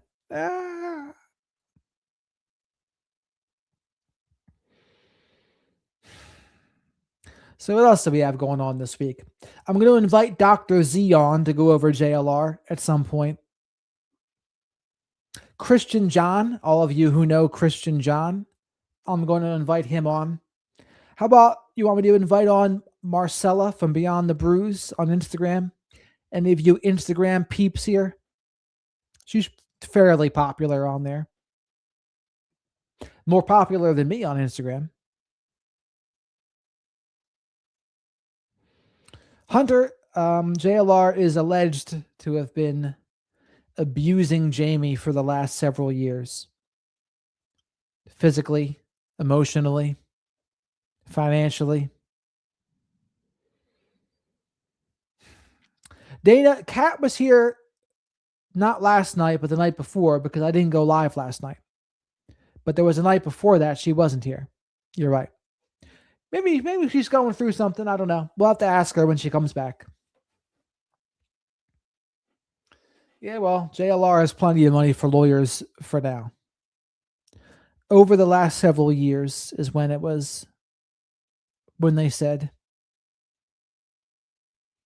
a disgusting live tonight. What did he do?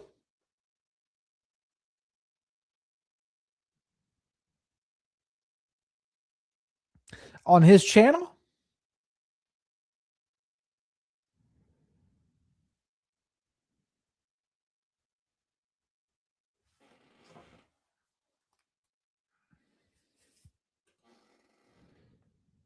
I didn't know what he did.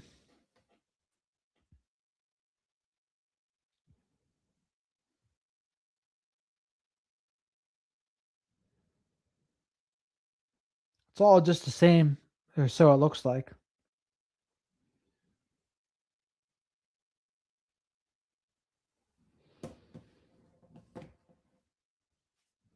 Did he address anything that happened?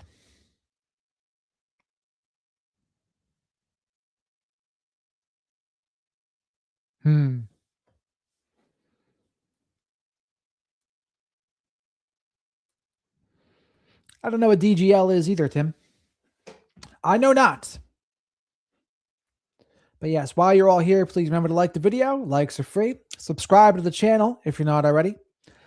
And I'll be bringing some more guests like Dr. Salerno last week. Once a month, Dr. Salerno comes on. Once every 6 weeks or so. It's actually better. It's actually better when we talk more frequently because you get in the zone. If you wait too long in between speaking, you get out of the zone. And rightfully so, Mace. It's an important story.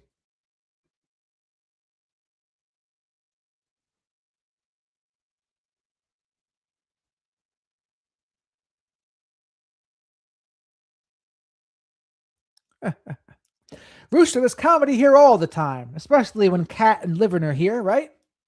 With the music, lyrics, and the Chuckle Hut. Interesting.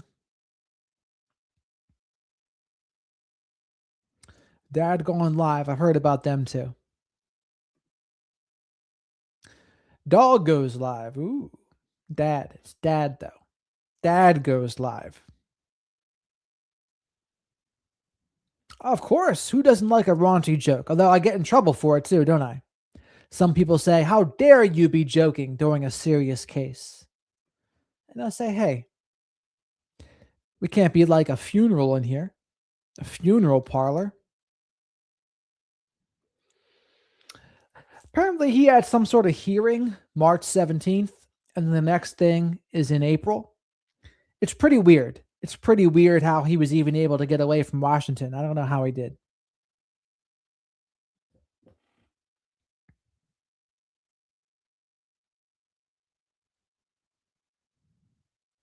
Are you saying mine was 4.5 hours? Mine was, I guess, huh? But we went over a lot of stuff. And there'll be more hours to go too, because even in that 4.5 hours, we didn't go over all of it. There's more.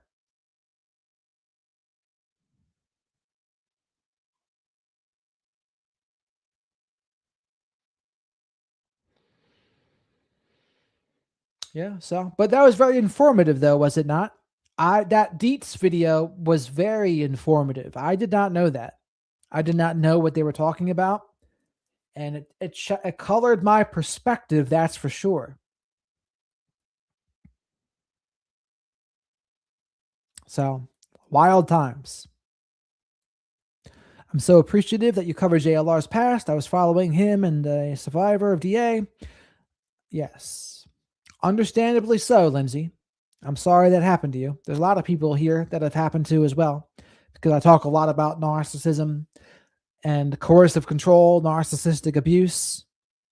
So I get it. That was wild, wasn't it, Mace? My head was spinning. Muslim for Clinton. Yeesh.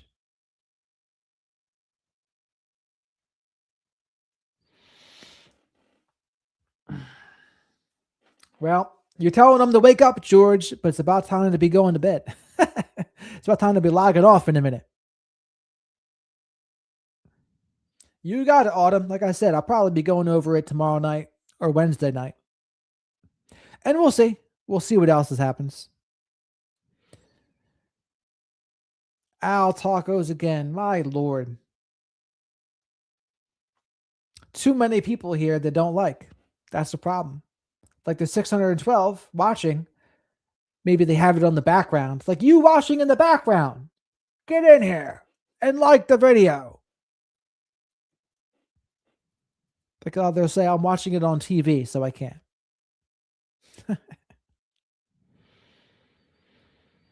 All right. But it's time to get going here. You're telling them to wake up, George, but it's time to go home. So Miss Kim, George, Lori, Rooster, Autumn, Tron, Hunter, Brian, Tim, Bella, Miss Kim, Livin gets a demerit for not being here. Sweet Caroline, Mace, Lindsay, Christy, D, Lori, Kelly, Keith, Lori, and everyone. Have a great night, everybody. I'll see you all tomorrow night. Not until 11 p.m. Eastern tomorrow, because I have that consultation. Remember that. Thanks, George, for trying to get those likes up. Don't forget, thank you. Text, thank you. Till next time, don't do anything I wouldn't do. Don't do anything Shadow the Night Owl wouldn't do either. That's right, No Hype. We're always hyped to see No Hype. Autumn, have a great night. Dana, have a great night too. The CNY family. We're going to check that out, Brian. We got Bella, you have a good one. Italian, great night. Till next time, everybody. Fat Rat, Eva. It never likes me saying Fat Rat in the comments, so I have to say FR. A license plate hunter, that's what they said. So over and out, everybody.